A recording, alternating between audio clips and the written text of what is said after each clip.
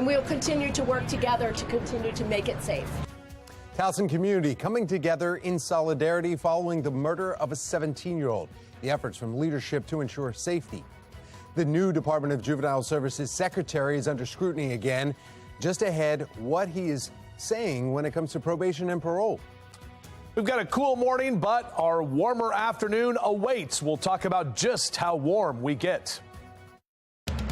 Live from WBFF in Baltimore, this is Fox 45 Early Edition. Good morning, and thank you for joining us on this Thursday, February 23rd. I'm Tom Rogers, and we want to get right over to meteorologist Justin Chambers. He's got a look at the forecast, and we're talking about record-breaking heat today. Very possible, Tom. Good morning to you, and good morning, everyone. Early here, we're seeing those temperatures that are on the cooler side right now after our day only in the 40s with all that cloud cover out there. Some of those clouds left over this morning. Our Towson traffic circle very quiet right now there on the roadways. A lower 40s for a lot of us in Westminster and Bel Air to Baltimore, 39 in Cockeysville, 44 in Annapolis. So a cool Thursday morning, warmer and windy for the afternoon, and then much colder for the weekend. See these numbers here over the next couple of hours in your morning drive. We'll see those temperatures that will continue to climb as we head later into the morning as well. Back with your full forecast in just a few. All right, now let's take a look at your Len Stoller traffic network here. And looking at your drive times this morning at 4:31, everyone's in the green. We begin this morning in counties under pressure. Leaders in Baltimore County coming together and taking a stand against the ongoing violence in Towson. Following Monday night's murder of a 17-year-old Trayshawn Harmon, county leaders are walking from the Towson Chamber of Commerce down York Road. Baltimore County Executive Johnny Olszewski joining police and business leaders for this public safety walk, and he says they are moving forward with grants for license plate readers, more cameras, even exploring hiring additional security. We have committed to additional deployments on foot in the days ahead, and also looking at other types of deployments, potentially bikes, but really just having more resources on top of what we had already stepped up patrols in the wake of prior incidents. Well, County Councilman for Towson, Mike Ertl, says his constituents are truly concerned. They're concerned about some of the behaviors we're seeing late at night. Just kind of some of the lawlessness we see, and it's not just here in Towson, it's everywhere. You know, people want to know that we care and that we're gonna do something about it, and it's not just lip service. Baltimore County Police still looking for the suspect and trying to determine a motive for Monday night's shooting. Turning now to a city in crisis. Today, the Baltimore City Council set to hold an investigative hearing into the mayor's controversial conduit contract. Now, it's been a week since the city council president, Nick Mosby, and comptroller Bill Henry refused to attend the Board of Estimates meeting in an attempt to stop the vote on that deal, calling it rushed. Now more voices joining the calls against the deal as the mayor releases a lengthy statement defending himself. Coming up in our 5 o'clock hour, Shannon Lilly will be joining us live with a preview of today's hearing and why it has caused such a divide among city leaders. You can also find all of our previous reporting on the BGE conduit deal right on our website, foxbaltimore.com.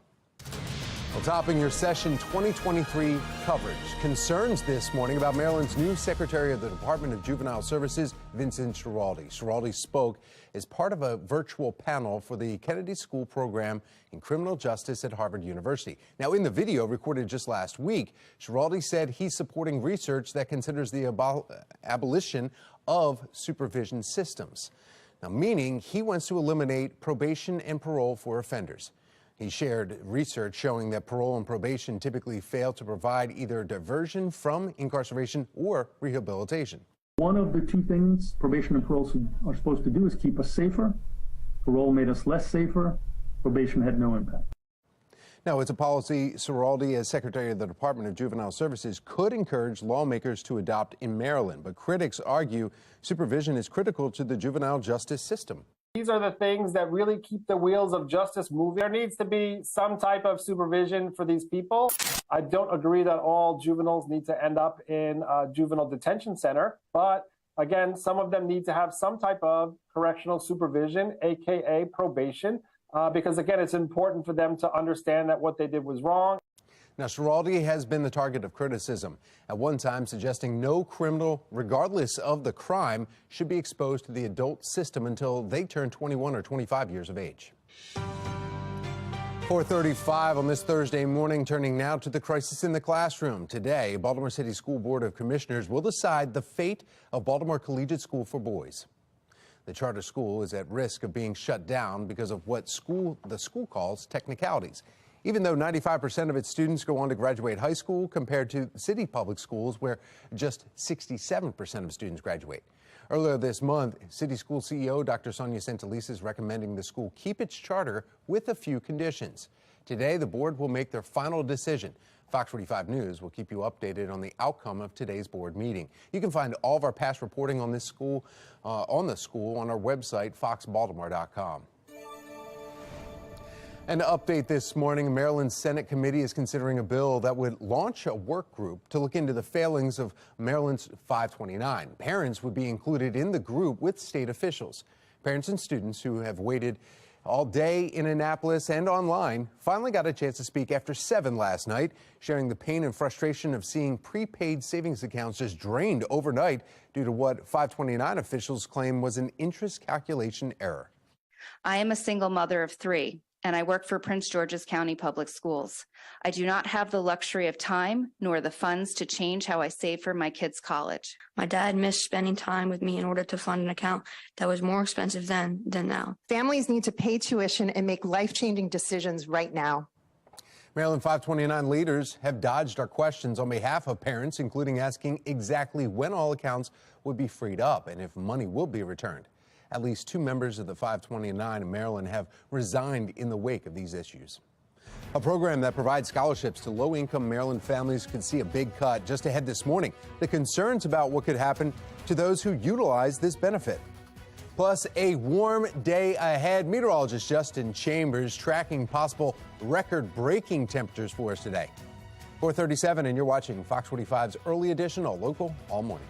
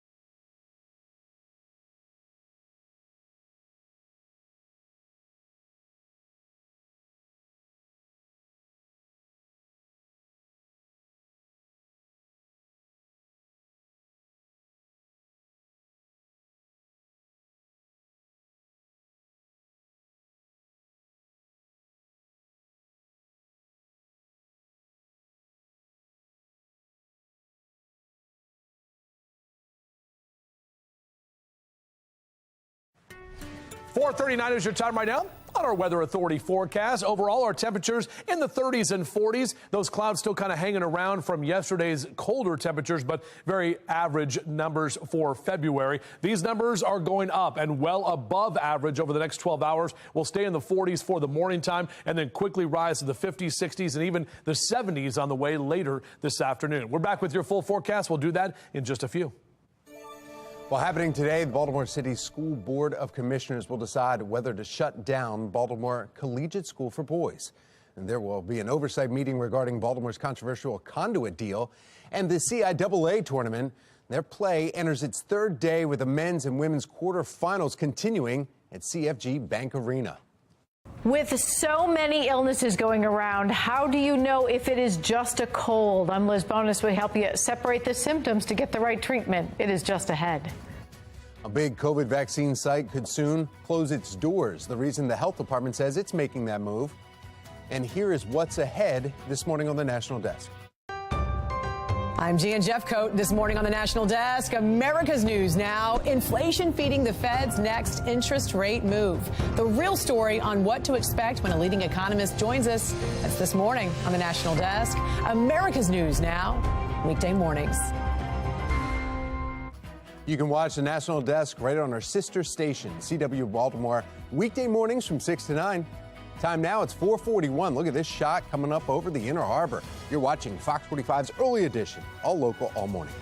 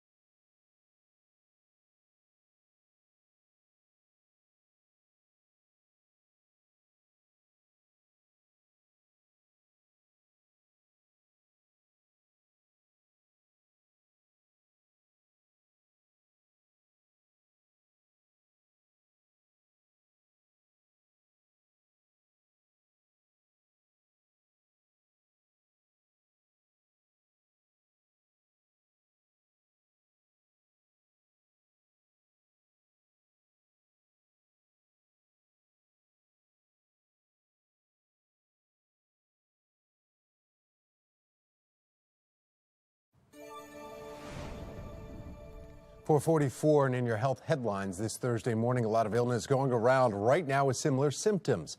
Now, before you decide it's just a cold, medical reporter Liz Bonus shares how to get the right treatment. Hey there, everybody. With COVID-19 cases, the flu, strep throat, and several other viruses still circulating, how do you know if what you have is just a cold or something more? I just woke up extremely tired one day with tremendous body aches. Family medicine specialist Dr. Scott Woods is now back seeing patients again, but with so much going around, even doctors get sick. A few months ago, he had COVID-19. Mine actually activated my asthma, and I've been coughing, but a lot of people cough, even people without asthma, for anywhere from 2 to 4 weeks after having the current COVID virus that's going around. So first sign, Dr. Woods says it's likely more than a cold, fever, body aches, or a lingering cough. If the cough gets so bad you have trouble breathing, that too is a sign you may have the flu or COVID-19. What's bringing people into the hospital with those illnesses right now? It's usually a couple days of need for oxygen and maybe some COVID-specific medications. Second sign, it's likely more than a cold, according to infectious disease specialist Dr. Stephen Blatt. You got exposed to another virus. I mean, if you're closely exposed to COVID, then you start having the symptoms. It's COVID. Other tip-offs, it's more than a cold. Symptoms hit suddenly. You're coughing up crud.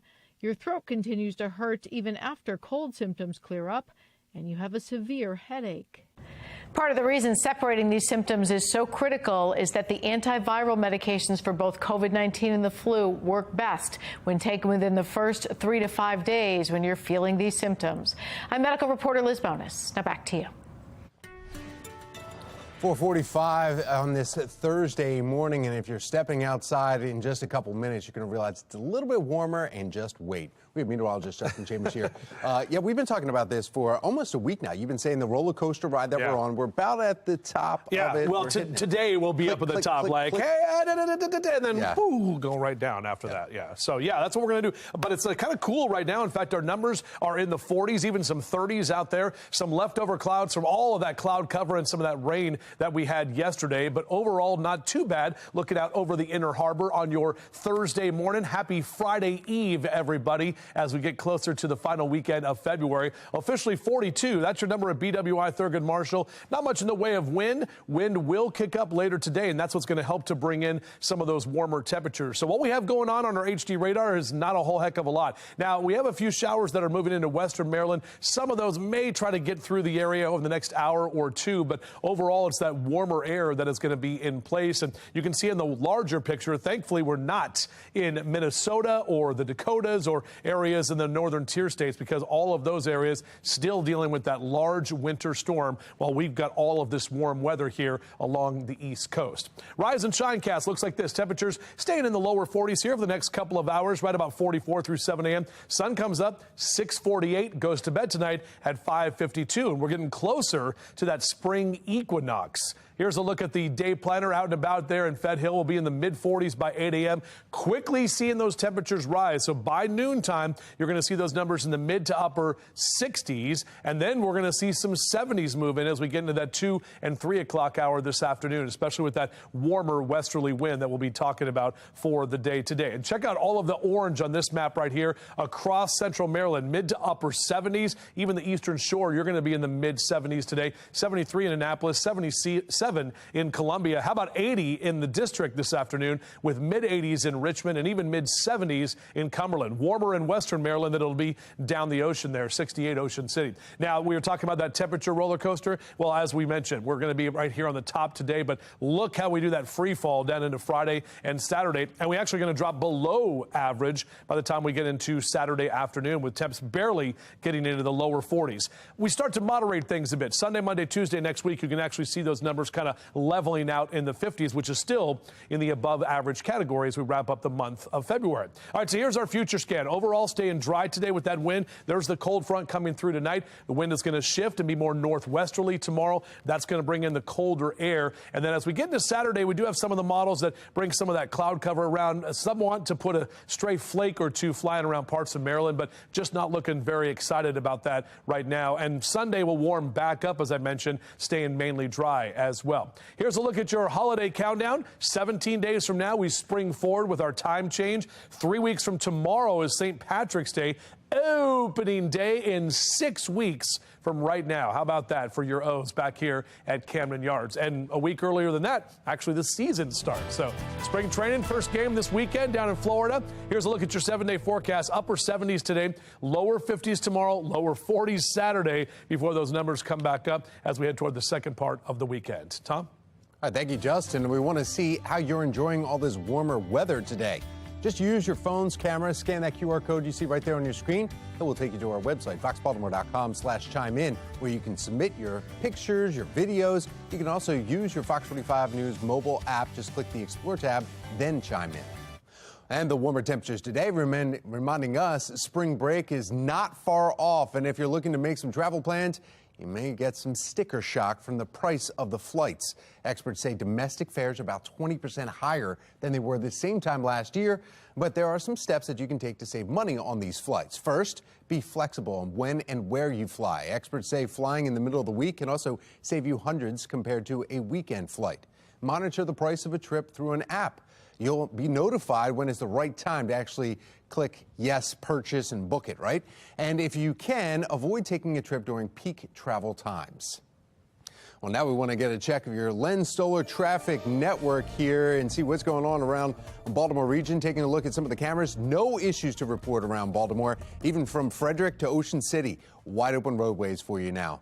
Now we want to get a check of your mass transit. We have Mark Jones with the MTA. Happy Thursday morning, Mark. Happy Thursday morning, Tom. Good morning, everyone. Out there on the MARC train system, a couple delays in the mix. Penn Train 505 and Penn Train 403, both running about 5 to 10 minutes late. The other trains of MARC are on time for travel. Light Rail Link right on schedule in both directions. Metro Subway Link looking good in both directions there between Owings Mills and Hopkins Station for your Thursday travels. For the MTA Transit team, I'm Mark Jones. Thank you, Mark. They may be eyeing the White House in 2024, but do voters have other ideas? I'm Scott Duman in Washington with a look at the contenders and their strategies coming up. Unless it's political or personal, I have no idea why they would even mess with that school. Plus, a big day ahead for the future of the boys' collegiate school. What we could soon learn about its future. 4:51 is the time. You're watching Fox 45's Early Edition. All local, all morning.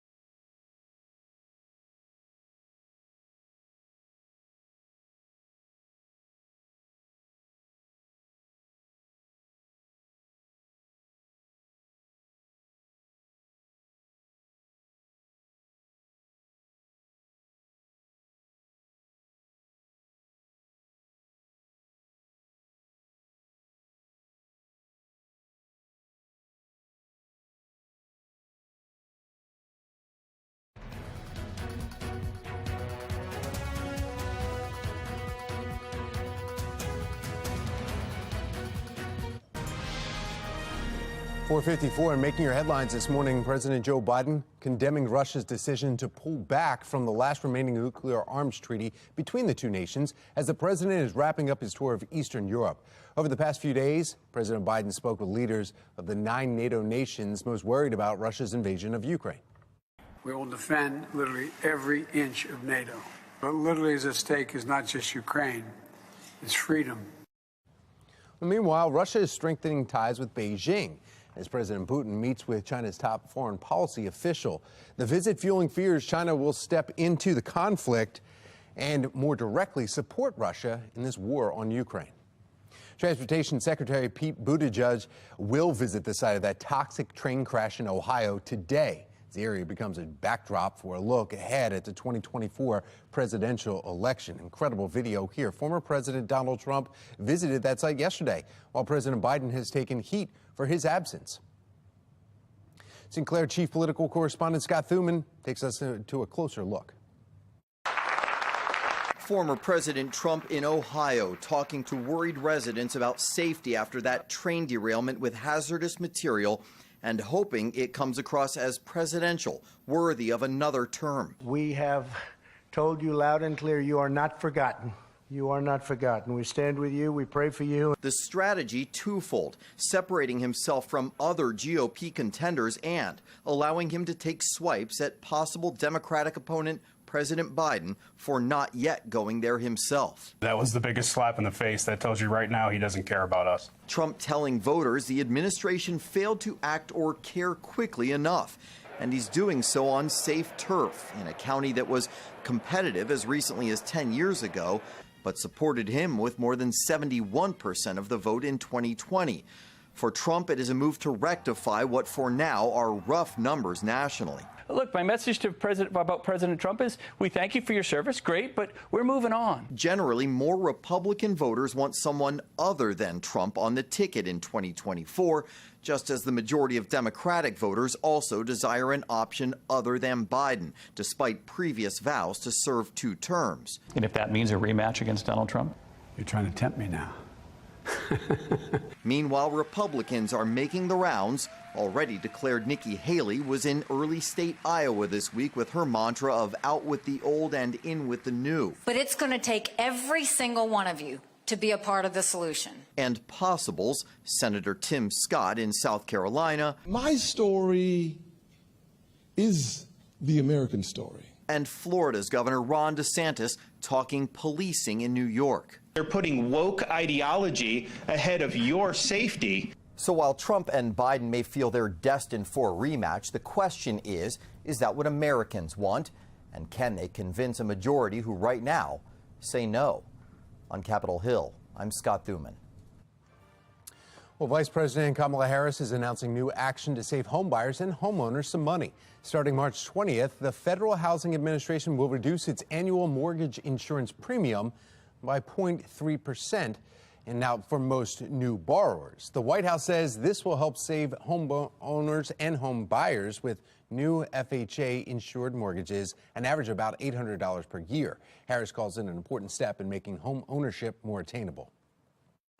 A home represents financial security, the opportunity to build wealth and equity that can help put your child through college, afford retirement. Now, the White House says the move will lower housing costs for an estimated 850,000 home buyers and homeowners in 2023. In January, U.S. home sales fell to their lowest level since 2010. More and more drug traffickers turning to the U.S. Postal Service and other carriers to smuggle fentanyl into our country. That's what Customs and Border Protection told Brett Baer. Now, they also say that officers seized nearly 500 pounds of fentanyl at a carrier facilities just last fiscal year. That's a slight increase compared to 2021 when they seized just over 400 pounds and a considerable spike from 2020 when they confiscated roughly 163 pounds of the drug. According to the Drug Enforcement Agency, 500 pounds of fentanyl equals roughly 230 million lethal doses. The Baltimore City Council will hold an investigative hearing over the mayor's conduit contract today. Coming up, the continued concern over that deal and how the mayor is responding now. After our February day yesterday, we'll have more of a May-like day today. We'll talk about the potential records that could be breaking coming up.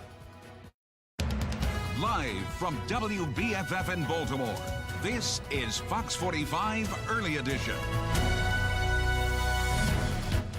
It's about 5 o'clock on this Thursday morning, February 23rd. I'm Tom Rogers. Thursday? Yeah, Thursday. No. It is Thursday already. Thursday. Wow. Let's start off with meteorologist Justin Chambers to look at the forecast. it's Thursday already. We're close to the end. Yeah, Friday Eve is here. Good morning, Tom Taylor. Good morning to all of you as well. As we take a look at our temperatures, a little on the cool side right now, looking out over the Inner Harbor here from our downtown Baltimore camera. Check the numbers right now. These are your temperatures: 39 in Cockeysville, 43 in Baltimore, 40 in Bel Air, and 43 your temp in Annapolis. When you see the regional picture, you see where the warmer air is. And look at that. It's already 68 degrees in Richmond, and just north of there in Baltimore, we're only in the 40s. So that's where that warm front is. It is going to be moving to the north over the next couple of hours, and that's what's going to really help to elevate our temperatures. So dress in layers today. A cool Thursday morning, breezy and warmer for the afternoon, and then much colder as we head toward the weekend as our roller coaster continues. Mr. Bo says we're good to go on your roads. We are looking at numbers in the low to mid and upper 40s on your morning drive. Back with your full forecast. We'll do that in just a few. All right, thank you, Justin. Now to your Lens Solar Traffic Network. Taking a live look this morning from 895 and 95, just south of Baltimore City there. Looks great. A little bit of construction on one ramp there, but it's not slowing anybody down anywhere around the Baltimore region. All right, happening today, the Baltimore City Council is set to hold an investigative hearing on the mayor's conduit contract as the mayor continues to defend the deal. Now, it's been 1 week since City Council President Nick Mosby, Comptroller Bill Henry, they walked out, refusing to attend the Board of Estimates meeting in an attempt to stop the vote on that contract. They call the deal rushed. Shannon Lee joins us live with the new calls against the deal and how the mayor is responding. Good morning, Shannon.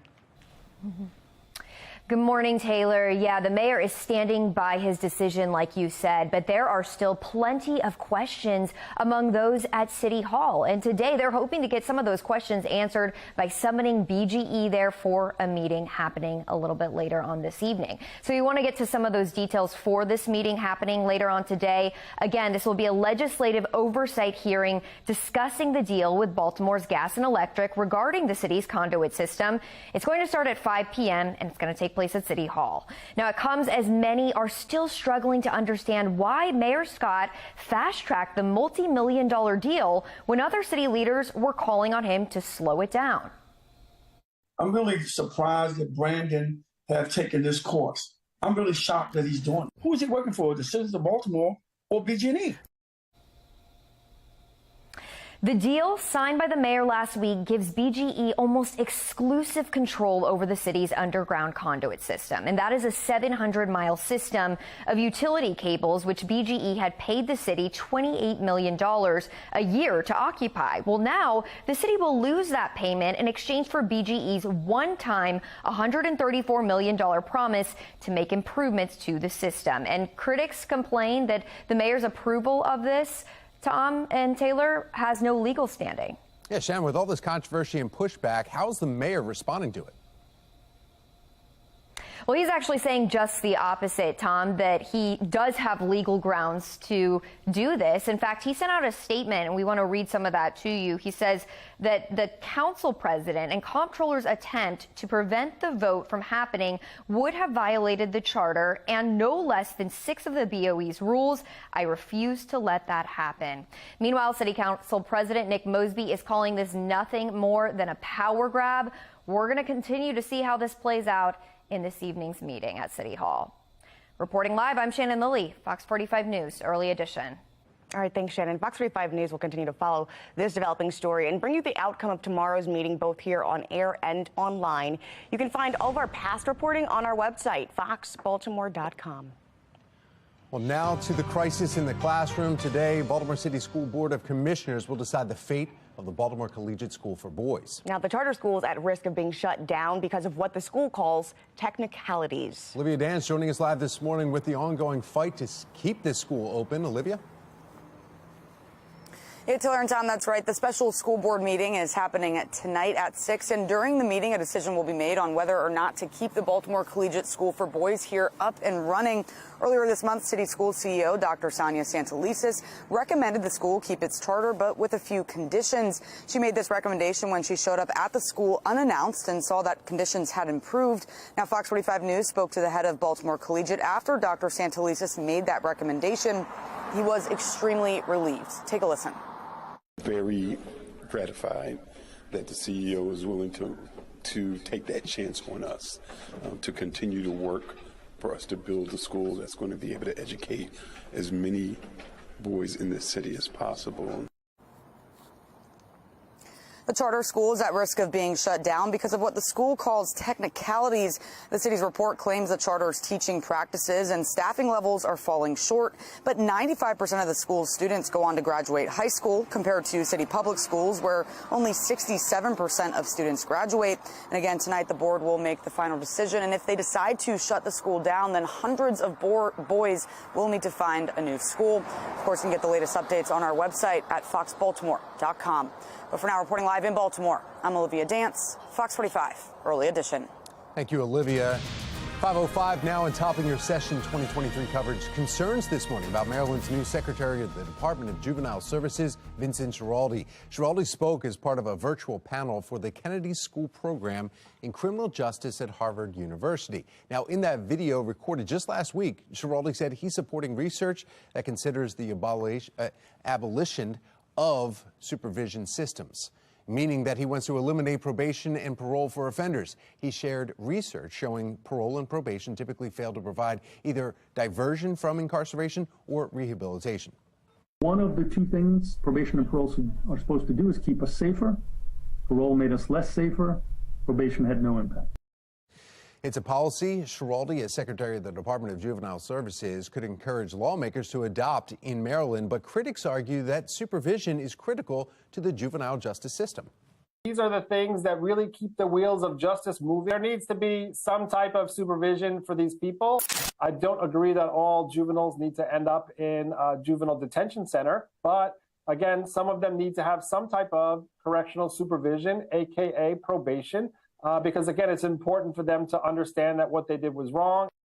Schiraldi has been the target of criticism at one time, suggesting no matter how violent the crime, no criminal should be exposed to the adult system until they are at least 21 or even 25 years of age. From the Live Center this morning, we are following widespread power outages and travel disruptions as a massive winter storm system sweeps across the country. And the severe weather is heading to areas that have already been hard hit. Take a look here. This is Minneapolis, and you can see that snow just blanketing the ground right there. But forecasters are calling for 2 inches of additional snowfall around sunrise, with 8 more inches to come before the end of the day.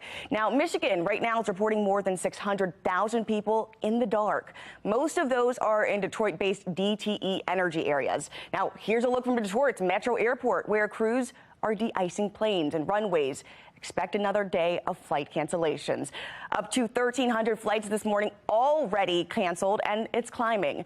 Minneapolis will be the hardest hit airport, but we're seeing widespread ripple effects to other airports again this morning. And here's something you need to check out. Look closely in this video. You can see flurries falling in, get this, Las Vegas. That's the Las Vegas Strip there. To warm, to stick to most spots, but a surprise to a lot of tourists here. Now, more than 65 million people across 29 states are feeling the impacts of this storm. We'll keep you updated here at the Live Center. Parents who use the money now, we're going to make sure that their kids aren't kicked out of whatever school that they're going to. A lifeline for some parents could see a big cut. Just ahead, the work now to make sure students are not left behind. And Baltimore County leaders are taking a stand against the violence. The new initiatives announced, and will they actually make a difference? Temps are cool right now, 30s and 40s, but we're on our way to the 70s this afternoon, possibly breaking records later today. We'll talk about it coming up.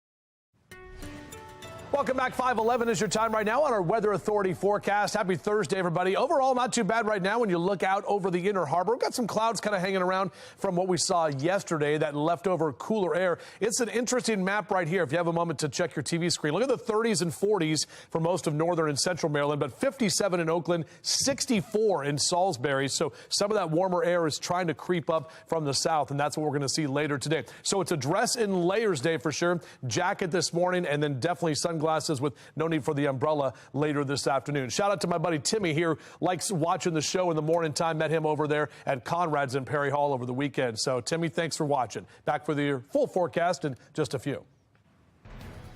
There's a new conductor in town. Just ahead, the new Baltimore Symphony conductor making history. Parents make their voices heard when it comes to the confusion behind Maryland's 529. Just ahead this morning, the pleas being issued and if we could see solutions. 5:12 is the time. You're watching Fox 45's early edition, all local, all morning.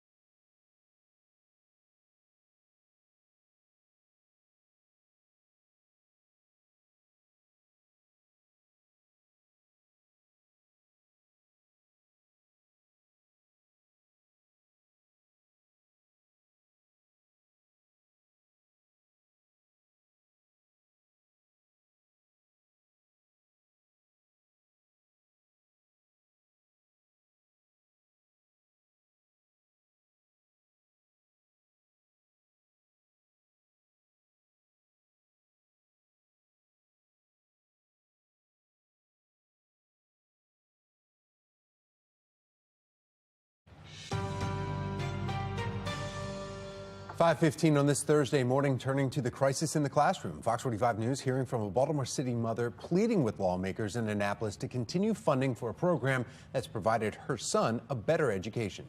Fox 45's Mackenzie Frost has the story.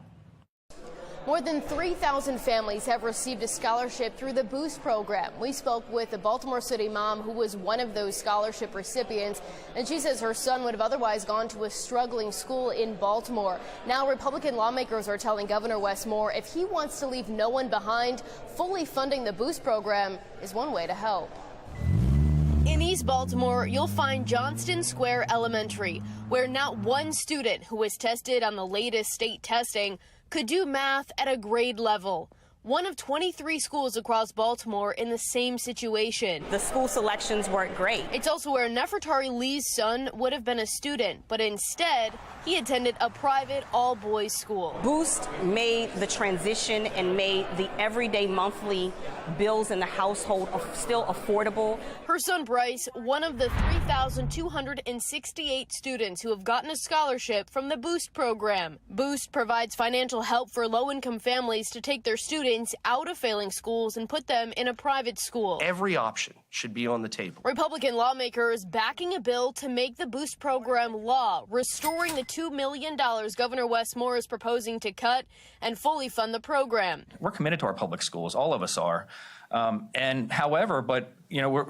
Despite the fact that we're committed to it, we still have students who want to get out of those failing schools now. The bill defines a failing school as one with 2 or fewer stars under the state accountability system for 2 years in a row. The GOP-backed plan, called the Right to Learn Act, also calls for setting aside per pupil funding in a savings account for students who are in failing schools to use to go somewhere else. House Bill 737. The plan heard in a House committee. It provides them a lifeline. Democrats on the committee not asking a single question, moving on after brief testimony. After the hearing, I think the path of the General Assembly is to phase out the Boost funding. Chair Vanessa Atterbury making it clear there's likely not a path forward for the program. Are you worried about what that could mean for these families who utilize that scholarship funding to get their students out of struggling schools? So parents who use the money now, we're going to make sure that their kids aren't kicked out of whatever school that they're going to. Looking at the latest data from the Boost program, almost $3 million has been given to students from Baltimore City to get out of their district. But no Democrat from the city appears to be behind the bill to fund Boost. Well, Governor Moore's budget proposal isn't reality yet. Fox 45 News sending a few questions to the governor asking, why are you proposing to cut $2 million from the Boost program? What options will low-income families have to get their child a better education without the Boost program? Is this proposed $2 million cut the first step in phasing out Boost?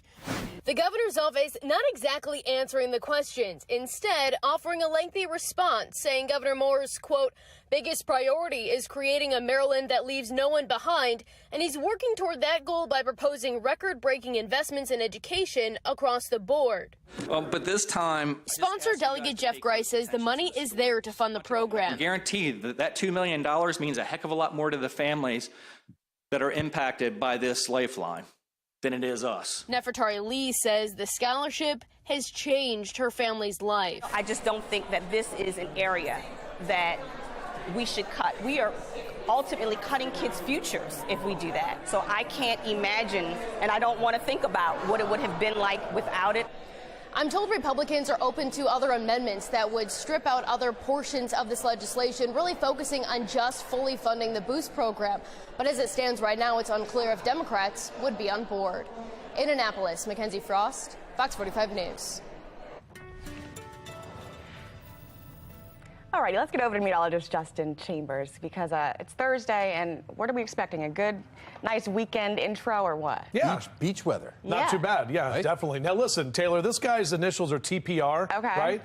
I like to call him PIC right now. Why? Pilot in command. Oh, excuse me. He flew solo yesterday by himself. Hold on. That's good. Yeah. Yep. We were both scared. Oh. We were. Been scared. Holy wow. Everybody in Westminster was like, is that Rogers up there? What is going on? Yeah. Anyway, yeah, 2 takeoffs, 2 landings, all by myself. You did it all, buddy. Now it's all downhill from here. Just like our temperatures after today. Do you see how I segued in? I'm not Mackenzie Frost. Come on. Do I look like Mackenzie Frost? I confuse you sometimes. Our Towson camera, good morning to all of you. Happy Thursday. It is Friday Eve. How about that? There we go. Looking good with our temperatures that are a little on the cooler side right now. Now 39 your temp in Owings Mills, 40 in Cockeysville, 43 in Baltimore, 42 your temp in Dundalk. Now, when I show you the regional temperatures, you can see just how warm we are just to the south of us. This is where the warm front is. Look at 64 Salisbury, almost 70 this morning in Norfolk, and 68 in Richmond, while we're in the upper 30s in Cumberland. So that warmer air is moving in as we head into the later part of the day today. That's that warm front that is going to continue to track. Now, over in western Maryland, we are seeing just a few light showers being picked up on the radar, but the snow and the ice continue for the northeast. That snow goes back through the Great Lakes into parts of Minnesota, into the Dakota Dakotas, as well as that historic winter storm continues, and while we're all dealing with the well above average numbers and possibly breaking records this afternoon. As the kids get out to the bus stop, beep, beep, those numbers are not looking too bad, but you got to get them in layers. It's definitely the onion effect today, where you'll peel back the layers, because we are in the 40s in the morning when you drop them off, and then when you pick them up at the bus stop, we're talking about mid to upper 70s. So they'll be in shorts and flip-flops when you are hanging out at home later this afternoon. And golfers today on your forecast, well, maybe at least a 1, if not a 2 club win, because that westerly wind will be blowing in and really warming us up. That's like my number on the front 9, 78. But that's what we're looking for our high temps. These numbers about 30 degrees above average from Carroll and Baltimore counties all across the region, with mid-70s in Westminster over to Reisterstown, 77 in Towson, almost 80 in Baltimore, 75 in Dundalk. We'll keep those mid to upper 70s going for Ellicott City and Columbia and Howard County, all the way down through Anne Arundel counties for the afternoon. The record high is 78 for the day, set in the 1800s, either going to tie or break that record this afternoon. Then we quickly fall off, 51 tomorrow and only lower 40s on Saturday. So we're definitely right back into February weather to kick off the weekend. Tom? All right, thank you, Justin. Taking a look at your Lynn Solar Traffic Network. Right now, we're going to show you how long it takes you, about 9 minutes, to travel from the top of the GFX all the way down to President Street. There's also an issue 95 southbound right at Mountain Road, a collision. There's only one lane getting by, so that's causing a backup if you're 95 southbound right there at Mountain Road. Now we want to get a check of your mass transit. We have Mark Jones with the MTA. Good morning, Mark.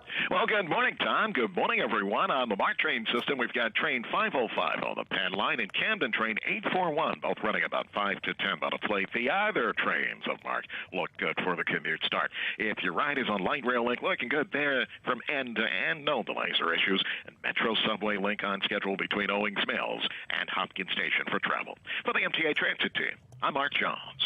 Thank you, Mark. After the break, we have a close-up look at the Chinese spy balloon located off the South Carolina coast earlier this month. What Pentagon officials are now confirming about the investigation. A Maryland 529 miscalculation has parents frustrated and angry. I'm Olivia Danson. Coming up next, find out what actions state lawmakers are taking. You're watching Fox 45, Early Edition.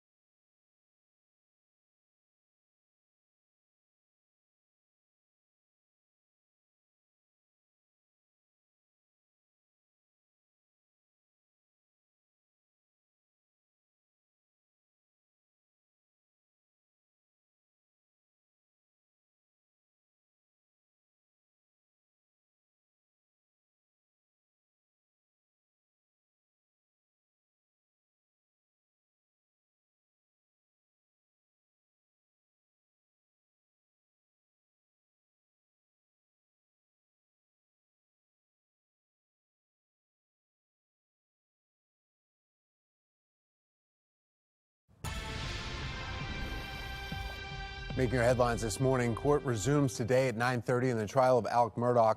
Now, last night, we heard from Murdaugh's former legal partner who was at the crime scene after Murdaugh's wife and son were killed. He says police did not do a good job locking down the crime scene. I said, I think the sheriff wants this blocked off. And then I walked back to where Mary McRoy was. And then Did that entrance get blocked off? No. What happened? People just kept piling in. Well, Murdaugh's partner also says he doesn't believe Alec's alibi at all. Court resumes at 9:30 this morning. It's unclear if Murdaugh will stand trial in his own defense. Take a look at this. The Pentagon is releasing a close-up photo of the Chinese spy balloon brought down by the Air Force as the balloon crossed into the U.S. This shot captured by the U.S. Air Force pilot less than 10,000 feet away. Now, Pentagon officials say the payload pictured here was recovered off the Carolina coast more than 2 weeks after that balloon was shot down. We can see record highs just ahead this morning. The quick drop that we'll see shortly after, though. Leaders in Towson holding a walk to address the recent wave of crime happening there. Coming up, the new measures they say they're rolling out to keep you safe. You're watching Fox 45 News, Early Edition.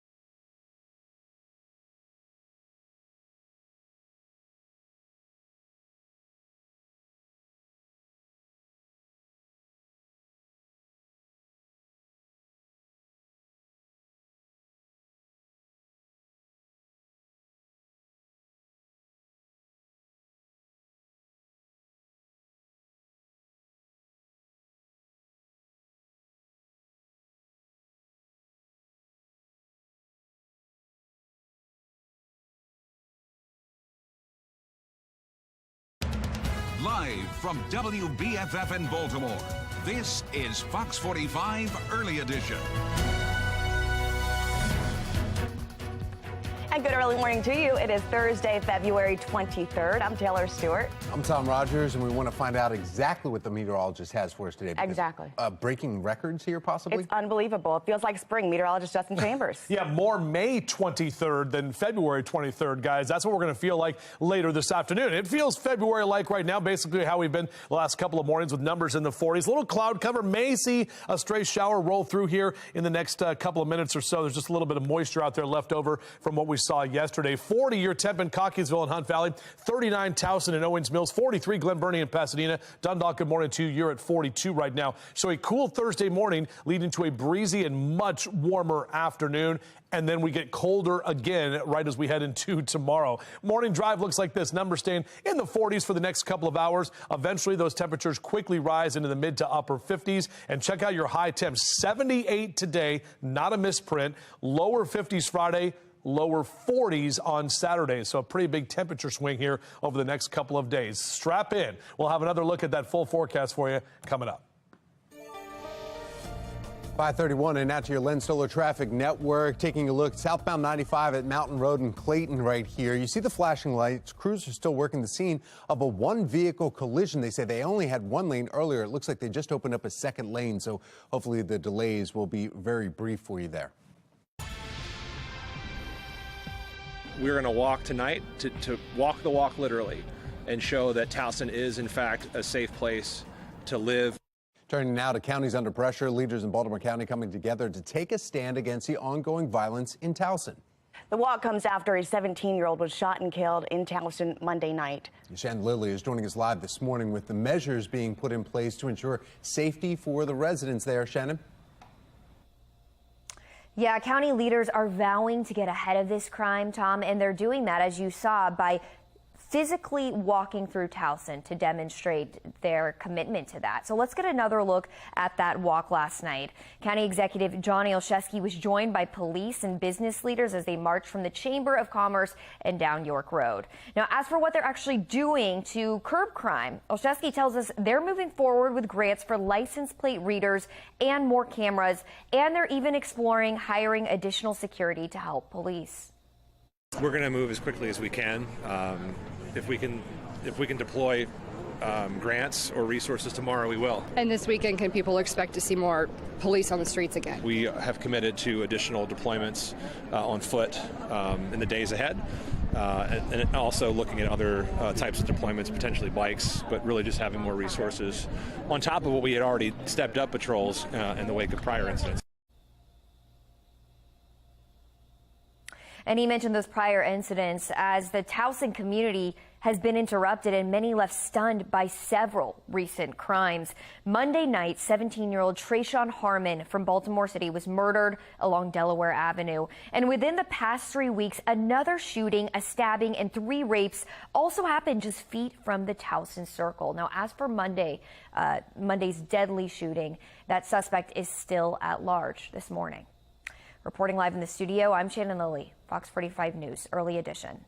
Thank you, Shannon. Baltimore County Executive Johnny Olszewski promising anyone who commits a crime in Baltimore County will be arrested and prosecuted. It's the same message the county executive gave a year ago during another spike in violence in Towson.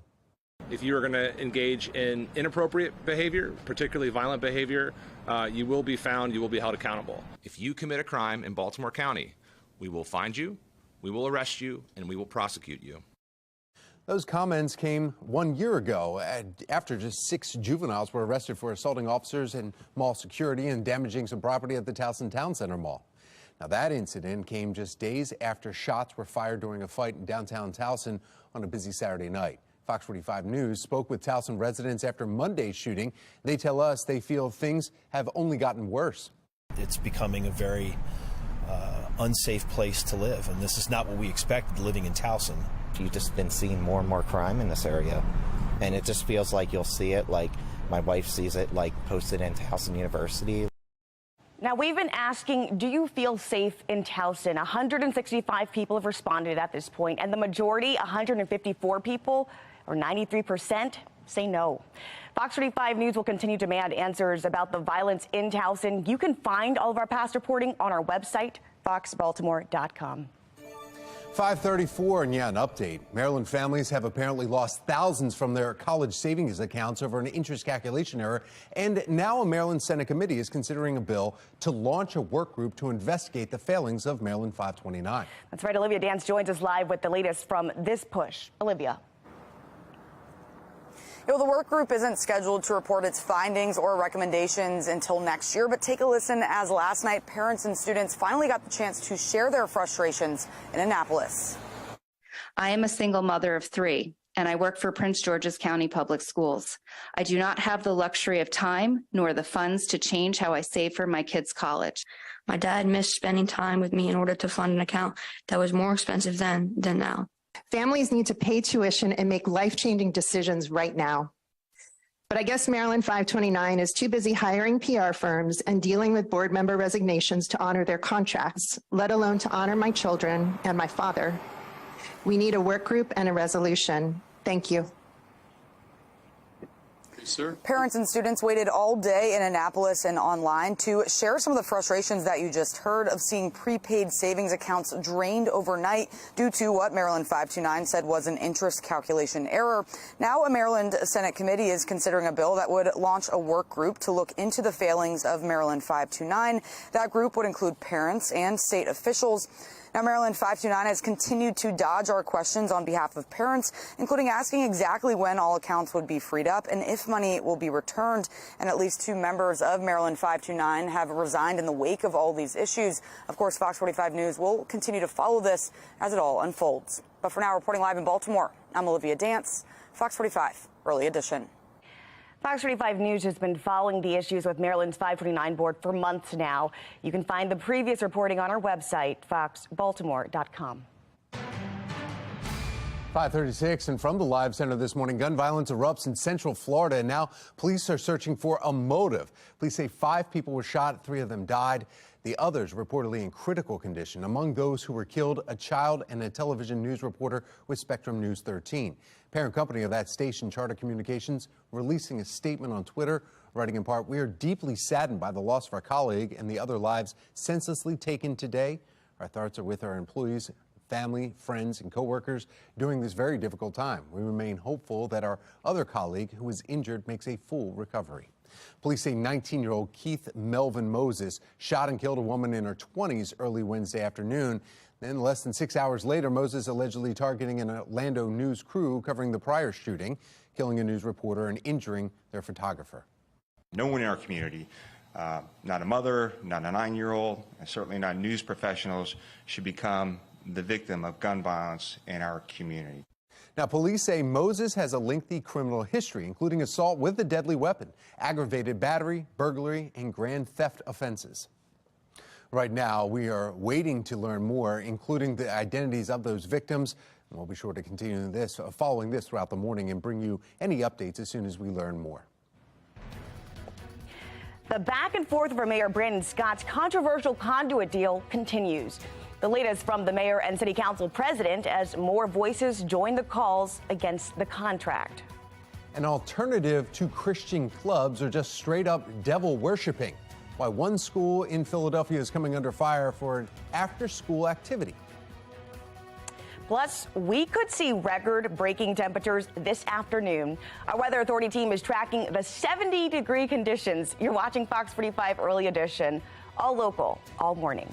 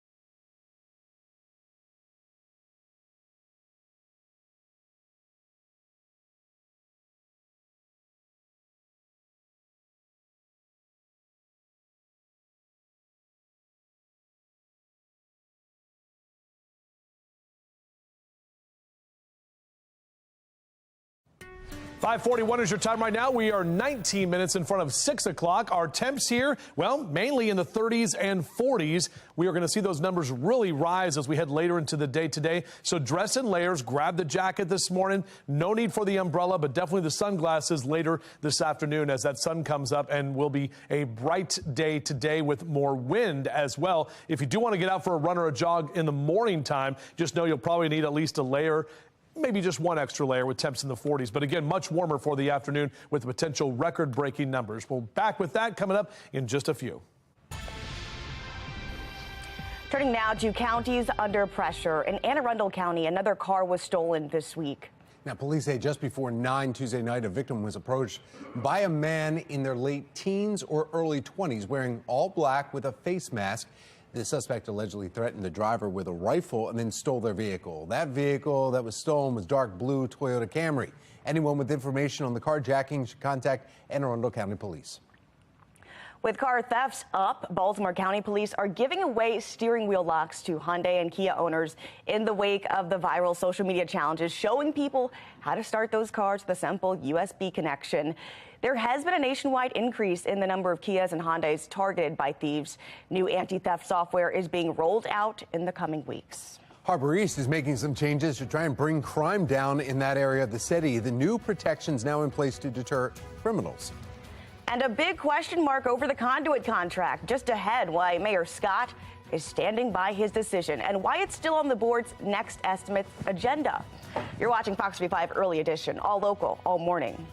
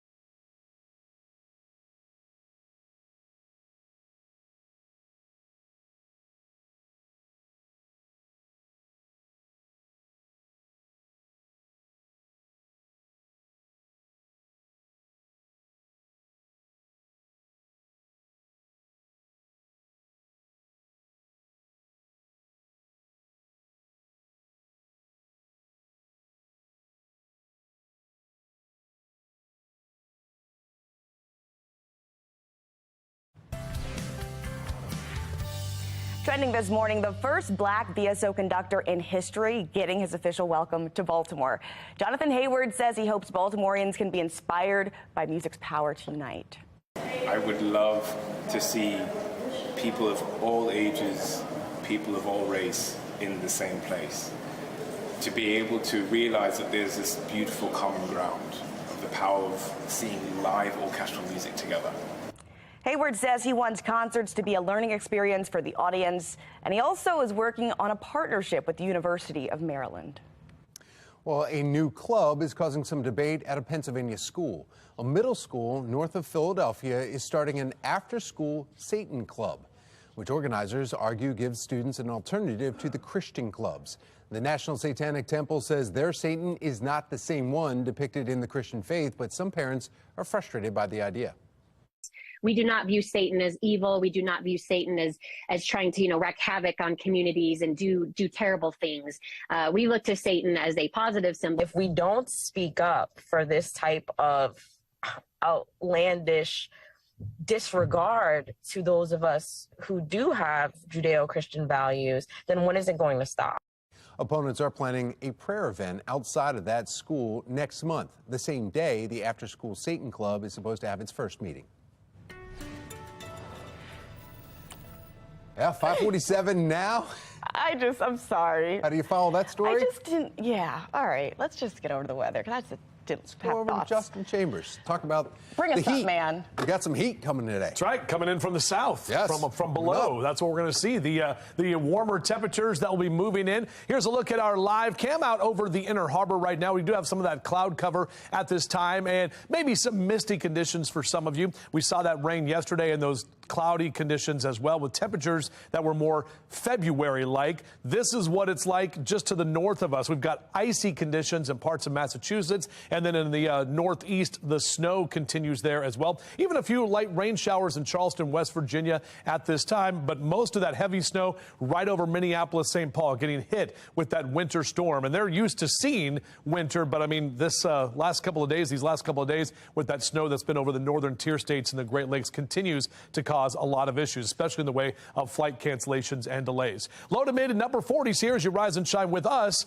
over the next couple of hours. So grab a cup of joe and enjoy breakfast as you're kicking it with us this morning all the way until 10 o'clock. 47 by 8 o'clock, and then check those numbers. They're really rapidly rising quickly in the mid to upper 60s here by noon today. And then we're going to keep that trend going all the way in the mid to upper 70s for this afternoon. The record set back in 1874 of 78 degrees. So looking to at least tie, possibly break that record. The wind is going to kick up later today as well. Sun will be up at 6:48, about an hour from right now, and then 5:52 is when that sun goes to bed tonight. Check these numbers here across central Maryland, some 30 degrees above average. Even mid-70s in Bel Air out toward the eastern shore will be in that above average category. And then you can see those temperatures falling off. We're going to go right down into the lower 50s on Friday, even below average on Saturday. Finally, by Sunday and Monday into next week, we will see those temperatures kind of level out just a little bit. The warm front passing through from the south, then the colder air. There it is. It sweeps through tonight.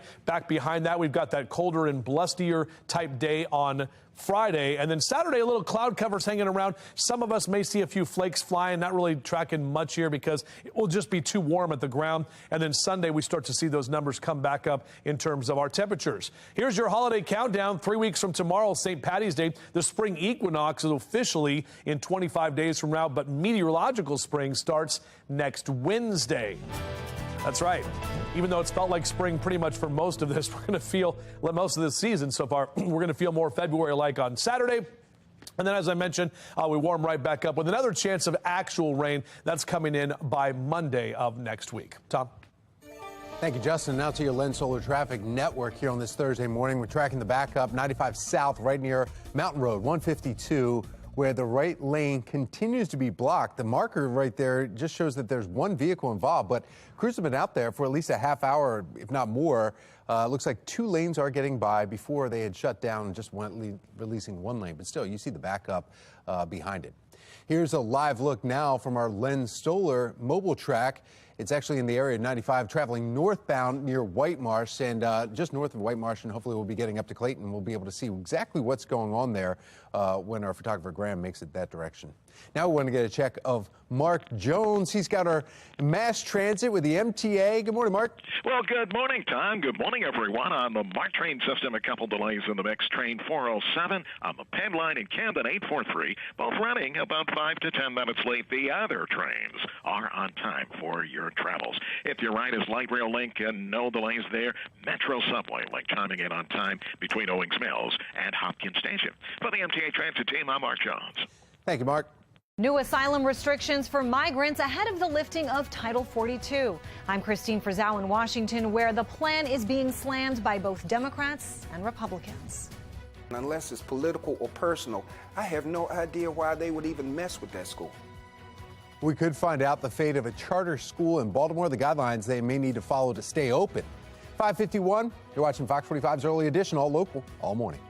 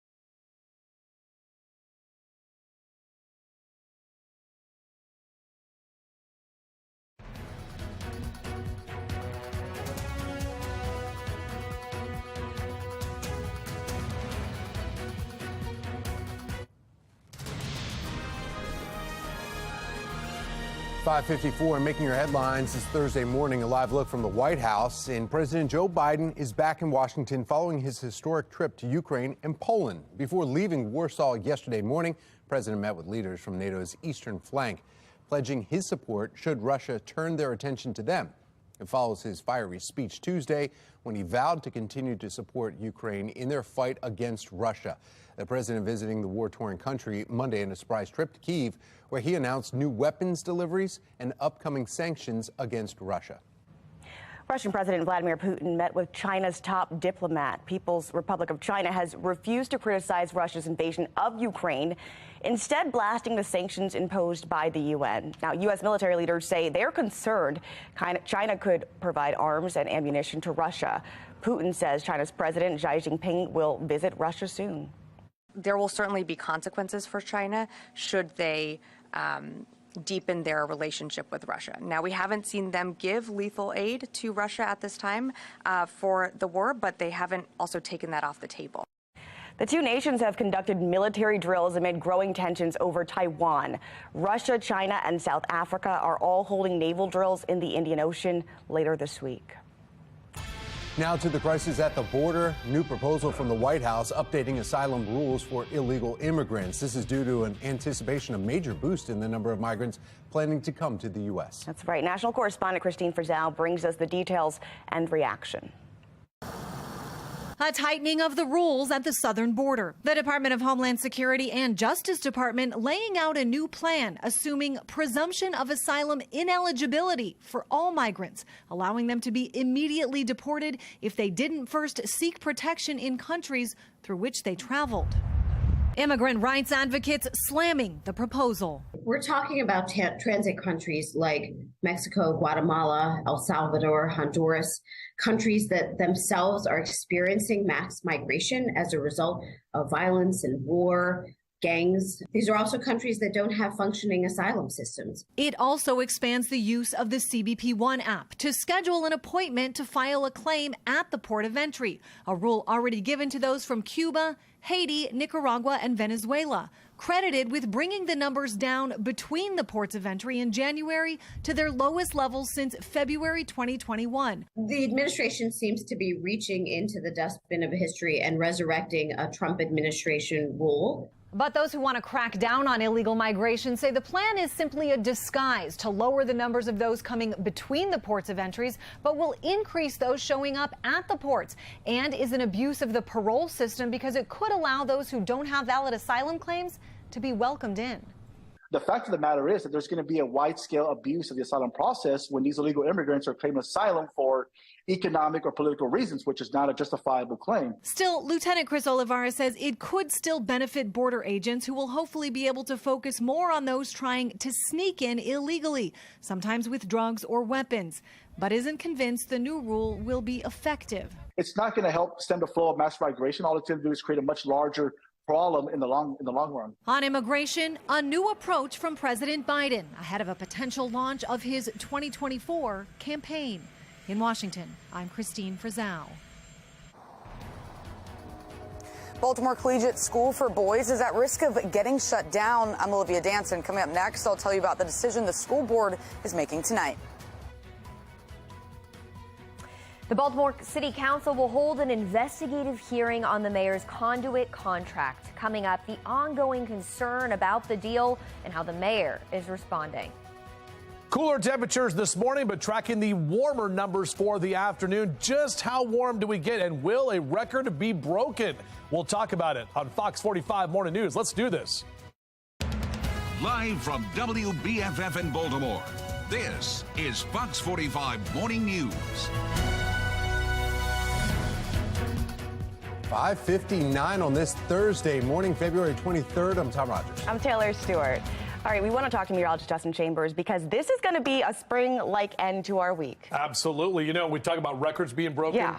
She's too young. But back in the disco days in Detroit, you remember when they said disco is dead? They had a big thing. Dead. They broke all the records, right? And they had disco's dead. So we're going to be breaking some weather records? Potentially breaking some weather records. Smashing them? Yeah, just smashing them. Yeah, just taking that vinyl and just smashing it. As long as it's like a really bad album. So our live cam here downtown Baltimore, everything looking nice right now. We definitely have some clouds that are hanging around and temps that are chilly this hour. 39 in Towson and Rosedale, 40 Joppatown, 37 Bel Air. You're at 41 in Brooklyn Park as you're up early with us here this morning. But check out where those warmer temperatures are. 65 Salisbury, almost 70 this hour in Richmond and Norfolk. So we already are seeing that warmer air just to the south of us. Taking a look at our weather story after a cool Thursday morning, breezy and warmer for the afternoon. Much colder conditions, excuse me, as we head into the weekend. So as you're out for your morning drive, you'll probably still need that defroster on. Mr. Bo, though, says we are good to go with temps in the 40s over the next couple of hours. Back to you.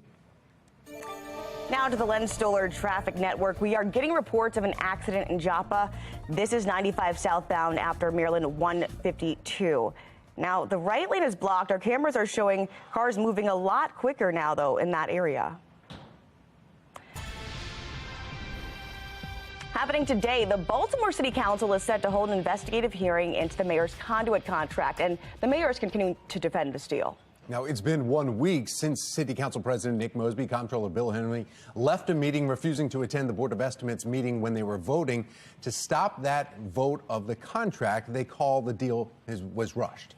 Shannon Lilly joins us live with the calls against the deal and how the mayor is responding. Shannon.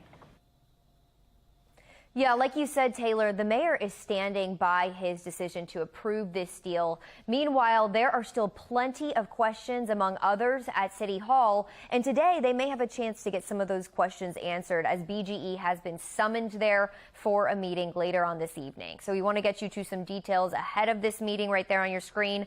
Again, this will be a legislative oversight hearing discussing the deal with Baltimore's Gas and Electric regarding the city's conduit system. It's going to start at 5 p.m. at City Hall. And it comes as many are still struggling to understand why Mayor Scott fast-tracked the multi-million-dollar deal when other city leaders were calling on him to slow it down. I'm really surprised that Brandon have taken this course.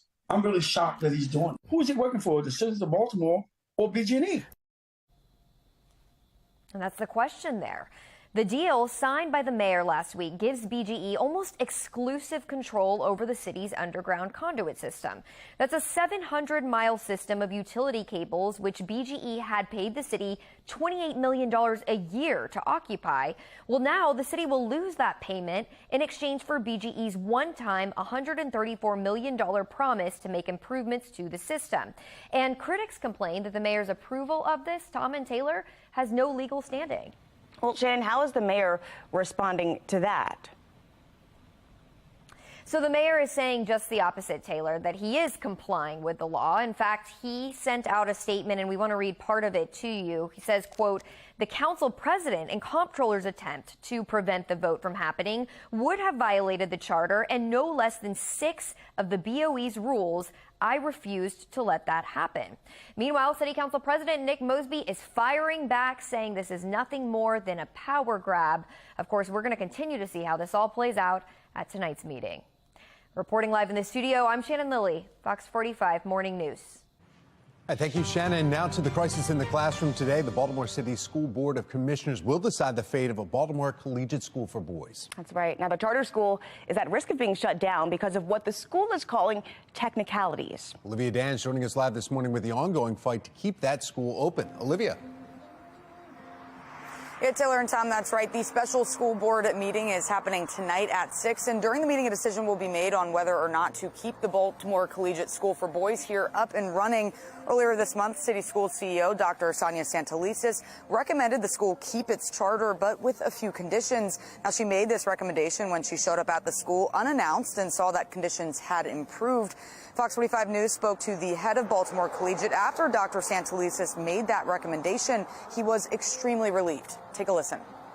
Very gratified that the CEO is willing to take that chance on us, to continue to work for us to build a school that's going to be able to educate as many boys in this city as possible. The charter school is at risk of being shut down because of what the school calls technicalities. The city's report claims the charter's teaching practices and staffing levels are falling short, but 95% of the school students go on to graduate high school compared to city public schools where only 67% of students graduate. And again, tonight the board will make the final decision, and if they decide to shut the school down, then hundreds of boys will need to find a new school. Of course, you can get the latest updates on our website at foxbaltimore.com. But for now, reporting live in Baltimore, I'm Olivia Dance, Fox 45 Morning News. Look around. I'm in public housing. I can't afford no $1,000 tutor from Sylvan, but that's what he needs, a tutor. It's been 2 weeks since Nichelle Watkins shared her story with Project Baltimore, and in that time, her life has changed. Watkins has a 4th grader who attends Johnson Square Elementary, which a Project Baltimore investigation found is one of the 23 Baltimore City public schools where 0 students who took the state math test ended up scoring proficient. Watkins came forward pleading for help, saying that her son is far behind in his education and that he couldn't read. Her emotional story triggered an outpouring of support. I feel like I shouldn't have had to come to the news to get the help that I know my child needed. And for me to have to push this hard for the help is crazy to me. Just ahead in our 7 o'clock hour, learn how the community is rallying around this Baltimore mother and the offer she's received from a local private school. Well, frustrated parents are making their voices heard in Annapolis today. How lawmakers are responding as the money in many 529 accounts remains unreachable. To walk the walk literally and show that Towson is, in fact, a safe place to live. Baltimore County leaders vowing to get ahead of crime after a 17-year-old was shot and killed right near the Towson Circle. The immediate measures going into place to provide better security. Our temperatures are cool right now, but we are on our way to a warm afternoon for your Thursday. We'll break down just how warm we get and then how much colder we get this weekend. Stay tuned.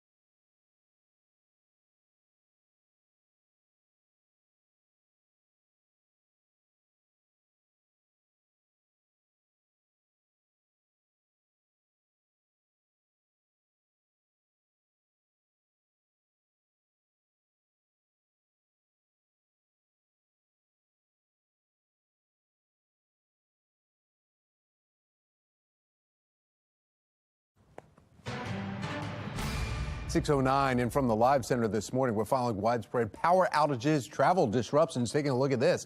Massive winter storm system sweeping across our country.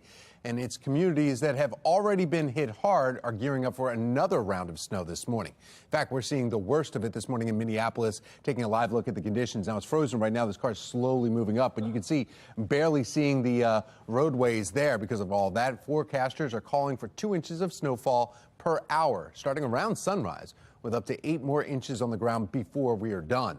Michigan right now reporting more than 600,000 people in the dark. Most of those are with Detroit-based DTE Energy. Here's a look from Detroit's Metro Airport, where crews are de-icing planes and runways there. Expect another day of flight cancellations and delays, up to 1,300 already this morning, and it's climbing again. Minneapolis will be the hardest hit airport, but we are seeing widespread ripple effects to other airports again this morning. Here's something you need to check out, too. Look closely in this video right here, and you can see snow flurries falling right there in Vegas. Get out of here. Yeah, right on the Las Vegas Strip. It's a warm to, it's a one of a, in most spots, it's like too warm for most of the spots, but a surprise to a lot of tourists. Right here, definitely, yeah. Somebody in the studio that knows a lot about Vegas. We'll talk with him in just a little bit about it, but more than 65 million people across 29 states feeling the impacts of this storm. However, right here at home, we're seeing the opposite of what they're seeing in Vegas. Warmer temperatures today, and meteorologist Justin Chambers spends a lot of time in Vegas, right?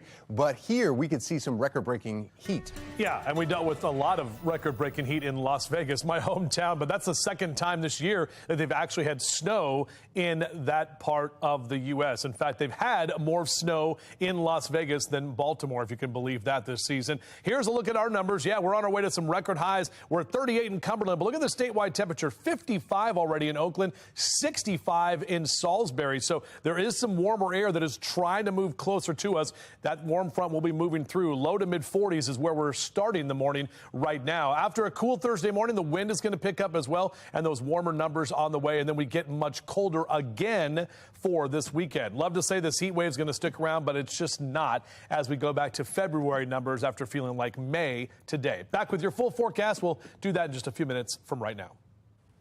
A mother fighting for her son's education finally gets results. It's not from city schools, though. Fox 45 News Project Baltimore investigating why North Avenue remains silent.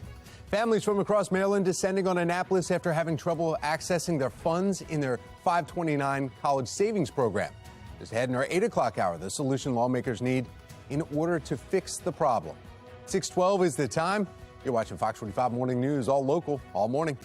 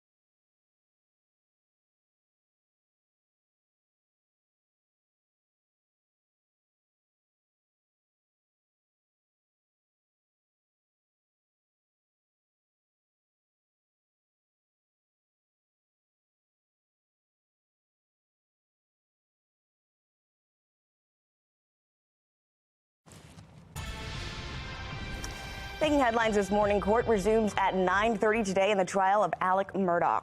Now, last night we heard from Alec Murdaugh's former legal partner who was at that crime scene after Murdaugh's wife and son were killed. He says police did not do a good job locking down that scene. I said, I think the sheriff wants this blocked off. And then I walked back to where Barry McRoy was. And then Did that entrance get blocked off? No. What happened? People just kept piling in. Now, Murdaugh's partner also says he does not believe Alec's alibi. Court resumes at 9:30 this morning. It is unclear if Murdaugh will take the stand in his own defense. Take a look at this. The Pentagon is releasing a close-up photo of the Chinese spy balloon brought down by the Air Force. Now, that balloon crossed into the U.S. It was captured by a U.S. Air Force pilot less than 10,000 feet away. Now, yesterday, Pentagon officials are now saying the payload picture here was recovered off the coast of Carolina, more than 2 weeks after that balloon was initially shot down. Topping her session 2023 coverage, concerns this morning about Maryland's new Secretary of the Department of Juvenile Services, Vincent Schiraldi. Schiraldi spoke as part of a virtual panel for the Kennedy School Program in Criminal Justice at Harvard University. Now, in that video recorded just last week, Schiraldi said he's supporting research that considers abolishing the supervision systems, meaning he wants to eliminate probation and parole for offenders. He shared research showing parole and probation typically fail to provide either diversion from incarceration or rehabilitation. One of the two things probation and parole are supposed to do is keep us safer. Parole made us less safer. Probation had no impact. It's a policy that Schiraldi, as Secretary of the Department of Juvenile Services, could encourage lawmakers to adopt in Maryland, but critics argue that supervision is critical to the juvenile justice system. These are the things that really keep the wheels of justice moving. There needs to be some type of supervision for these people. I don't agree that all juveniles need to end up in a juvenile detention center, but again, some of them need to have some type of correctional supervision, aka probation, because again, it's important for them to understand that what they did was wrong. Schiraldi has been the target of criticism, at one time suggesting no criminal should be exposed to the adult system, no matter the crime, until they turn at least 21 or even 25 years of age. Alrighty, now here's who's committing a crime today. I think meteorologist Justin Chambers, because you're telling us about these record-breaking temperatures. Why is that a crime? Because it's winter. 80. It's winter, dude. And what? And you have a problem with this? Don't you control the weather? You just forecast it. I just forecast it, yeah. Oh. You don't like winter. You want snow. I mean, I feel like the folks at home want to get a little bit. There's cool. been none Go to all Minnesota. season. That's all I got to do. You're real right. easy. That's Minnesota, true. Michigan, North Dakota, Northeast. Yeah, we're not dealing with right now. that. Right above us, right? Isn't it snowing like a from sure Maine all the way across to Portland? Yeah, we are seeing ice up there too. So I ain't having any of that. You can keep spring around all you want. Our Towson camera right now. We've got some cloud cover out there. This is left over from yesterday's cloud cover that we had. We had even some of those showers that rolled through. But right now, our Towson camera not looking too bad, and temperatures officially in the lower 40s. So you'll definitely need a jacket as you step out here this morning. The wind has not picked up yet, but it will later today. And yeah, this is what we're talking about. The icy conditions are the pink right there. That's just north of New York City over toward areas in Boston. And then north of that, it's going to be that northeast snow that we are seeing. Some rain showers in Charleston, West Virginia. More of that snow continues over Minneapolis, St. Paul. That's where they're getting hit with a bunch of snow at this time in the Great Lakes region as well. All part of this large winter weather maker. For us, we're talking about well above average temperatures. Make sure those kids have the layers on today. The onion effect in play. Mid 40s next hour, upper 60s by noon, mid to upper 70s by the afternoon. And you heard that right. Upper 70s is what we're looking at. So it'll feel a lot more like May than February when you step outside later today. And golfers probably going to have to deal with at least a 1, if not a 2 club win today. 52 by 9 a.m., but right up into the mid to upper 60s through noontime. And again, those 70s continuing for a lot of us later this afternoon. Look at these numbers. A lot of orange. I mean, we're 6 weeks until opening day here at home for the O's, but there's a lot of orange on this map. Mid to upper 70s. Perry Hall and White Marsh over to Cockeysville. 76 Westminster. 77 Eldersburg. Mid 70s in Dundalk for this afternoon. Numbers in Howard and Anne Arundel counties also in the upper 70s, close to 80 in Columbia and Elk Ridge down through Odenton today. Mid to upper 70s, a little closer to the water for you there in Annapolis and Parole. So our temperature tracker looks like this. Numbers are falling off. We go right back to the lower 50s tomorrow and then lower 40s on Saturday. So it's going to be below average and a pretty big temperature swing as well. The warm front tracking from the south to the north, moving into the area. The cold front comes through tonight. That's going to drop our temperatures, shift the wind, and more of that northwesterly wind tomorrow will bring in that cooler air. Saturday looks a little bit interesting. We got some cloud cover around. Some of us may see a flake or two flying over parts of Maryland, but not looking like anything significant. And then Sunday, we get those temperatures to get right back up there to wrap up the final weekend of February. So you can see those numbers right here. Windy and colder tomorrow after our almost record-setting day today. Those numbers do start to level out next week. Low to mid 50s for Monday and Tuesday. That's going to be our next chance of rain as well on Monday afternoon. Tom? Thank you, Justin. Now to your Len Stoller Traffic Network. An accident 95 southbound in Joppa has been cleared, and so everyone's moving along fine. Taking a look at some of the Beltway cameras, though, around the Baltimore region. And vehicles moving right along in all four corners. Here's a live look now from our Len Stoller mobile track, traveling along 695's outer loop, looking great there too. Now we want to get another check with your mass transit. We have Mark Jones in the MTA. Good morning, Mark. Well, good morning, Tom. Good morning, everyone. Looking at the MARC train system, you'll find Camden train 845 operating with about a 5 to 10 minute delay. The other trains of MARC look good for the start. Out there on Light Rail Link, nothing in your way there. On-time service from end to end in both directions of that service. And Metro Subway Link looking good in both directions there between Owings Mills and Hopkins Station for the commute. For the MTA Transit team, I'm Mark Jones. Thank you, Mark. Leaders in Towson holding a walk to address the recent wave of violence happening there. Coming up, the new measures they say they're rolling out to keep you safe. And while Baltimore County is standing up against the violence in Towson, Baltimore City has taken steps to make things safer around different neighborhoods. Just ahead, the new security measure that will be put into place. You're watching Fox 45 Morning News, all local, all morning. Fox 45 News, winner of 17 2022 Regional Emmy Awards, more than all other Baltimore news stations combined.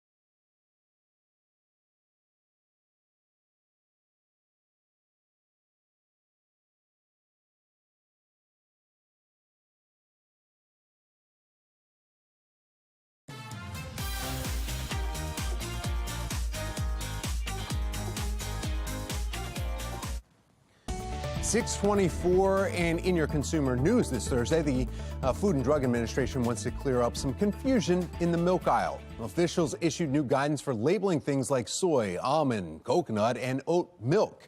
Now, they're recommending a nutritional label explaining how the product compares to its dairy counterpart, whether it has more or less calcium or vitamin D.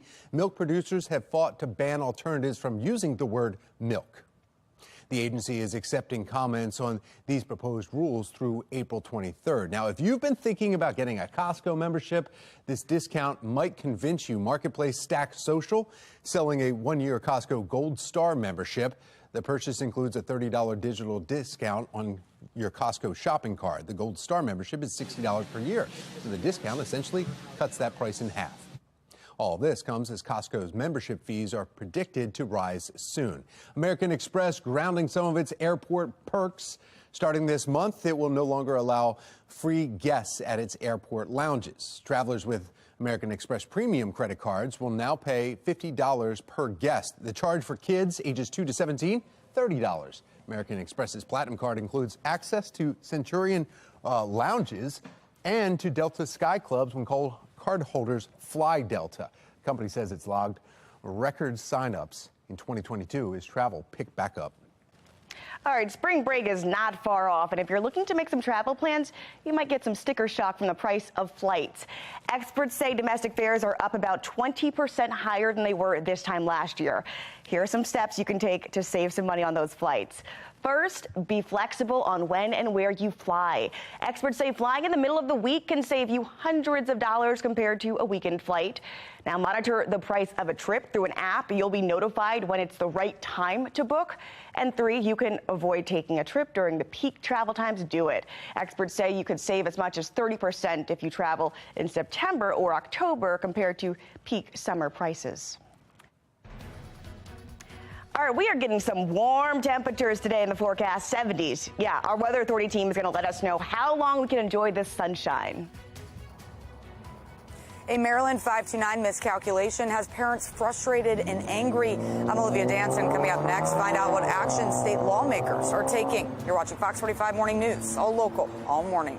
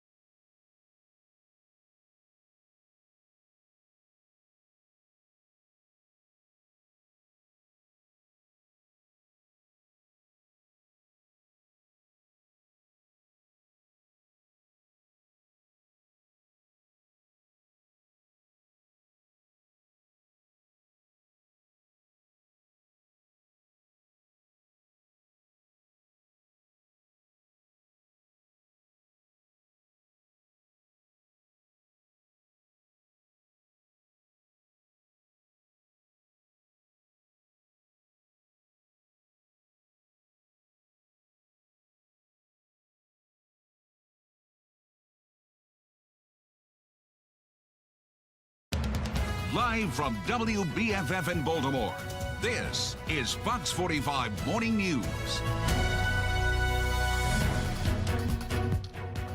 Good morning to you. It is Thursday, February 23rd. I'm Taylor Stewart. And I'm Tom Rogers. Sunblock and maybe swim trunks. I don't know. Like, you know, it's going to be one of those days. Yeah, I mean, I brought boots today, but why not flip-flops? Why not? Flip-flop weather headed our way. I know. Meteorologist Justin Chambers has possible record-breaking heat. Yeah, temperatures going to be in the mid to upper 70s as we get into the afternoon. We will see plenty of sunshine as well, but this morning still a little bit on the chilly side, so you'll want to make sure to grab a jacket as we look out from our Towson camera.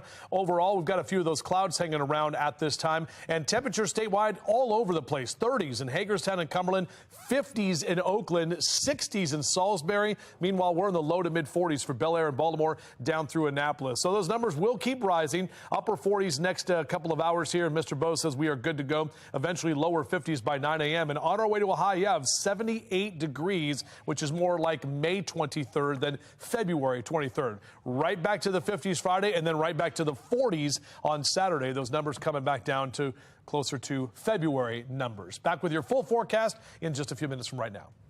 All right, thank you, Justin. Let's take a look now at your Lens Solar Traffic Network, checking on conditions along the JFX here. Right now, it would take you about 9 minutes to get off 695 and travel down JFX to President Street. Vehicles seem to be moving right along. No issues to report around the Baltimore region. The neighbor heard about 5 shots. And once the shots happened, apparently there was an individual that walked over to the victim and looked at that victim and then walked away. I love this community and I love the people here, and we deserve better. We're openly exploring all avenues and all options to keep, again, not just Towson, but all of our communities safe. Is unthinkable. And we absolutely have to put all our heads together, all hands on deck to stop this insanity. Even to take a walk outside with your dog becomes sort of a life or death situation. Yeah, well, turning now to counties under pressure, leaders in Baltimore County coming together to take a stand against the ongoing violence that's happening in Towson. Now, this comes after a 17-year-old was shot and killed in Towson just this past Monday night. Shannon Lilly joining us live this morning with the measures being put in place to ensure safety for the residents there. Shannon? Yeah, county leaders are vowing, Tom, to get ahead of this crime, and they are demonstrating that by physically walking through Towson. Let's take another look at that here, that walk from last night. County Executive Johnny Olszewski was joined by police and business leaders as they walked from the Chamber of Commerce and down York Road. Now, as for what they're actually doing to curb crime, Olszewski tells us they are moving forward with grants for license plate readers and also more cameras as well. And he says they're even exploring hiring additional security to help police. We're going to move as quickly as we can. If we can deploy grants or resources tomorrow, we will. And this weekend, can people expect to see more police on the streets again? We have committed to additional deployments on foot in the days ahead, and also looking at other types of deployments, potentially bikes, but really just having more resources on top of what we had already stepped up patrols in the wake of prior incidents. Yeah, this as the Towson community has been interrupted and many left stunned by several recent crimes. Monday night, 17-year-old Trayshawn Harmon from Baltimore City was murdered along Delaware Avenue. And within the past 3 weeks, there was another shooting, a stabbing, and 3 rapes also just happening feet from the Towson Circle. Now, as for Monday night's deadly shooting there, the suspect is still at large. Reporting live in the studio, I'm Shannon Lilly, Fox 45 Morning News. All right, thank you, Shannon. Businesses in Baltimore County, and especially the ones in Towson, have been sounding the alarm about the crime escalating for a while now. Exactly a year ago, Fox 45 News was with businesses after a large fight led to 6 young people being arrested. 2 officers and a mall security guard were also injured. Now, leaders then told us they met with businesses and security for changes that they were coming. One manager at the mall told us they would be closing an hour earlier on the weekends to ensure their employees are safe. It definitely is concerning. Again, like as a manager, my first priority is always like my employees' safety. Now, meantime, business leaders and residents in and around the Inner Harbor are taking steps to make things safer. People living in Federal Hill pulled together $18,000 to hire private security to patrol the neighborhood. And then in Little Italy, a restaurant owner is using a grant established under the former Governor Larry Hogan, his administration, to reduce crime in their neighborhood. The owner hired 2 security guards after a Little Italy chef was shot in Fells Point. An employee at a cross-street market says security makes up for the lack of police on streets due to a shortage. But some say they shouldn't have to pay for something twice. Private security does help, but it's not a solution. Everyone here pays taxes. Our taxes pay the police officers. We should have a police presence here being proactive, not reactive. Now, according to the Baltimore Police crime map, crime in Federal Hill and East Harbor has actually gone down in the last 30 days. There's been 1 aggravated assault and 3 robberies. To put that in perspective, those numbers are in the hundreds in other parts of the city.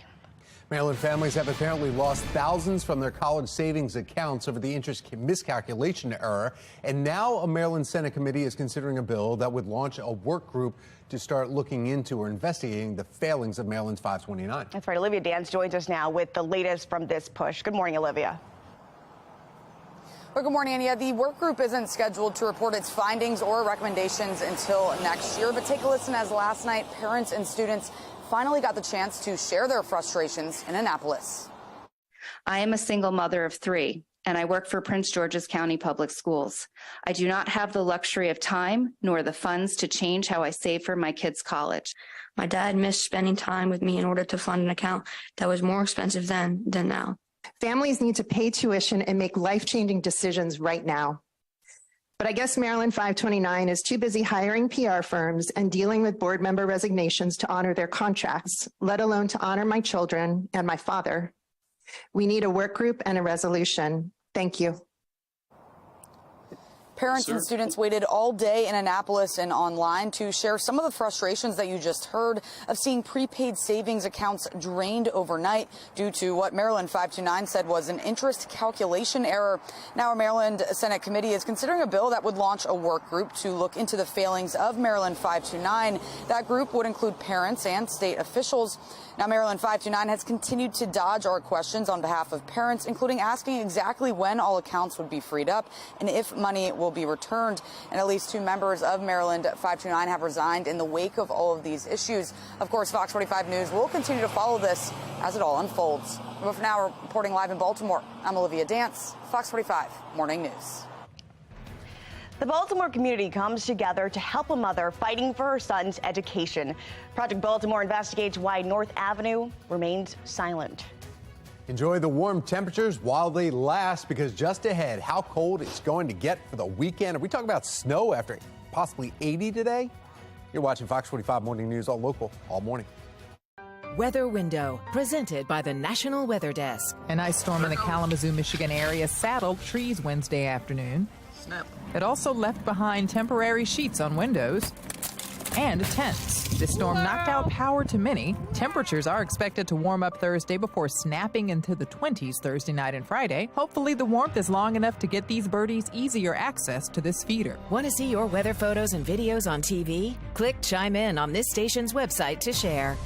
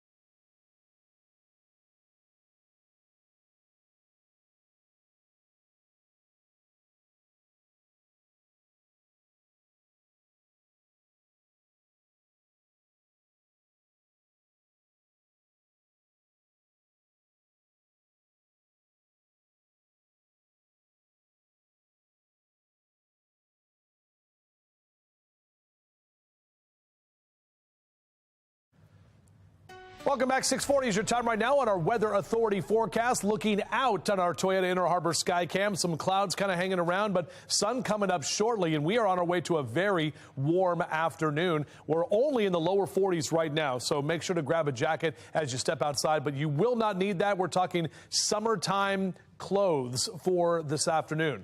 Right back to winter clothing for the weekend. Isn't that fun? We'll take a closer look at that in just a few. From the Live Center this morning, gun violence erupting in Central Florida, and now police are searching for a motive. Police say 5 people were shot, 3 of them dead, and then others reportedly in critical condition. Among those who were killed, a child and a television news reporter with Spectrum 13 News here. Now, the parent company releasing this statement on Twitter saying they're deeply saddened by the loss of their colleague and the other lives senselessly taken today. Now, their thoughts are with the employee's family, friends, and co-workers during this very difficult time. They say they remain hopeful that our other colleague who was injured makes a full recovery. Now, police say 19-year-old Keith Melvin Moses shot and killed a woman in her 20s early Wednesday afternoon. Then less than 6 hours later, Moses allegedly targeting an Orlando news crew covering the prior shooting, killing a news reporter and injuring a photographer. No one in our community, not a mother, not a 9-year-old, and certainly not news professionals, should become the victim of gun violence in our community. Police say Moses has a lengthy criminal history, including assault with a deadly weapon, aggravated battery, burglary, and grand theft offenses. Now, Spectrum News 13 just announced that the reporter that was killed is Dylan Lyons. The 24-year-old is from Philadelphia, and the 9-year-old has not been identified. We'll be sure to continue this story for you as the updates come in throughout the morning. 1-year anniversary of Russia invading Ukraine. It's tomorrow. Just ahead in our 7 o'clock hour, we take a look at the status of the war and what we can expect in the future. The Baltimore City Council set to hold an investigative hearing on the mayor's controversial conduit contract. Why the mayor's saying he did nothing wrong and how city leaders are pushing back on those claims. You're watching Fox 45 Morning News, all local, all morning.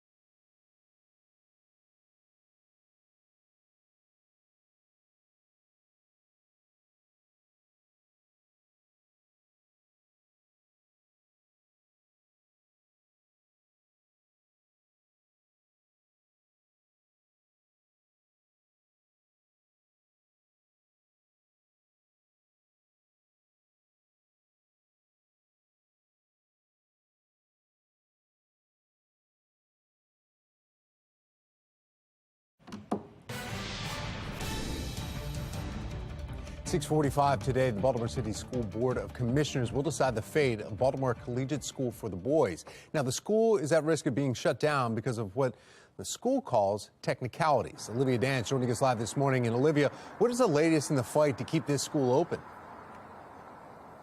Yeah, well, Tom, that's right. The special school board meeting is happening tonight at 6, and during the meeting, a decision will be made on whether or not to keep the Baltimore Collegiate School for Boys here up and running. Earlier this month, City School CEO Dr. Sonia Santelises recommended the school keep its charter, but with a few conditions. Now, she made this recommendation when she showed up at the school unannounced and saw that conditions had improved, but the charter school is at risk of being shut down because of what the school calls technicalities. The city's report claims the charter's teaching practices and staffing levels are falling short, but 95% of the school's students go on to graduate high school compared to city public schools, where only 67% of students graduate. Tonight, the board will make the final decision, and if they decide to shut the school down, then hundreds of boys will have to find a new school. But coming up in about 15 minutes, we'll hear from the CEO of Baltimore Collegiate. Back to you. Happening today, the Baltimore City Council is set to hold an investigative hearing on the mayor's contract with Baltimore Gas and Electric. It's all about the city's conduit system. The controversial deal continues to draw concern from leaders at City Hall. Shannon Lilly joins us live with a preview. Shannon, how is the mayor responding to that concern?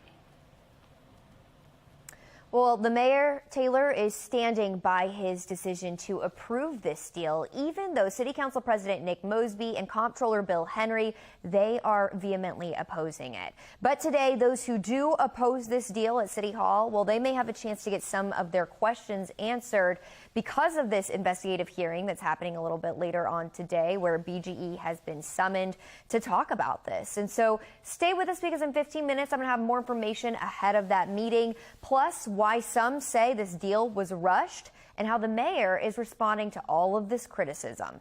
Now back to you. 6:48 now on this Thursday morning, and it's going to be one of those rides Justin's been talking about all week long with the weather. Like an up and then like like that, Justin? Like a roller coaster. Roller coaster. Yeah, we're at the very top of it. I like to call this guy TPR, but today I'm going to call him PIC. Pilot in command, Mr. Tom Rogers, soloed yesterday. Where's your little thing? I cut his shirt. They're going to frame it, I'm sure. He's got to frame it. Yeah, exactly right. You see my tie I was wearing today? Oh, yeah, I see the airplane tie. Yeah, right, but it's kind of tough to see. But that's his first solo. Okay. Right there. There we go. Yeah. So that's it. So they cut the... And you got to tell them why they cut the back of the I don't have time right now. I got to do weather.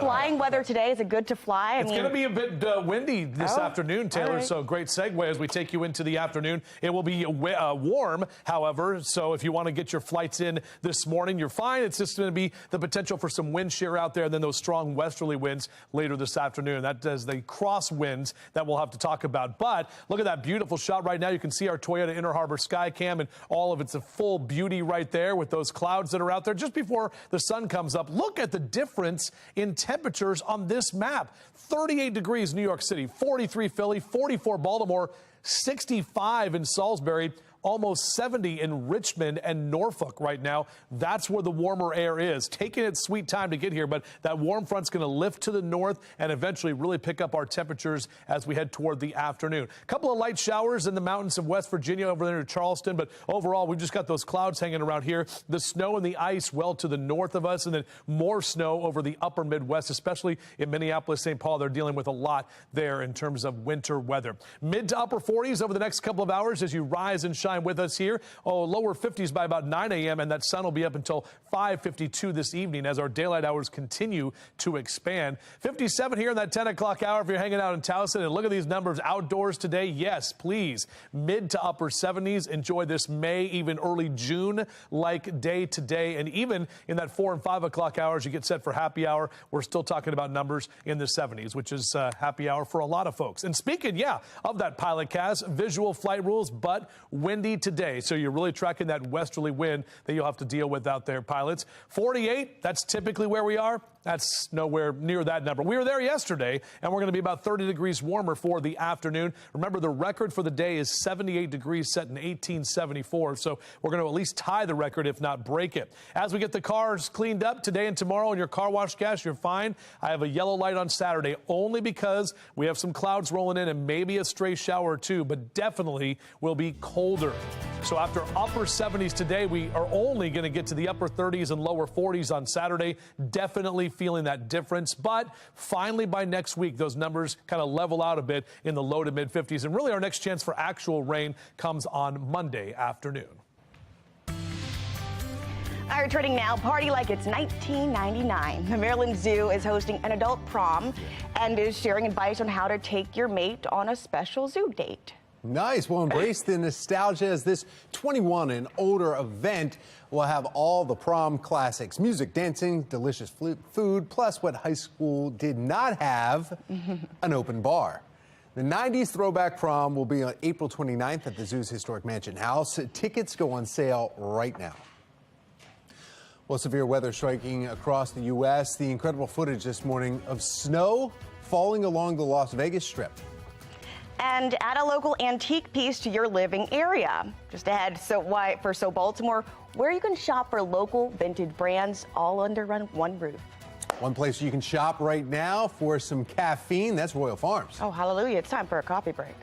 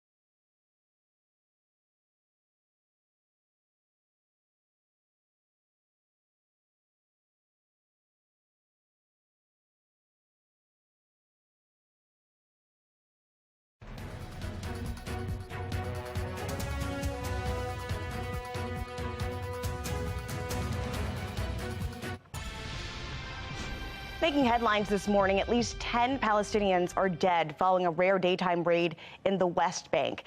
It led to a fierce gun battle with more than 100 people hurt. Now, Israel has been conducting these arrest raids in search of wanted militants. They say it's necessary to prevent further violence, but in many cases, raids like these raise the likelihood of reprisal. The U.S. State Department says it is extremely concerned by the level of violence in the West Bank, and it's calling on all parties to stand down. Israelis and Palestinians, as we have consistently said, equally deserve to live in safety and security. Israeli police say they are on heightened alert. The Hamas militant group in Gaza says its patience is running out. Another militant group, the Islamic Jihad, vows to retaliate. Well, now in Florida, authorities have arrested a 19-year-old man suspected of killing 3 people and injuring 2 others in a series of shootings. According to the Orange County Sheriff's Office, Keith Melvin Moses allegedly shot and killed a woman in her 20s yesterday morning. They say he later returned and gunned down the news crew who were covering the shooting, killing 24-year-old reporter Dylan Lyons. Now, the suspect then walked to a nearby home and shot a mother and her 9-year-old daughter, killing that young girl. No one in our community, not a mother, not a 9-year-old, and certainly not news professionals, should become the victim of gun violence in our community. The 2 injured victims, they're in the hospital with critical injuries, we're told. Police have charged Moses with 1 count of murder for the first shooting. Additional charges are expected to follow. The person accused in a mass shooting at a gay nightclub in Orlando Springs ran a neo-Nazi website. That is according to testimony from a police detective. 22-year-old Anderson Aldridge faces more than 300 charges related to the November shooting that killed 5 people at Club Q. Yesterday marked the start of a 3-day hearing to determine if there's enough evidence to warrant hate crime charges. The detective leading this case says Aldridge used racial and homophobic slurs while gaming online, and prosecutors say evidence also indicates he was considering live streaming this attack. Closer to home, police officer shot and killed a man accused of shoplifting outside of Tyson's Corner Center Mall. Now, on the right is a live look of the scene right now. Outside of Tyson's Corner Center at Fairfax County Police continue to search for evidence. And that's because police say while this started inside with loss prevention officers accusing the suspect of shoplifting, we're told the suspect ran away. Officers chased him. The chase ended inside the small wooded area where the suspect was shot and then later died at the hospital. I do not know what was in the suspect's possession at the time of this shooting. If I knew, I'd share it with you. I don't know, and it's too early right now for me to speculate what may or may not have been in his hands or on his person. Again, we have to really go over every square inch of this patchy area of trees and shrubbery to make sure we collect every relevant piece of evidence that can help us really get to the bottom of what happened. You may recognize him. He was Baltimore City's police commissioner, Kevin Davis. Now, police have not identified the suspect, but they are saying he's a man who's well known to law enforcement in the area and has a significant violent criminal history. Body camera video is expected to be released within the next 30 days. Officials say they were verbal commands from the 2 veteran officers involved. Now, as the investigation looks into what led up to the officer involved in the shooting, Fairfax County Police are looking for witnesses who are not involved in the shoplifting or the chase, but anyone with information is asked to come forward.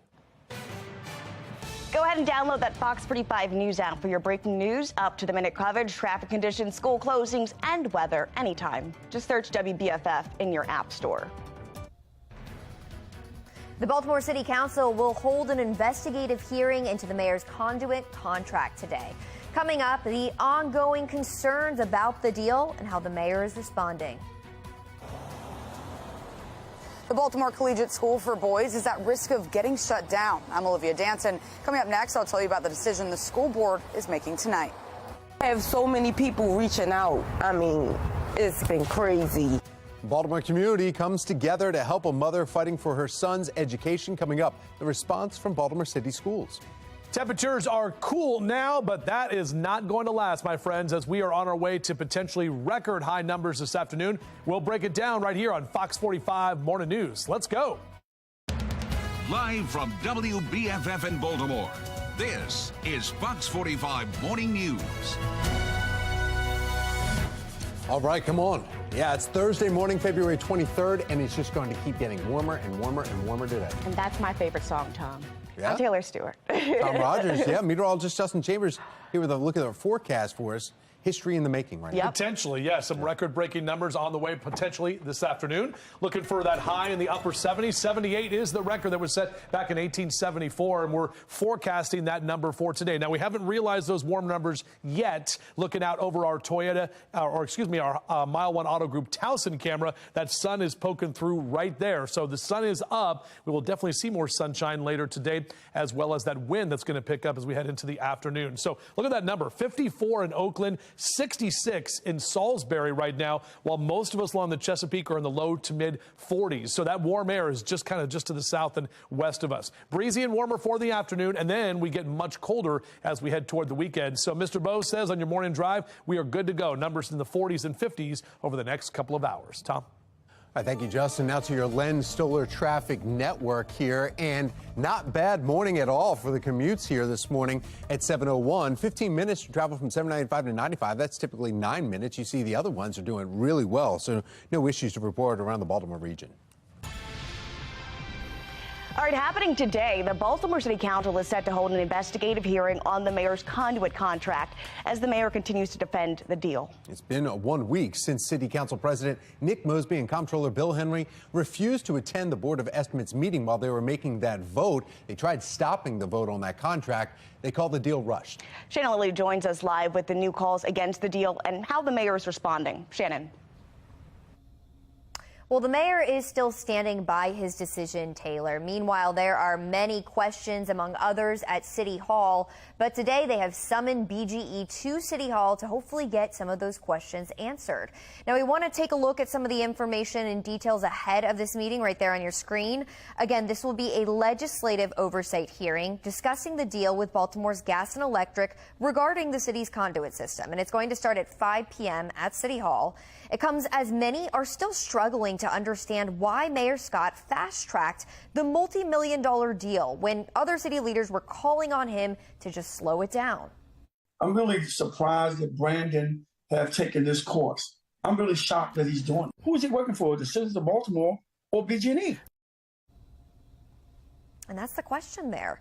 The deal signed by the mayor last week gives BGE almost exclusive control over the city's underground conduit system. And that is a 700-mile system of utility cables, which BGE had paid the city $28 million a year to occupy. But now the city will lose that payment in exchange for BGE's one-time $134 million promise to make improvements to the system. So critics complain that the mayor does not have the legal standing to do this. Tom? Taylor? Shannon, how is the mayor responding, though, to that? So the mayor is actually saying just the opposite, Tom, that he does have the legal standing to do this. In fact, he sent out a statement that we want to read part of right here. He says, quote, the council president and comptroller's attempt to prevent the vote from happening would have violated the charter and no less than 6 of the BOE's rules. I refused to let that happen. Well, City Council President Nick Mosby is firing back, saying this is nothing more than a power grab. We're going to continue to see how this conversation plays out at City Hall later this evening. Reporting live in the studio, I'm Shannon Lilly, Fox 45 Morning News. Fox 45 News will continue to follow this developing story and then bring you the latest outcome of tomorrow's meeting, both here on air and online. Now, you can find the past reporting on our website, foxbaltimore.com. This is a good performing school. Our boys, there's a boys crisis in our families and in our cities. This is a great opportunity for boys to learn how to socialize with boys in an all-male environment. That's the difference between prison and college. We continue this morning in the crisis in the classroom. Today, Baltimore City School Board of Commissioners will be deciding the fate of a Baltimore collegiate school for boys. Now, the charter school is at risk of being shut down completely because of what the school is calling technicalities. Olivia Danz joining us live this morning with the ongoing fight to keep that school open. Olivia? Well, Taylor, Tom, that's right. The special school board meeting is happening tonight at 6, and during the meeting, a decision will be made on whether or not to keep the Baltimore Collegiate School for Boys here up and running. Earlier this month, City School CEO Dr. Sonia Santelises recommended the school keep its charter, but with a few conditions. Now, she made this recommendation when she showed up at the school unannounced and saw that conditions had improved. Fox 45 News spoke to the head of Baltimore Collegiate after Dr. Santelises made that recommendation. Now, he was extremely relieved. Take a listen. Very gratified that the CEO is willing to take that chance on us, to continue to work for us to build a school that's going to be able to educate as many boys in this city as possible. The charter school's at risk of being shut down because of what the school calls technicalities. The city's report claims the charter's teaching practices and staffing levels are falling short, but 95% of the school students go on to graduate high school compared to city public schools where only 67% of students graduate. And again, tonight the board will make the final decision, and if they decide to shut the school down, then hundreds of boys will need to find a new school. Of course, you can get the latest updates on our website at foxbaltimore.com.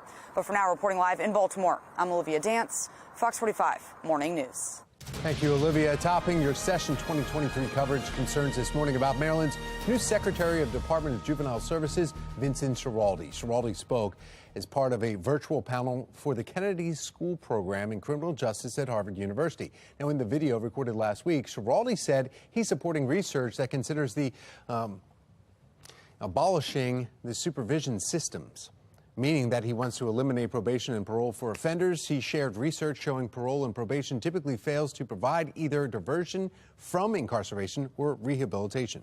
One of the two things probation and parole are supposed to do is keep us safer. Parole made us less safer. Probation had no impact. It's a policy Schiraldi, as Secretary of the Department of Juvenile Services, could encourage lawmakers to adopt, but critics argue that supervision is critical to the juvenile justice system. These are the things that really keep the wheels of justice moving. There needs to be some type of supervision for these people. I don't agree that all juveniles need to end up in a juvenile detention center, but again, some of them need to have some type of correctional supervision, aka probation, because again, it's important for them to understand that what they did was wrong. Well, Schiraldi has been the target of criticism, at one time suggesting no criminal, no matter how violent their act, should be exposed to the adult system until they turn at least 21 or even 25 years of age. From the Live Center this morning, we are tracking widespread power outages and travel disruptions as a massive winter storm system sweeps across the country. And it's hitting communities that have already been hard hit. Now, this morning, you're taking a live look right now in Minneapolis at those roads. You can see snow blanketing the roads there. Forecasters are calling for another 2 inches of snowfall starting this morning, going hour by hour until 8 o'clock. They say 8 more inches could be on the ground before we're done. Michigan right now is reporting more than 600,000 people in the dark. Most of those are with the Detroit-based energy company DTE. And a look from Detroit's airport there, where crews are de-icing planes and runways. Expect another day of flight cancellations. Up to 1,300 flights already this morning canceled, and it's climbing again. Minneapolis will be the hardest hit airport, but we're seeing those widespread ripple effects to other airports again. Now, check this out. Video from Southwest Washington. A snowstorm hit the area near Portland, Oregon. More than 10 inches of snow fell by 11 o'clock last night. That is a record. And here's something you need to check out. Look closely. You know where this is, the Las Vegas Strip. And if you can see it, those are flurries that are falling on the ground. It is too warm to stick in most spots, but a surprise rather, to lots of those tourists. All right, more than 65 million people across 29 states are feeling the impacts of this storm, but quite the opposite where we are here in Baltimore today. Meteorologist Justin Chambers with a really nice sunrise behind you. Yeah, the sunrise looking good, Taylor. We're talking about the potential for breaking records, or at least tying the record as we head later into the afternoon. But yeah, you can see that beautiful shot here with the sun poking through the clouds. A lot more sun on the way later today. Even though it's chilly right now with temperatures that are mainly in the low to mid 40s, we eventually will warm up in those mid to upper 70s as we head toward the afternoon. So it will feel more like May than February. But keeping those numbers rising, a little cool here for the next hour on your morning jog or run. But as you get later into the morning, and especially this afternoon, you're going to be getting that sweat on for sure. Back with your full forecast. We'll do that and talk about how much colder we get for the weekend in just a few. All right, now let's go to the Len Stoller Traffic Network. Your cameras throughout the Baltimore region show traffic moving along pretty smoothly this morning. Well, if you're looking for vintage pop-up market, Station North is the place for you today. That's right. Amy Aronson joins us live with a preview in what's so Baltimore this morning. Good morning, Amy.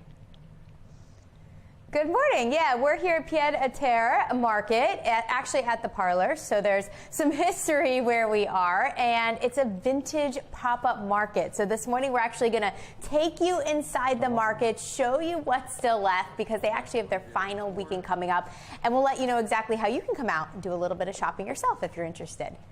Tom, Taylor?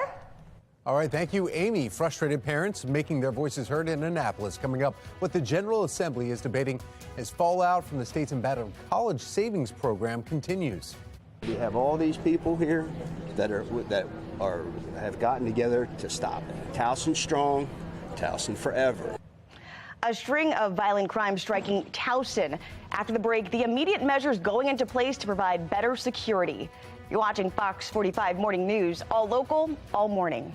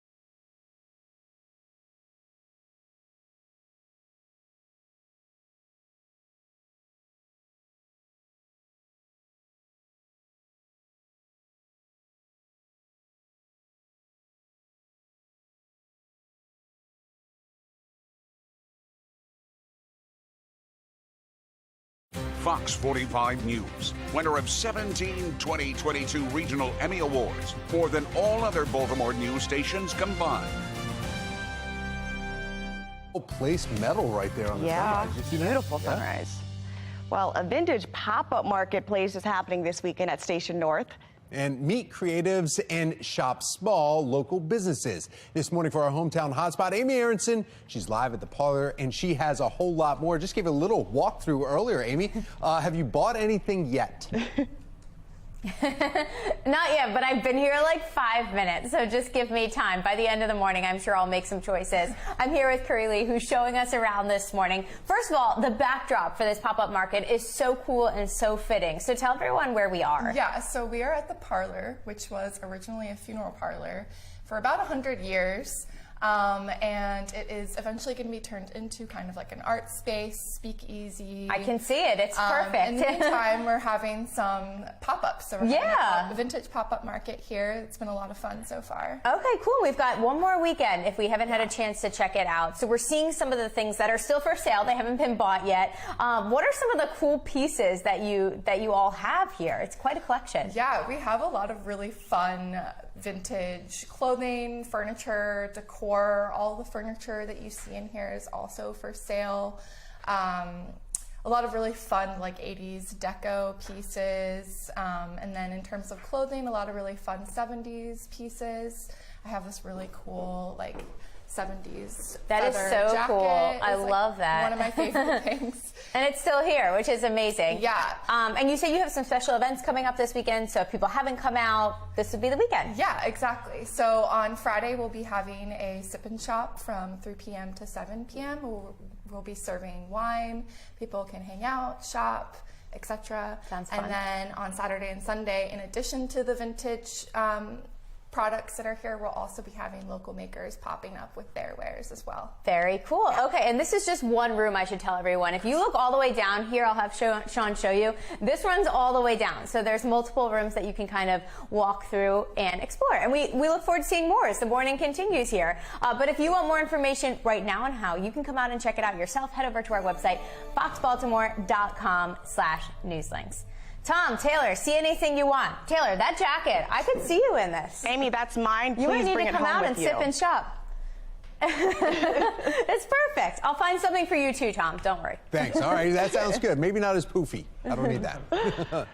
Yeah, certainly not today, at least. No, definitely not today, because it's going to be record-breaking heat, possibly. Yes, and the sunrise behind us. I mean, meteorologist Justin Chambers, you break it down, but that sunrise behind you. Looking pretty good, yeah. We'll take you outside and we'll just show it to you live since you don't need to look at me. Our beautiful Toyota Inner Harbor Skycam right now, and yeah, that looks nice with the clouds and sun out there. Overall, very nice conditions. It's cool with our temperatures that are still hanging on right to about 44 degrees. That's the official number at BWI. Now, that wind has not picked up yet. As that wind does in a little while, the southwesterly and westerly wind will bring in the much warmer conditions. That cold front is moving out. The warm front is just to the south of us. Look at this map right here. This really tells the story. While we're in the mid-60s in Salisbury and Ocean City, almost 70 in Richmond and Norfolk, and only 40s here in Baltimore with 37 in Cumberland. So that warm air is just kind of hanging out, waiting to move up to the north and eventually give us all those above average and possible record-setting temperatures. Looking at our HD radar, you can see a few of those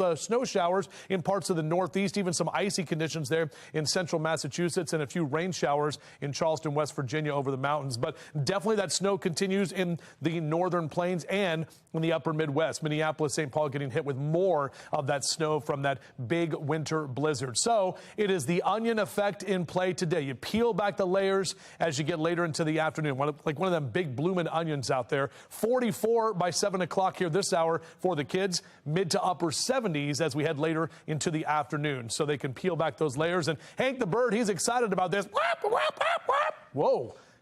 Man, Hank is really stoked about the spring. You know why? He's going to be able to find all those worms and all that stuff in the ground and all those things that are coming up, and he and his feathered friends having a big buffet out there this afternoon. Mid to upper 70s across Carroll and Baltimore counties, almost 80 degrees in Baltimore City this afternoon. Numbers in the northeast sections here, Hartford and Cecil counties, mid to upper 70s as well for you. All of us getting in on that above average heat. In fact, 80 expected in D.C. this afternoon and 84 in Richmond. Even down the ocean looking good there in the upper 60s. But all good things must come to an end, and we have to deal with the colder temperatures as early as tomorrow, only to the lower 50s. Look at that. We dropped below average on Saturday, struggling to get to 41. Numbers start to be a little bit more level-headed by the time we get to next week and approaching meteorological spring.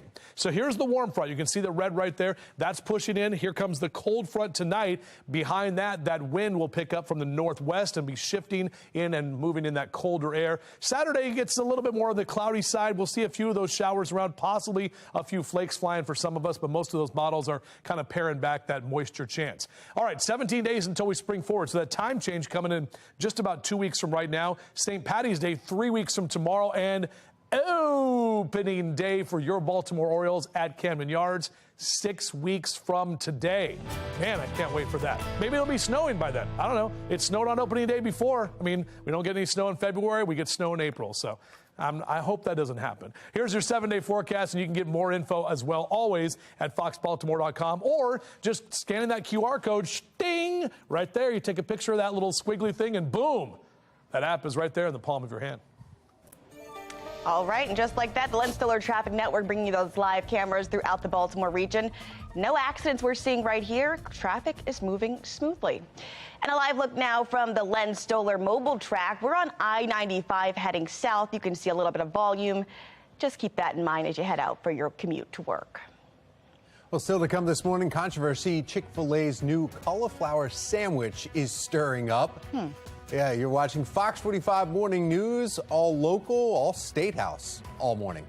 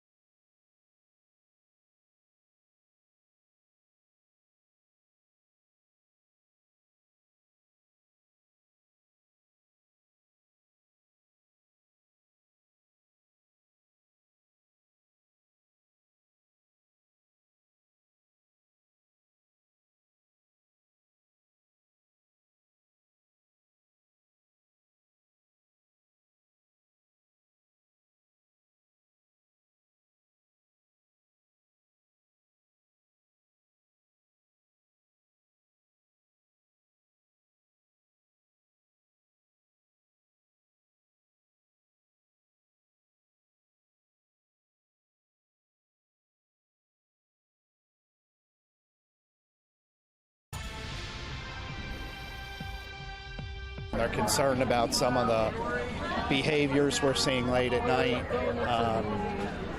just kind of some of the lawlessness we see. And it's not just here in Towson, it's everywhere.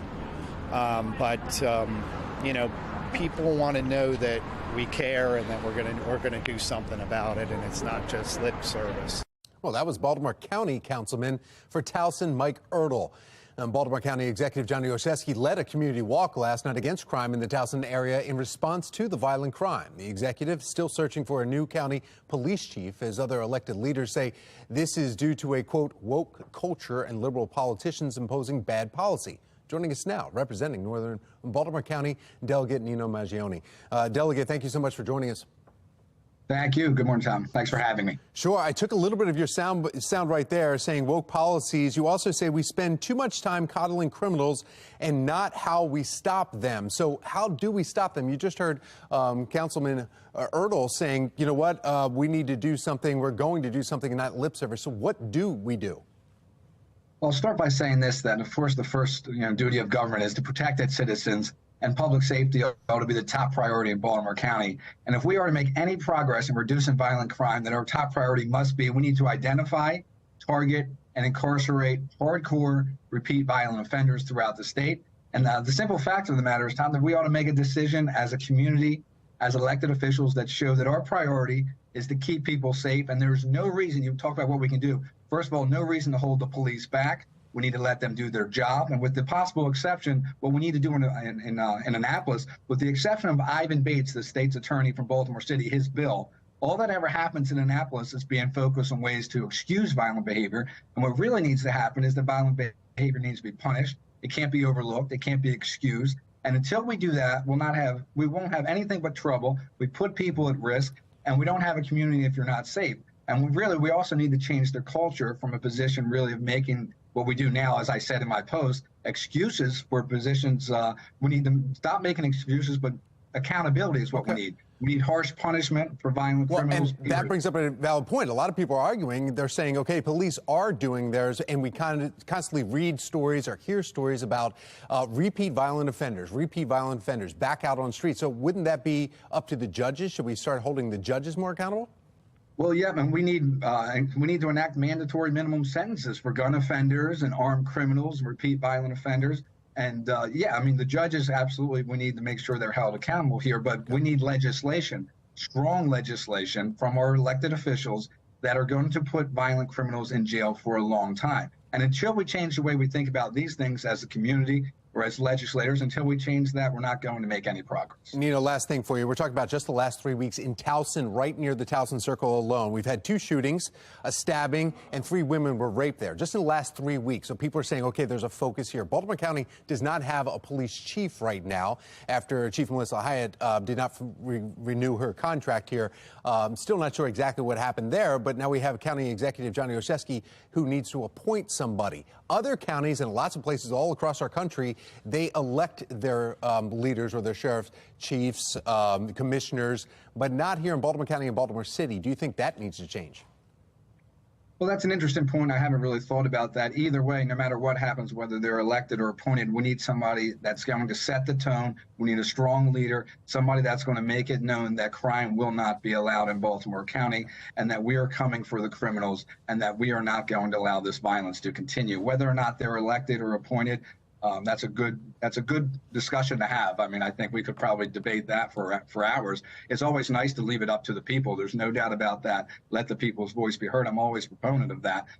But at the end of the day, right now we have an appointed official and an appointed police chief, and that's going to be appointed soon, full time. And like I said, they need to set the tone that violent crime will not stand.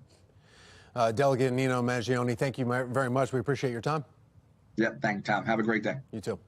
Today, we can see and feel record high temperatures in the 70s, the high 70s. Meteorologist Justin Chambers says get your bell bottoms on, start dressing for the 70s today as we're holding on to the warmth, heading into the weekend. And then, forget the bell bottoms, then you need the mittens, the gloves, snow blowers. No, all right, too far.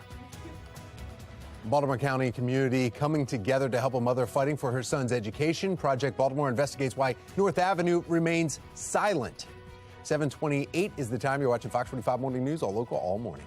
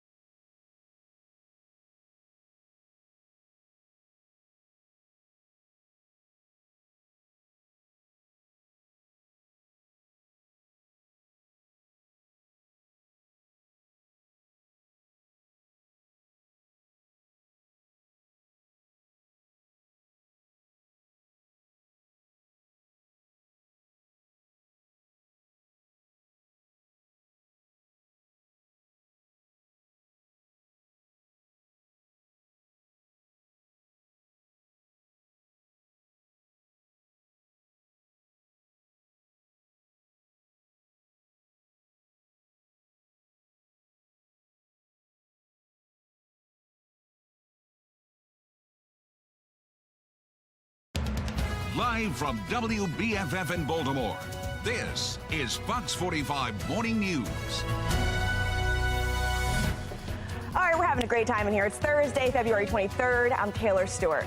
Yeah, Taylor Stewart, and look, the short sleeves, yep, perfect for outside today, a little right? bit of fur behind here because it's cold in here, but it's all good. You're just showing off what we need for the weekend because you're going to need that wrap. Exactly. Thank you for that tease. That's exactly what I'm doing. Meteorologist Justin Chambers for a look at our forecast this morning. Yeah, temperature's not too bad right now, guys. We're talking about numbers in the 40s for you, on definitely feeling like February. The sun looks good out there as we take a live look here from our Toyota Inner Harbor sky cam. Few of those clouds kind of hanging around taxi right over the water taxi in the middle part of the harbor there. 54 in Oakland, 66 in Salisbury, 37 Hagerstown, 40s for Baltimore, Westminster, and Bel Air. Yeah, you got it all right there. Our weather story looks like this. After our cool Thursday morning, breezy conditions, warmer for the afternoon, and then we get much colder again for the weekend. So out for your morning drive, Mr. Bo says mid to upper 40s, even some lower 50s over the next few hours. We're back with your full forecast in just a few.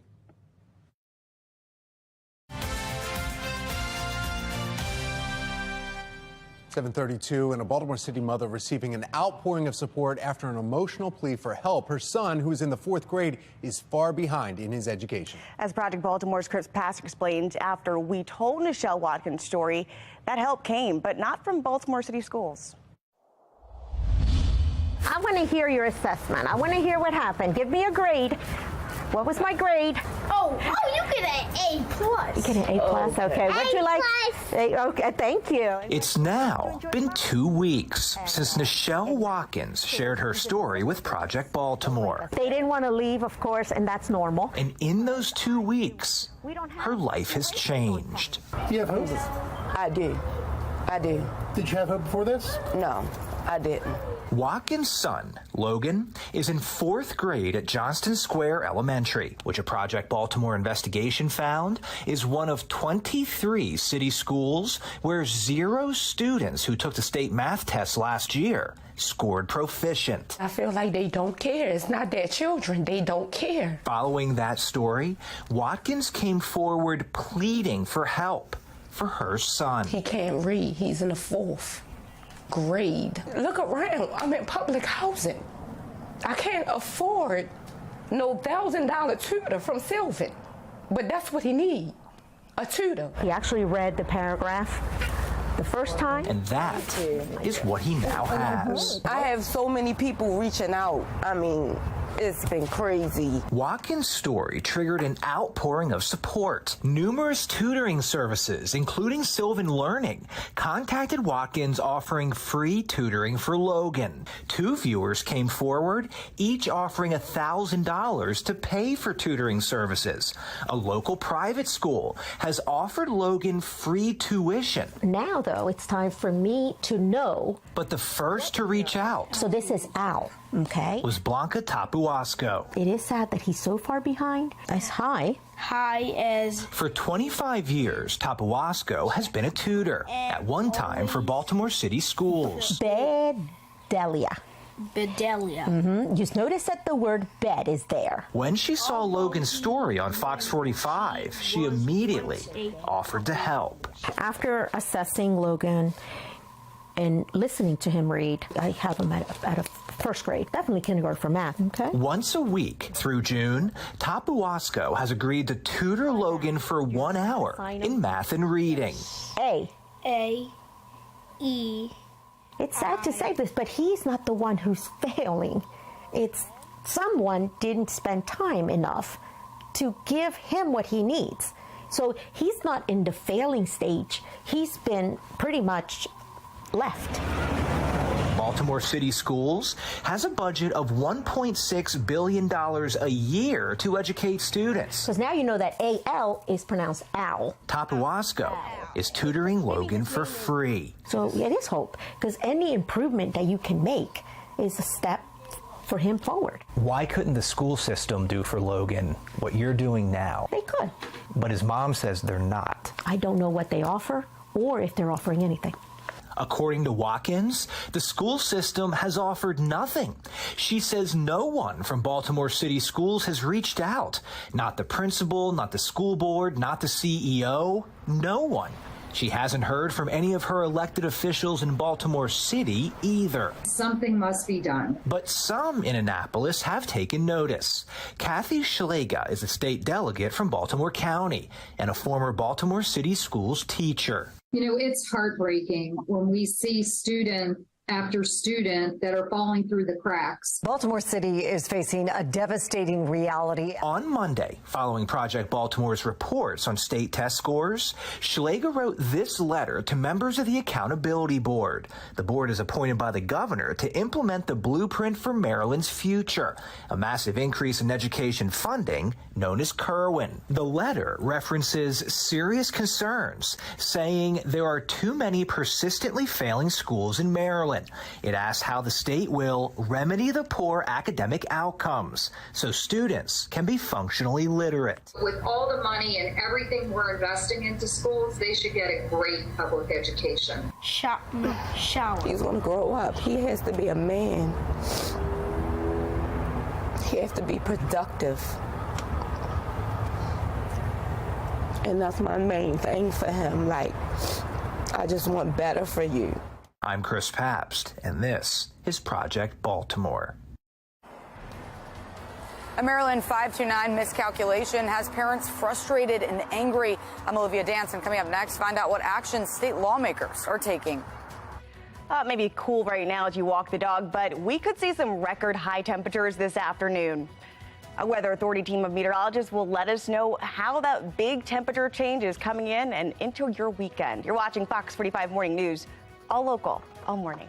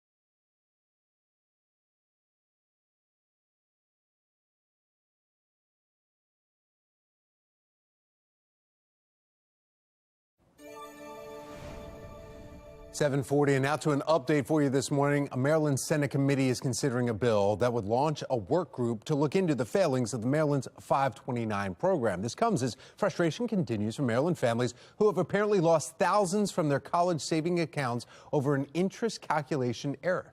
So Olivia Dance is joining us now with the latest from this new push. Olivia. Yeah, well, Tom, the work group isn't scheduled to report its findings or recommendations until next year. But take a listen as last night, parents and students finally got the chance to share their frustrations in Annapolis. I am a single mother of 3, and I work for Prince George's County Public Schools. I do not have the luxury of time nor the funds to change how I save for my kids' college. My dad missed spending time with me in order to fund an account that was more expensive then than now. Families need to pay tuition and make life-changing decisions right now.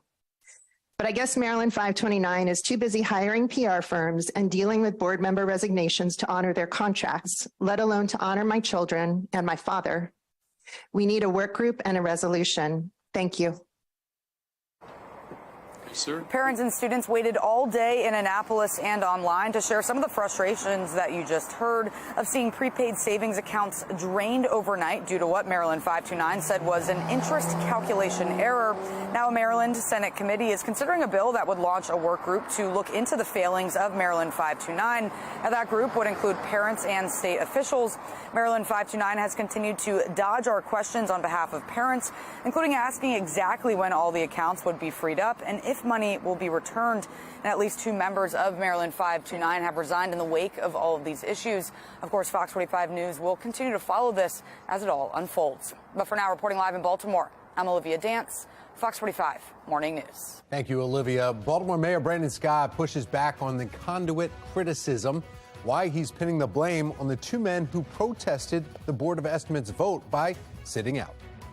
And today marks 1 year since Russia invaded Ukraine. After the break, the status of this war and the impacts we're seeing worldwide. You're watching Fox 45 Morning News, all local, all morning.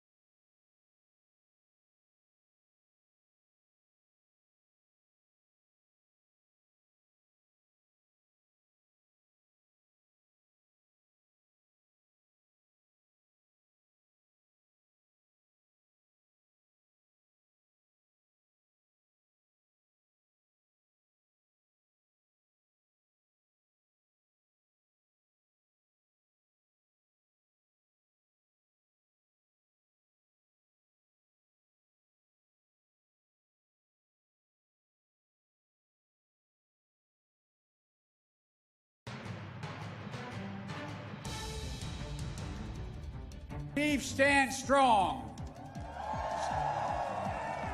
Keith stands proud. It stands tall. And most important, it stands free. It will continue to be hard and very bitter days. Victories and tragedies. But Ukraine is steel for the fight ahead. Today marks the one-year anniversary of Russia's invasion on Ukraine. In the days leading up to this, President Biden made a surprise visit to Kyiv and made that address in Poland. This morning, we want to bring in Loyola's Director of Global Studies, Mary Kate Schneider. Dr. Mary Kate Schneider, let's take a closer look at the status of this war, the instability in the region, and, of course, the president's latest visit. Good morning.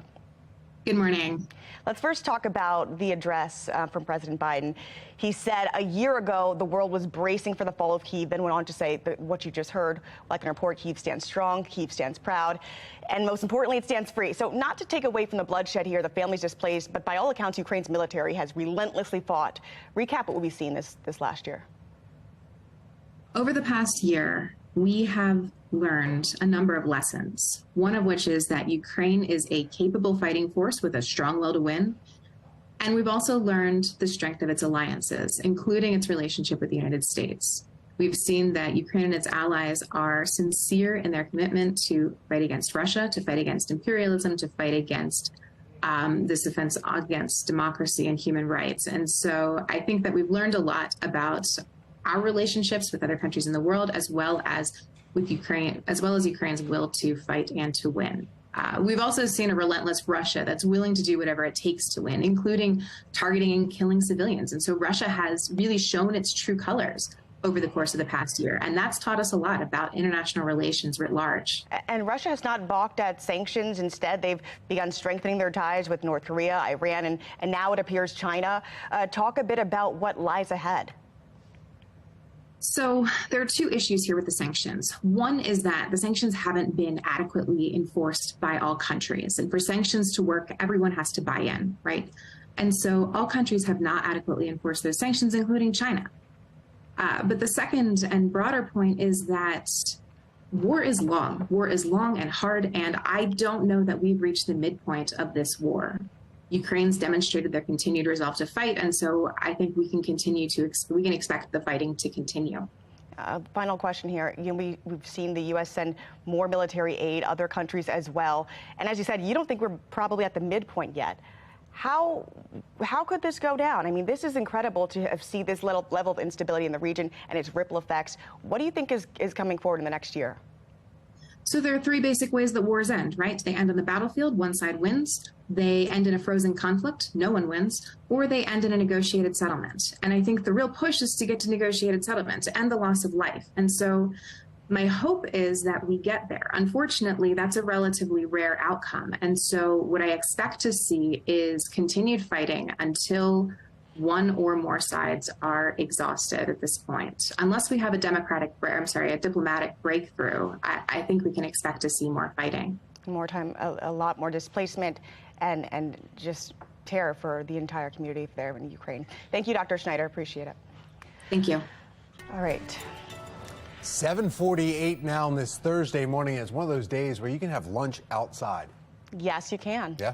Or you could have maybe like an ice cold coffee.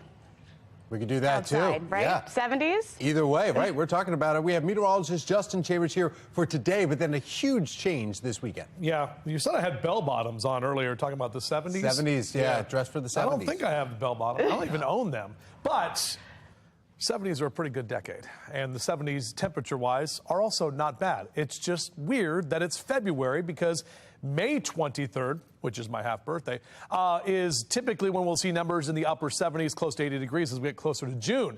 That is not going to be the case today, my friends. As we are looking outside, we're seeing those numbers that typically would be in the upper 40s, and we're going to feel more like May than February from our Mile 1 Auto Group cam. 44 your temp right now in Towson. Those numbers still cool at this hour, but as we head toward the afternoon, those numbers definitely going up. More of those snow showers here in parts of the Northeast right now. Even some icy conditions in parts of Massachusetts. We're dry here, save for a few showers in West Virginia. The cold air is in place and the snow continues for our friends in Minneapolis. Now, let me show you the temperature differences across the country today. 24 in Denver, 41 in OKC, Dallas 62, 51 St. Louis, 82 degrees in Nashville, 78 degrees for us here, 81 degrees cooler in Bismarck, North Dakota today. -3 for a high temperature. Well, while we're basking in the upper 70s here in February. So just that strange weather patterns continue. The changing of the seasons, February, March, April, that's when we typically see some of these wild swings, but not necessarily this. Wild swings in the golf course. British James is going to go attempt to play golf today with a 2-club win. We'll see how wild he gets off the tee. 69 by noon, mid to upper 70s for my golfing friends out there today. Flying friends, well, a bit of a crosswind component, especially as we head later into the afternoon. We're talking about that wind out of the 270. So tough to do that at Martin there with 3-3 being the main runway today. But VFR and windy conditions for your afternoon. Look at these numbers, guys. 48, that's the average. All of us in the mid to upper 70s, mid 70s for the Eastern Shore, 73 Annapolis, 77 in Columbia today, 80 in D.C. Meanwhile, down the ocean, we're looking at numbers in the upper 60s for Ocean City, Maryland. It's not going to last. I'm sorry. 51 tomorrow, definitely colder. 41 on Saturday with more cloud cover around, maybe even a few flakes flying around parts of Maryland Saturday afternoon. And yeah, then we finally get back to the 50s. Next chance for real rain comes on Monday next week. And we are here checking out a pop-up vintage marketplace right now. We'll show you exactly what's here and how you can come make some cool purchases in just a couple of minutes. The celebrity on The Masked Singer goes home. Still ahead in our next hour. Let's see if you got the deal from last night's reveal. Even the rhyming, one thing to help you feel, but if you take too much, you may start to squeal. Either way, Royal Farms has a coffee deal. Now it's time for a coffee break.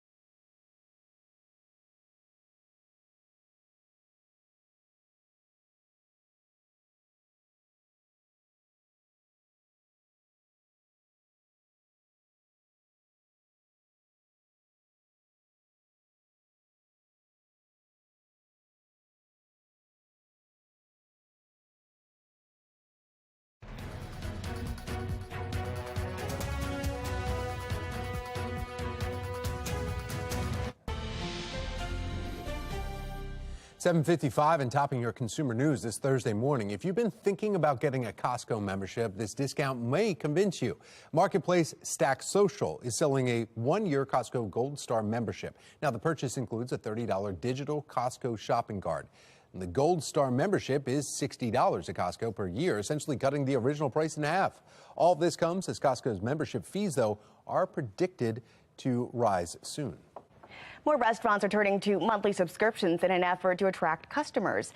Chains such as Panera and P.F. Chang's are experimenting with a subscription model in the hopes of upping business. Some are offering unlimited drinks for free delivery for a monthly fee rather. This comes as personal finance app Rocket Money says the average American is enrolled in 6.7 subscriptions. Last year, 4.2. That's up from 2019. Chick-fil-A's new cauliflower chicken sandwich. I don't know if you can call it that. It's a cauliflower sandwich, but looks like chicken, and it's dividing fans. Well, obviously. I mean, the plant-based sandwich was introduced at select locations earlier this month. And while some customers are appreciative of the new variety, others say the company is moving away from its core values by trying to find new fads. Despite not containing any meat, Chick-fil-A says the sandwich is not considered a vegetarian option due to its cooking environment. Okay, all right. Now, my son always used to say cauliflower is the white broccoli. Can we have some of the white broccoli, please? Some of the white broccoli in the bread. Yeah. You know. We're starting in the 40s this morning with warmer temperatures, but that may break some records. That's coming up in sight. I mean, looking, the numbers are heading that way. It looks good. Meteorologist Justin Chambers is taking a look at how today's temps will hold up into your weekend. The Baltimore City Council will hold an investigative hearing into the mayor's conduit contract today. Coming up, the ongoing concerns over the deal and how the mayor is responding.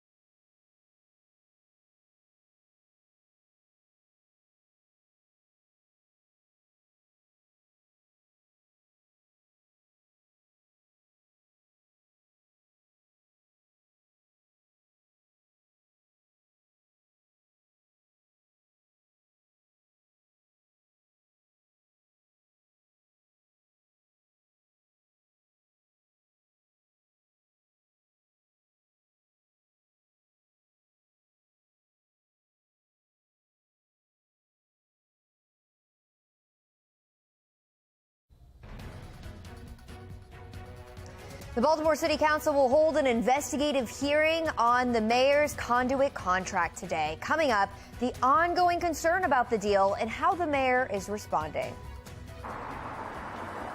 The Baltimore Collegiate School for Boys is at risk of getting shut down. I'm Olivia Danson. Coming up next, I'll tell you about the decision the school board is making tonight.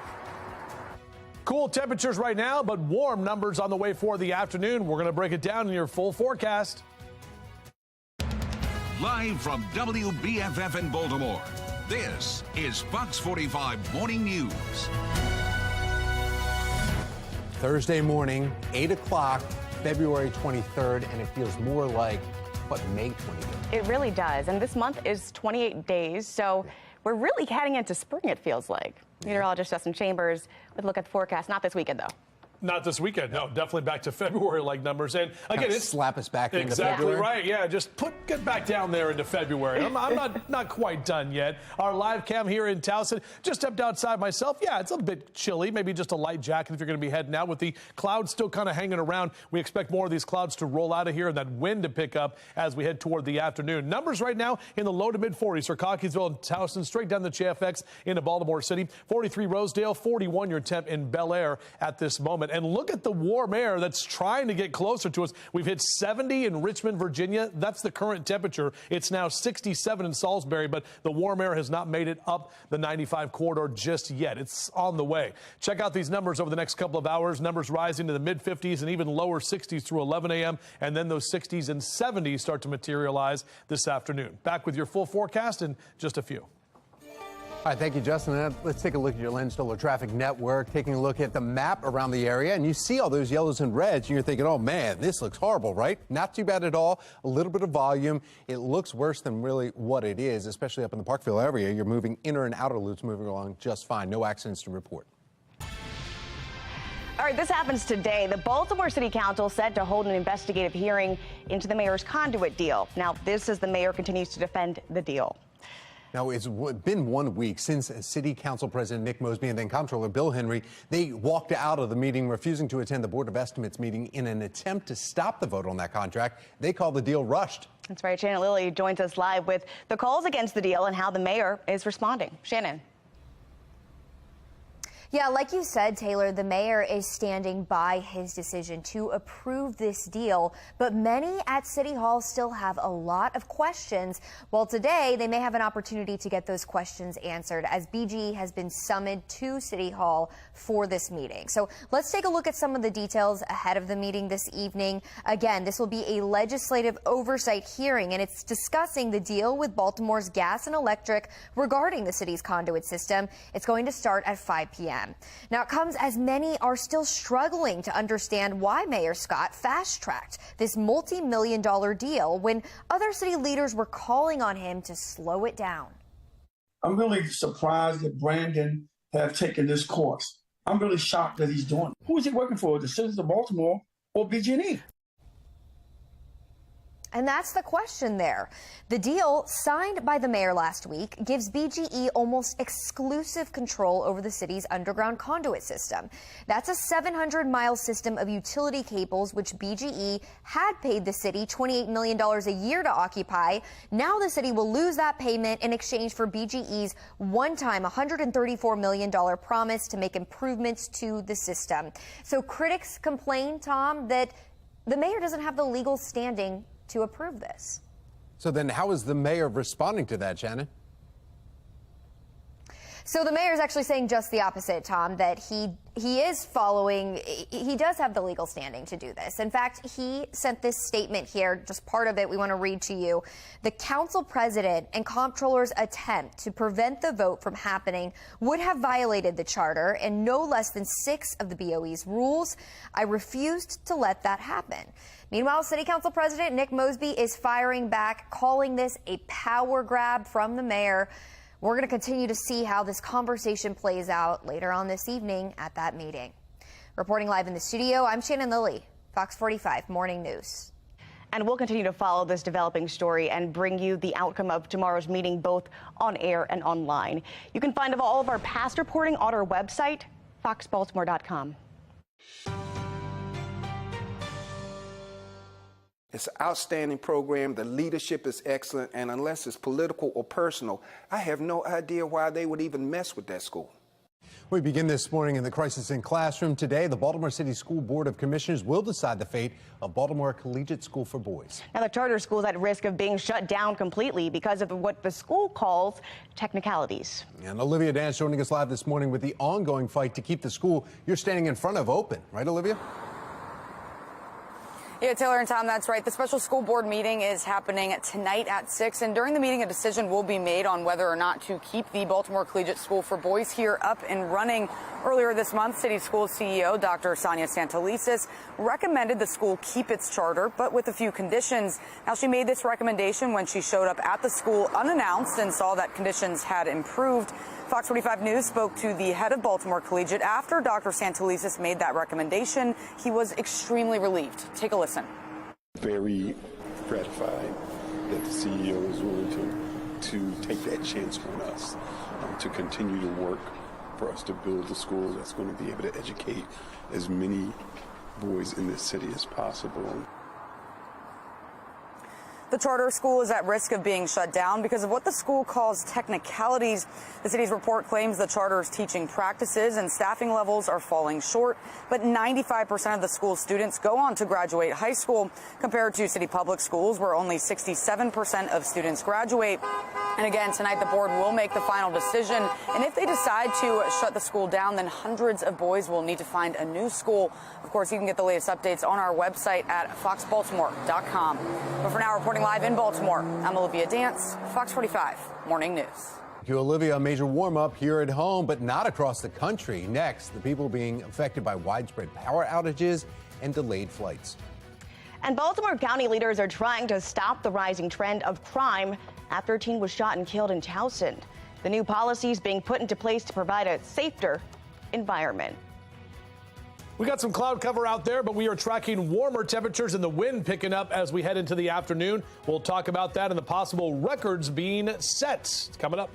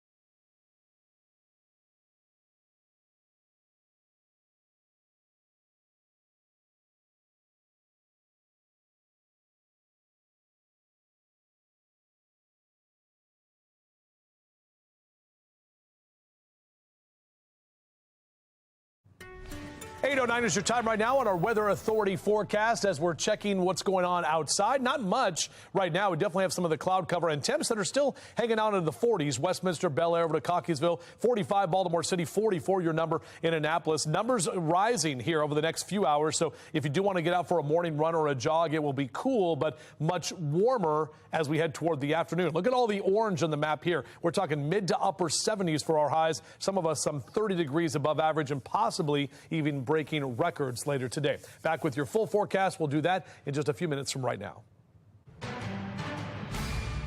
From the live center this morning, just take a look at this snow blanketing parts of Minneapolis. There are widespread power outages and travel disruptions as the winter storm sweeps across the country this morning. And it's in communities that have already been hard hit. They're gearing up for another round of snow. And we're seeing the worst of it here. Take a look. These are live road conditions here in Minneapolis. And it's covered. But forecasters are calling for 2 inches of snow to fall every single hour, starting around sunrise. 8 more inches to come on the ground before they're done. And in Michigan right now, it's reporting more than 600,000 people are in the dark. Most of those are with Detroit-based DTE Energy. And a look from Detroit's airport, you can see crews are de-icing planes and runways. Expect another day of flight cancellations, up to 1,300 already this morning, and it's climbing once again. Minneapolis will be the hardest hit airport, but we are seeing widespread ripple effects to other airports again this morning. And check this out. This is video from Southwest Washington. A snowstorm hit the area near the Portland, Oregon area. More than 10 inches of snow fell by 11 o'clock last night. That is a record.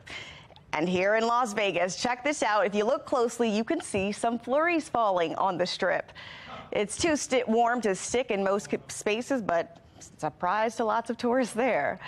More than 65 million people across 29 states are seeing the impacts of this storm, but it's quite the opposite of what we're seeing here around Baltimore today. That's the latest in the Live Center. Parents making their voices heard to lawmakers in Annapolis when it comes to the Maryland 529 plan. In our next half hour, how state lawmakers are responding to all of the complaints. And a deadly shooting in Towson, still no person of interest or suspect named. The problems within the county that may be leading to the spike. You're watching Fox 45 Morning News, all local, all morning. Fox 45 News, winner of 17 2022 Regional Emmy Awards, more than all other Baltimore news stations combined.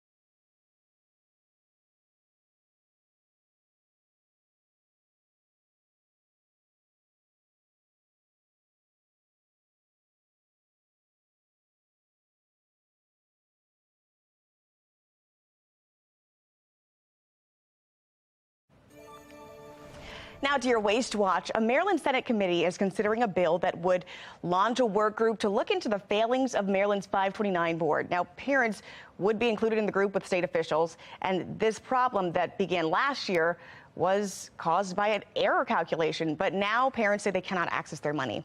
Let's join us this morning, David Williams of the Taxpayer Protection Alliance. Good morning. Good morning. And this is a mess and a half, right? This is actually a great program that has worked in many states. It's worked in Maryland for many years. But what happened was the state saw that they had a really good surplus in this fund, so that what they wanted to do was share that with parents. And they said, okay, we're going to give you 6% interest compounded monthly on the money that you've put into this program up until October 31st of 2021. Now, for some people, that is a lot of money because they had tens of thousands of dollars invested in this 529 program that helps parents send their kids to college, right? But what happened was this inflated their funds. And I think at some point, the board and the 529 people said, wait a second, we can't afford this because this is going to cost a lot of money. And then all of a sudden, in April of 2022, the money disappeared and they started to recalculate this. And this is where all the problems began and everything completely fell apart for this program. And parents were speaking out yesterday to lawmakers, letting them know the impact of this for their families. How does this get fixed? Well, okay, this is not a computer problem. This is a problem that was caused by the 529 program. And first of all, there needs to be transparency. Parents are calling and saying, what is going on? They're not getting answers. Money has disappeared. Money that they invested, that they are counting on and putting into college for their kids, it has disappeared and there are no answers. So that's the first thing. And quite frankly, the parents have to be made whole because they were given a promise. In 2021, they were given a promise. And here's where taxpayers come in, is that taxpayers will probably have to bail out this fund because this is hundreds of millions of dollars that was promised to these parents. So, the Senate, was talking yesterday about, putting out a report, but they're not going to be able to solve this until probably the end of 2023 or next year. So parents need answers now. They don't want to wait until 2024. And it's really embarrassing to take such a successful program and turn it on its head and just destroy the trust of everyone that's invested in it. I mean, in a state that's handled its finances so well, especially in the last year, it's shocking to see. Thank you so much, David Williams. We'll continue to follow this issue as it develops. Thank you. All right, let's get on over to meteorologist Justin Chambers because I'm excited for the weather today. It feels like spring, and you're saying these February-like temperatures are coming back, though. Correct. Yes, it will feel more like February by the time we head into this weekend. However, today is going to feel more like May as you make your way outside. It's still a little bit cool right now. Notice on our Towson camera, we have a lot of cloud cover out there from our Mile 1 Auto Group cam. You can always see on the right side of your screen your temperature in your neighborhood. Even the bottom of your screen has some forecast info, and those are not typos down there for your cities, talking about widespread mid to upper 70s for our afternoon highs. Meanwhile, our friends to the north dealing with snow and ice, and we had a few showers around parts of West Virginia a little while ago. Mostly it's in Minneapolis, St. Paul, and the Great Lakes region where they continue to see blizzard-like conditions. And then another storm is setting up in the West Coast that's going to impact people there by the time we head into this weekend. Wide temperature differences, 3 degrees below zero in Bismarck, North Dakota this afternoon. And we'll be in the mid-80s in Florida, even close to 90 in Orlando later this afternoon. While we're here in the 70s and 80s for Baltimore, down through Charlotte and New Atlanta, even Nashville at 82. And just to the west of there, 51 degrees in St. Louis. So you can really see that temperature difference across the U.S. Overall, for us, hanging out at Fed Hill this hour, we're mainly in the 40s. And by the time we get to lunchtime, you got to hang on to your hats, but it will be well above average, looking at upper 60s through noon and even mid to upper 70s into that 2 and 3 o'clock hour. That westerly wind is really going to help to bring in those warmer temperatures. So it will be breezy later today and even windy at times. Sun will be up until 5:52. So those daylight hours continue to expand as we get closer to the spring equinox. Mid to upper 70s across Carroll and Baltimore counties for your highs this afternoon. 75 in Dundalk, Perry Hall, and White Marsh. 75 even for you in the Hereford zone. And look, 80 in D.C. today. Mid 80s in Richmond. A little cooler in Philly in the mid 60s there, but a lot of us in those 70s and lower 80s. Not going to last, unfortunately. Lower 50s by Friday and lower 40s for the high temps on Saturday. So that colder air is right back in place. before we start to level things out next week with more of those 50s returning. So the warm front, I should say, is moving in ahead of that cold front. You can see that thing passing through late tonight. Behind that, tomorrow, the winds will turn to be more from the north and the west, and that's going to bring in that cooler air. On Saturday, we do have some cloud cover around. Some of us may pick up a few flakes flying around, but overall, we're not going to get much in the way of actual accumulation. The ground is just going to be too warm, but just don't be surprised if you step outside and see a flake or two on Saturday. We spring forward in 17 days. That's the time change, about 3 weeks away from St. Patty's Day. Just 6 weeks from today, it's opening day at Camden Yards, and a week earlier, the O's open on the road with opening day for the entire Major League Baseball season coming at the end of March. 7-day forecast looks like this. Lots of changes. Next real chance for rain comes on Monday afternoon. And Donna Mueller from Harford County sent us this nice photo of her backyard, spending her time outside with what we can only assume is an unwelcome guest in her yard. Cute nonetheless. Thanks, Donna, for sending us your photo. And we want to see how you're enjoying the warmer weather today. Go ahead, use your phone's camera to scan that QR code on your screen. It'll take you to our website, foxbaltimore.com/chime-in. There you can upload your pictures or videos. You can also use your Fox 45 News mobile app and click the Explore tab, then chime in. All right, let's get to Len Stoller Traffic Network. There is a lot of traffic throughout the Baltimore region. But there's another crash here that we're learning about on 95 South at Mountain Road. 2 vehicles involved there, and it's closing the right traffic lane down as well as the shoulder. All right, a live look now from the Len Stoller mobile track. It's on 695 North around the Catonsville area. Everything moving smoothly. A son's education hangs in the balance. Still ahead, the response from Baltimore City schools and how his mom is continuing to fight for her son. And we are checking out a pop-up vintage marketplace here in Station North. Coming up next, we're actually going to focus in on some of the furniture that you can actually buy here this weekend. You're watching Fox 45 Morning News, all local, all morning.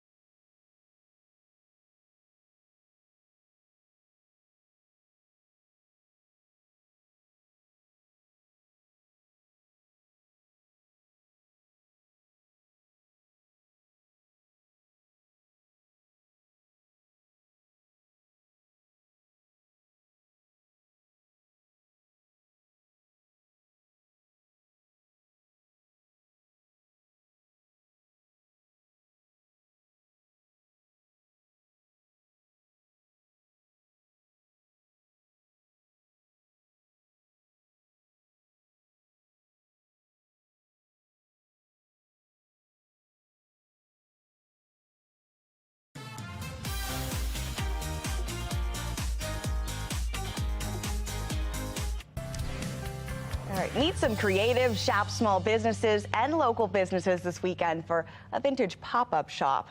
This morning for our hometown hotspot, Amy Aronson is live at Station North with that jacket.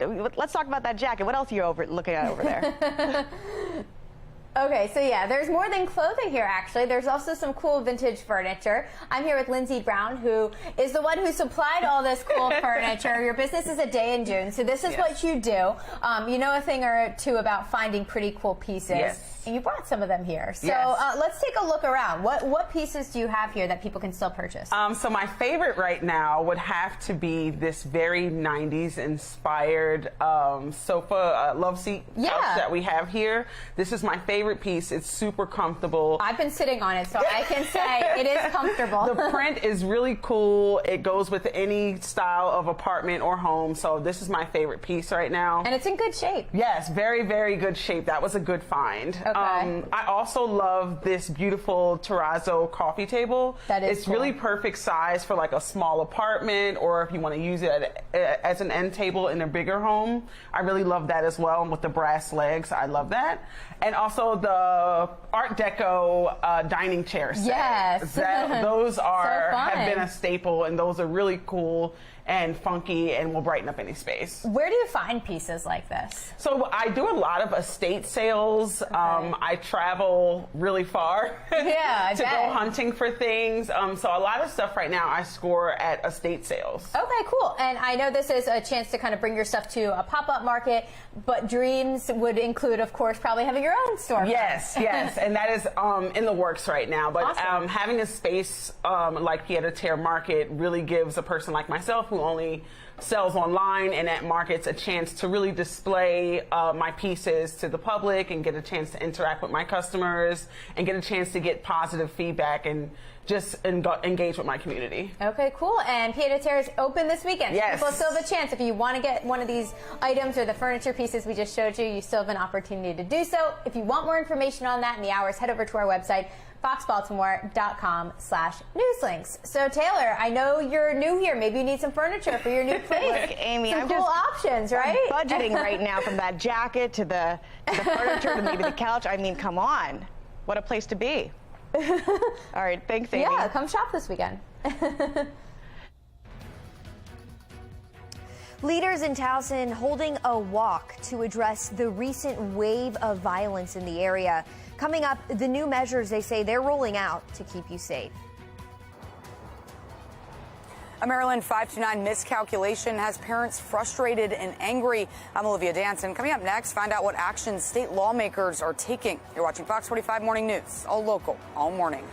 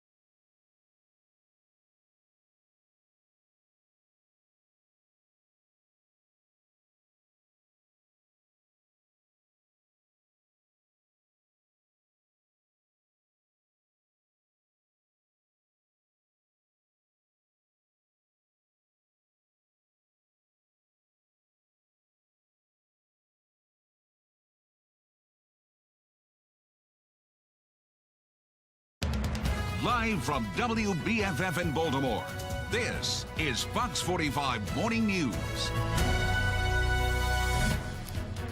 Bright and early morning to you this Thursday, February 23rd. I'm Taylor Stewart. I'm Tom Rogers. We need to get right over to meteorologist Justin Chambers. He's got a look at the warmth, but then the snow possible. Well, yeah. I mean, don't get too excited, snow lovers. We're just going to have a lot of cloud cover around on Saturday. And again, a few flakes might be flying after our above average and even possible record-setting temperatures for today. So looking out over the stadiums right now, we do have a lot of cloud cover, kind of gray right now, and temperatures that remain in the 40s for us. Meanwhile, if you look to the south, we're already seeing 50s start to move in to Cambridge, California. We're at 67 in Salisbury, so that warmer air is just to the south of us and eventually will be making its way here. So over the next couple of hours, numbers steadily rising, 60s through midday into the 70s for the afternoon. And check out these numbers across the board, mid to upper 70s for your highs. The record for the day is 78. That's the high that we're going for. So we should at least tie the record set back in 1874. Back with your full forecast in just a few. All right, thank you, Justin. Now, a Baltimore City mother receives an outpouring of support after an emotional plea for help. Her son, who's in 4th grade, was far behind in his education. That's right. Project Baltimore's Chris Papps explains us this morning. Well, joins us this morning, rather. After we told Michelle Walken's story, the help came forward, but not from Baltimore City schools. What can you tell us about this? This is one of the stories where we highlight an issue, and then the wonderful people in the Baltimore community rally behind the family, where we told the story. And in this situation, Michelle Walken's son. The neighbor heard about 5 shots, and once the shots happened, apparently there was an individual that walked over to the victim and looked at that victim and then walked away. I love this community, and I love the people here, and we deserve better. We're openly exploring all avenues and all options to keep, again, not just Towson, but all of our community safe. Is unthinkable. And we absolutely have to put all our heads together, all hands on deck to stop this insanity. Even to take a walk outside with your dog becomes sort of a life or death situation. Well, turning now to counties under pressure, leaders in Baltimore County coming together to take a stand against the ongoing violence that they're seeing in Towson. That's right. It comes just after a 17-year-old was shot and killed in the Towson Town Circle Monday night. Jen Lilly joining us live this morning with the measures being put in place to ensure the safety of the residents there. Shannon? Well, county leaders, Tom, are vowing to get ahead of this crime, and they are demonstrating that by walking through Towson. In fact, we want to take another look at this walk that they hosted last night. County Executive Johnny Olszewski was joined by police and business leaders as they walked from the Chamber of Commerce and down York Road. Now, as for what they're actually doing to try to curb crime, well, Olszewski tells us they're moving forward with grants for license plate readers and also more cameras as well. And then they're even exploring hiring additional security to help police. We're going to move as quickly as we can.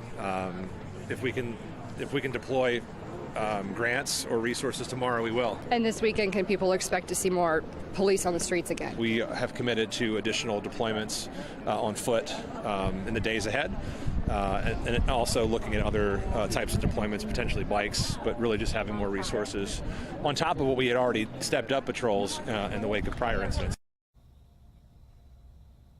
And this as the Towson community has been interrupted and many left stunned by several recent crimes. Monday night, 17-year-old Trayshawn Harmon from Baltimore City was murdered along Delaware Avenue. And within the past 3 weeks, there was another shooting, a stabbing, and 3 rapes that also happened just feet from the Towson Circle. Now, as for Monday night's deadly shooting, police are still searching for a suspect. Reporting live in the studio, I'm Shannon Lilly. Fox 45 Morning News. Thank you, Shannon. Businesses in Baltimore County, and especially the ones in Towson, have been sounding the alarm about crime for a while now. Exactly a year ago, Fox 45 News was with businesses after a large fight led to 6 young people being arrested. 2 officers and a mall security guard were injured. Leaders then told us they met with businesses and security changes were coming. One manager in the mall told us that they would be closing an hour early on weekends to ensure their employees are safe. It definitely is concerning. Again, like as a manager, my first priority is always like my employees' safety. Well, another violent scene and homicide investigation near the Towson Circle this year. Still ahead, the thoughts from a former police commissioner on the latest violence in Towson. We could also see record high temperatures reaching the upper 70s. Next, meteorologist Justin Chambers will let us know how long these temps will stick around. You're watching Fox 45 Morning News, all local, all morning.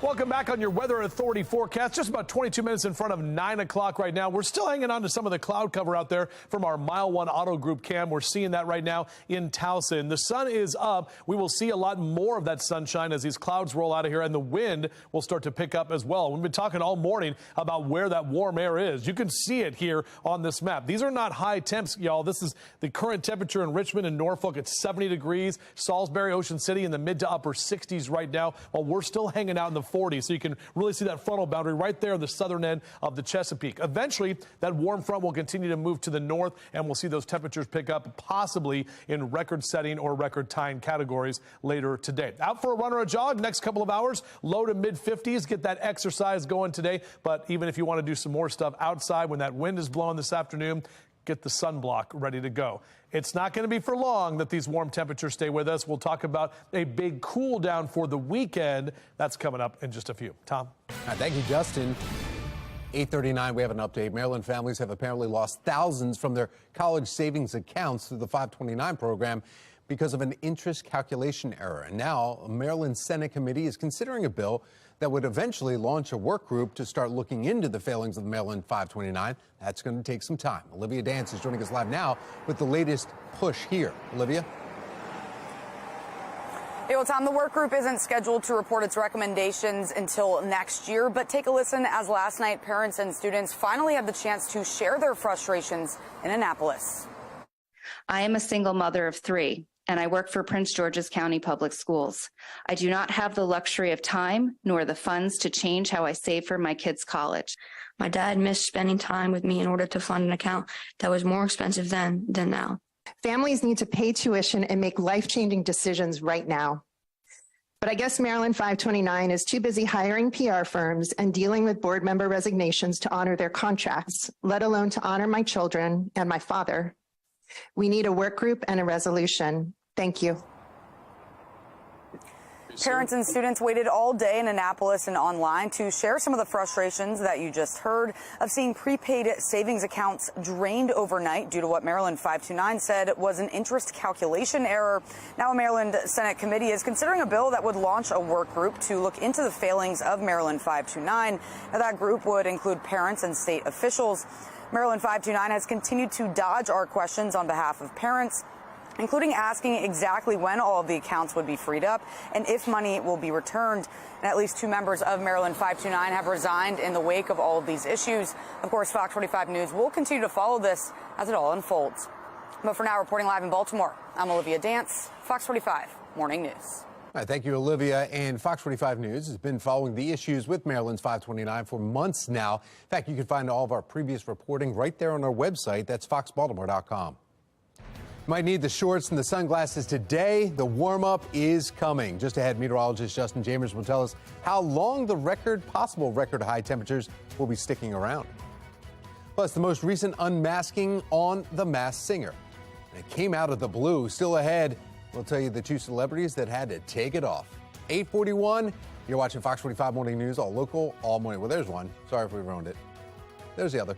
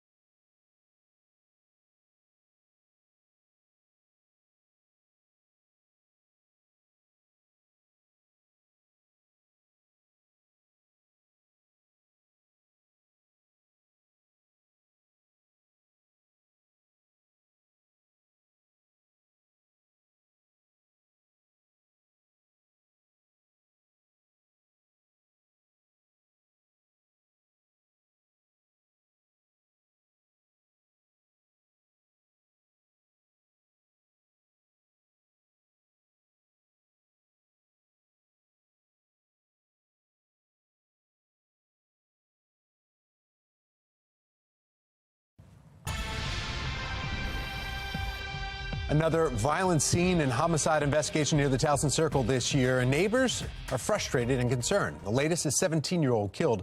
Before that, shootings and rapes in that same area. And the county is still looking for a police chief. Joining us now for this week's Fox Undercover, former police commissioner, current talk show host, Ed Norris. Good morning, Ed. Good morning.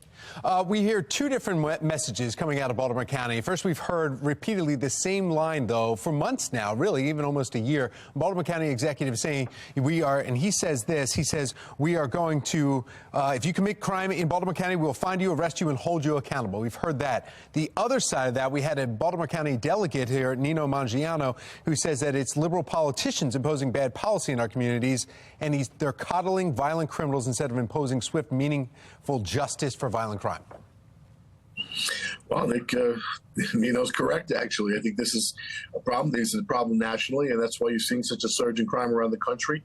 I think you see in the county because it spills over from the city. Like the last one, the rapist raped those 3 women in Towson. That's a Baltimore City product who was already out on gun charges. I mean, he's exactly right. This is exactly what's going on. I don't know how this whole scenario, the whole story's been turned upside down, where we coddle people who commit crime. We don't give a damn about the victims. And you see it in Baltimore too. Everything's backwards, and they're making a tremendous mistake, and people are paying the price. But you hear that time and time again. They say, well, crime is up, violent crime is up across the nation. So what are we supposed to do about it? Not do what we're doing. Let the police be the police again.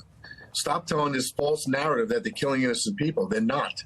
This is just, it's nonsense. It's a complete lie. It's a complete lie being told over and over again. It's right out of Gerber's playbook. You tell a huge lie over and over. People start to believe it.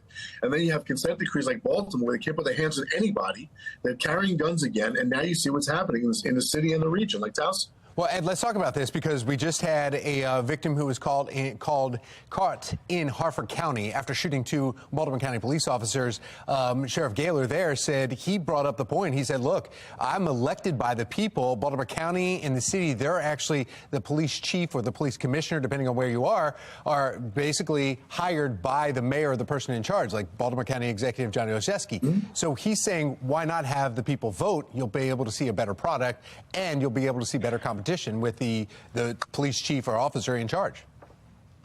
Yeah, I hope you get a better product. I think Gaylor does a great job in Harford County, but the problem is that you got a voting constituent who vote for him. In other places, I don't know who they're going to vote for. Okay.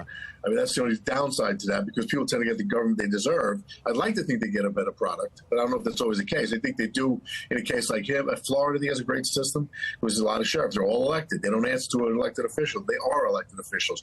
And if the people are happy with them, they stay in office. And I think it is a good system. So I think Jeff's right. Okay. Ed Norris, we need to leave it there. Thank you. Yeah, thanks. You can always hear Ed every morning, Monday through Friday, Sports Radio 105.7 The Fan from 6 to 10 a.m. Well, 8:47 now, we want to get over to meteorologist Justin Chambers to look at the full Weather Authority forecast and the roller coaster. We're about to do the plunge, right? Yeah, exactly right, Tom. I mean, the anticipation, isn't that the fun part on roller coasters? Or maybe the scariest part where you're like, I don't know what's going to happen. Then you go, ooh. Yeah, so we're going to get up to that top of the roller coaster crescendo or the top, either way. And then we're going to go back down as we head toward the weekend. Right back down below average after near record highs possible today. Look at your weather headlines. We got the cloud cover out there. Look at that number, 45 right now. Upper 70s for this afternoon. I only chuckle because you think of this like 33 degrees warmer than where we are right now is what we're looking for the highs today with breezy to windy conditions. And then much colder this weekend. We'll go from highs in the upper 70s to highs in the lower 40s. And that's, 37 degrees colder. Man.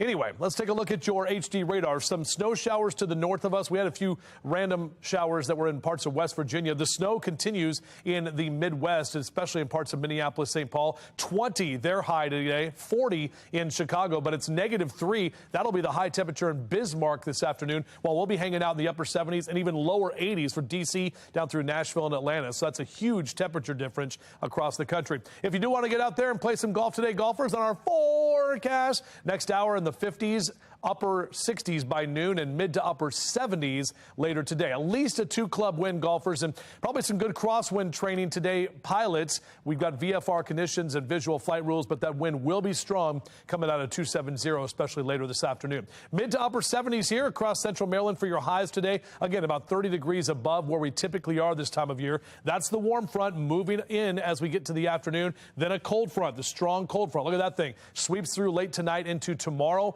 Behind that, that, we'll have that colder air and then much colder air working in by the time we head to Saturday with some cloud cover around. Notice that little blue there in western Maryland and parts of the Maryland and PA line. Could see a few flakes flying around parts of our area by the time we head into Saturday afternoon. We're not talking snow shovels or anything like that, but you'll definitely notice that those temperatures will be colder.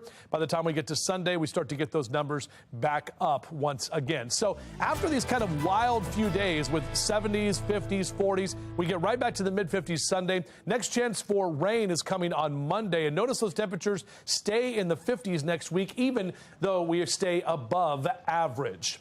Time to take a look at a view through your window. Beautiful shot of a sunrise here from Julia T. I love that picture, man. That is just very serene. So thank you, Julia. And we'd love to see the view through your window. Go to our website, foxbaltimore.com/chime in, or scan that QR code right there on your screen. Tom? Thank you, Justin. Let's take a look now at your Lens Solar Traffic Network. And let's see what we're looking at here, the map there. Now, you see the marker up at the top of your screen right there, right next to the Lens Solar bug here, but that's gone. That's just been stuck there. There's it's been left there all morning long, but it's been cleaned up, so there's no issues there. The rest is just the volume around the Baltimore region. No issues to report. Here's a live look right now from our Lens Solar mobile track. In case you didn't believe me right there, you can see for it for yourself right here, riding along the inner loop just past Towson. Trending now, Big Hero 6 fans won't have to wait much longer for the movie's themed area inside Disneyland. Walt Disney, the company, says San Francisco Square is set to open this summer. And that was, Baymax right there saying that. The area is named after the main city in the animated film, a combination of San Francisco and Tokyo. Fans who visit the Disney California Adventure Park will soon be able to meet the robot character Baymax in the square. No way. Bring some Scotch tape with you, along with the choice to eat from a variety of new Asian-inspired items or drink from the English, Japanese, and Spanish-inspired beer garden. Meanwhile, a newlywed couple starts off their first few hours of married life stuck inside a broken elevator. Wonder what's happening about 9.5 months later, right? Well, the couple, along with some members of their wedding party, all right, that would be awkward. They all got stuck in between some floors in North Carolina hotel elevator for 2 hours Sunday. The Charlotte Fire Department responded to the call, hoisting the people from the top of the elevator to their safety. No injuries reported. The bride and the groom, they ended up getting a divorce after it? No, I'm just kidding. They had some extra time to hang out with their guests. And look at that beautiful shot right there. Congratulations. I'll never forget. The winner takes it all on ABBA night at the Masked Singer. And we want to warn you, we already showed you a little bit of it, but you missed that. We're about to reveal some more. So if you want to look away from last night's episode and cover your eyes, because we're about to reveal the unmasking, even though we just did it right there while I was talking. Okay, if you're still here, it means that you don't care right now. TV personality, comedian Howie Mandel, you just saw him unmasked as the Rock Lobster. There he is right here. And then next, can you guess who this is? Justin was just hanging out with her not too long ago. That's pop star Debbie Gibson.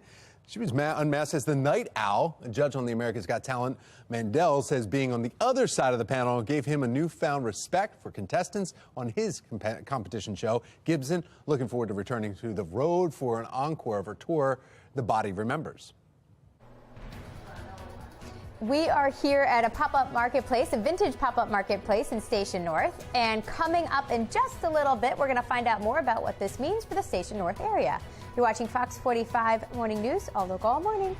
Well, Spotify is pushing to make its playlist more personal for music lovers. Coming up in our next hour, the impact AI will have in the popular music streaming platform. Speaking of streaming, it's time for a coffee break.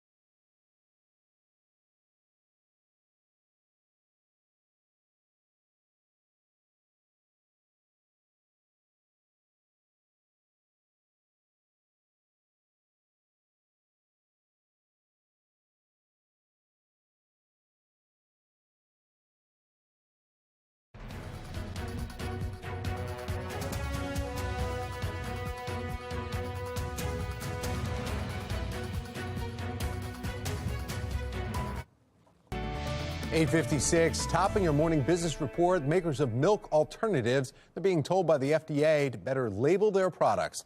The Food and Drug Administration, the FDA, issuing draft guidance Wednesday recommending a nutrient statement on alternative milks, detailing how they compare to dairy milk. An example might be something like contains lower amounts of vitamin D and calcium than traditional milk. FDA has been working on improving information on milk alternatives since 2018. Employees at Amazon, they're pushing back against the company's return to office mandates. Reports claim that Amazon workers have drafted a remote work petition stating that a mandate to return to the office runs contrary to the company's positions on diversity and inclusion, affordable housing, sustainability, and focus on being the Earth's best employer. Amazon CEO Andy Jassy announcing last week corporate employees will have to spend at least 3 days a week in the office beginning May 1st. Spotify is planning to make its curated playlist more personal. The company is rolling out a personalized voice DJ to announce its songs and offer other colors. Now, the Spotify has long made music suggestions for listeners. The difference now, it's introducing an artificially intelligent disc jockey to mimic listening to terrestrial radio. It comes on the heels of AI software like ChatGPT making waves in other sectors there. Speaking of ChatGPT, JP Morgan, a lot of letters right there. JP Morgan Chase is the latest organization to clamp down on the use of new tech. People familiar with this new policy say that the bank is limiting the artificial intelligence software due to compliance concerns and not a particular issue. ChatGPT has been the target of scrutiny since it was publicly released in November. Though it can generate believable essays, scripts, computer code, it has also been reported to make significant errors. 8:58, fried food, guilty pleasure for many of us. Genevieve Gorder is here with a handy kitchen gadget to make a healthier version of your fried favorites. Here she is in America's Steals and Deals.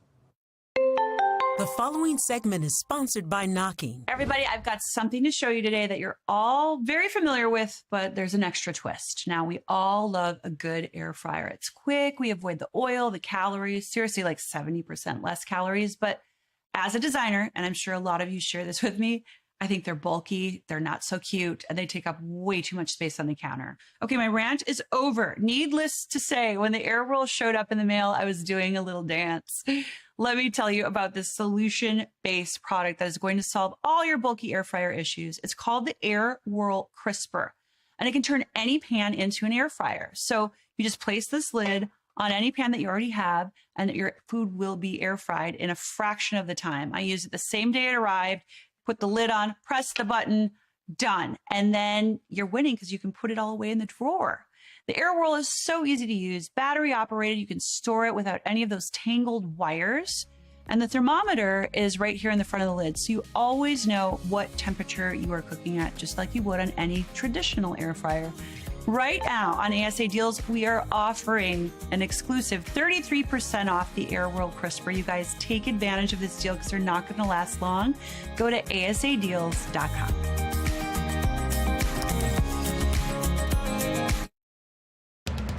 Live from WBFF in Baltimore, this is Fox 45 Good Day Baltimore. 9 o'clock. Hopefully you got the pool open or you're headed to the beach. I don't know, because it's going to be a nice warm day on this Thursday, February 23rd. I'm Tom Rogers. I'm Taylor Stewart, and I can't get over the sunrise that we've been looking at to our side here. Meteorologist Justin Chambers here to break down those warmer temperatures for us. But come on, man. Tomorrow morning. Do what I can. Yeah, we're taking a look at our forecast here. Temperatures well above average here today, possibly even some record-setting numbers. That sun that's been up for quite a while right now, so not necessarily the sunrise, but we're definitely seeing that sun that's trying to poke through some of that cloud cover over the inner harbor at this time. Temperature-wise, we're still hanging on and waiting for the warmer air. You can see 69 in Salisbury, 72 in Richmond. We're still only in the upper 40s in Baltimore City. So it's just to the south of us right now, but it is going to move all the way up the Chesapeake and into the mid-Atlantic over the next few hours. So numbers stay in the 50s next hour and into the 60s by noontime. Then we'll see those numbers rise to the 70s later this afternoon. We're back with your full forecast in just a few minutes from right now. Tom? All right, thank you, Justin. Let's take a look now at your Lens Solar Traffic Network and the map around the Baltimore region here. Looking at your times, actually, right now, 13-minute commute in the yellow, 795 to 95, and then 14 minutes, 95 to 83. So no issues to report around Baltimore right now. Oh, wait a minute. We're getting something right here now on 95 southbound, right near Mountain Road. There's a delay there, but also right in White Marsh. We also have another delay there, too, because of just past exit 67. They're not saying exactly what's causing that delay. I made a commitment to always do what's in the best interest of the residents of Baltimore. This is a precious city-owned asset that we need to take our time. Happening today, the Baltimore City Council is set to hold an investigative hearing on the mayor's conduit contract. This comes as the mayor continues to defend the deal. Yeah, it's been 1 week since City Council President Nick Mosby, Comptroller Bill Henry refused to attend that Board of Estimates meeting in an attempt to stop the vote on that BGE contract that they call the deal is just too rushed. Yeah, Shannon Lilly joins us this morning with the new calls against the deal and how the mayor is responding. Well, like you said, Taylor, the mayor is standing by his decision to approve this deal. And meanwhile, many at City Hall still have a lot of questions. Well, today they may have an opportunity to get those questions answered as BGE has been summoned there for a meeting happening later this evening. So we want to pull up some details about this meeting happening later today. Again, this will be a legislative oversight hearing. It's going to be discussing the deal with Baltimore's Gas and Electric regarding the city's conduit system. It starts at 5 p.m. And it comes as many are still struggling to understand why Mayor Scott fast-tracked the multi-million-dollar deal when other city leaders were calling on him to just slow it down. I'm really surprised that Brandon have taken this course. I'm really shocked that he's doing it. Who is he working for, the citizens of Baltimore or BG&E? Yeah, the deal signed by the mayor last week gives BGE almost exclusive control over the city's underground conduit system. And that is a 700-mile system of utility cables, which BGE had paid the city $28 million a year to occupy. Now the city will lose that payment in exchange for BGE's one-time $134 million promise to make improvements to the system. So critics complain, Tom and Taylor, that the mayor has no legal standing to do this. So, Shannon, how is the mayor then responding to that accusation? So he's saying just the opposite, Tom, that he is complying with the law. In fact, he sent out a statement. We want to read part of that statement to you. We'll pull it up right here. He says, quote, "The council president and comptroller's attempt to prevent the vote from happening would have violated the charter and no less than 6 of the BOE's rules. I refuse to let that happen." Well, City Council President Nick Mosby fired back after that statement, saying that this is nothing more than a power grab from the mayor. We're going to continue to see how this conversation plays out later on this evening at tonight's meeting. Reporting live in the studio, I'm Shannon Lilly, Fox 45 News. Good day, Baltimore. All right, thank you, Shannon. Now to the crisis in the classroom. Today, the Baltimore City School Board of Commissioners will be deciding the fate of Baltimore Collegiate School for the Boys. That's right. The charter school is at risk of being shut down because of what the school calls technicalities. Olivia Dan joining us live this morning in front of that school with the ongoing fight to keep it open. Olivia. Well, Taylor and Tom, that's right. The special school board meeting is happening tonight at 6. And during the meeting, a decision will be made on whether or not to keep the Baltimore Collegiate School for Boys here up and running.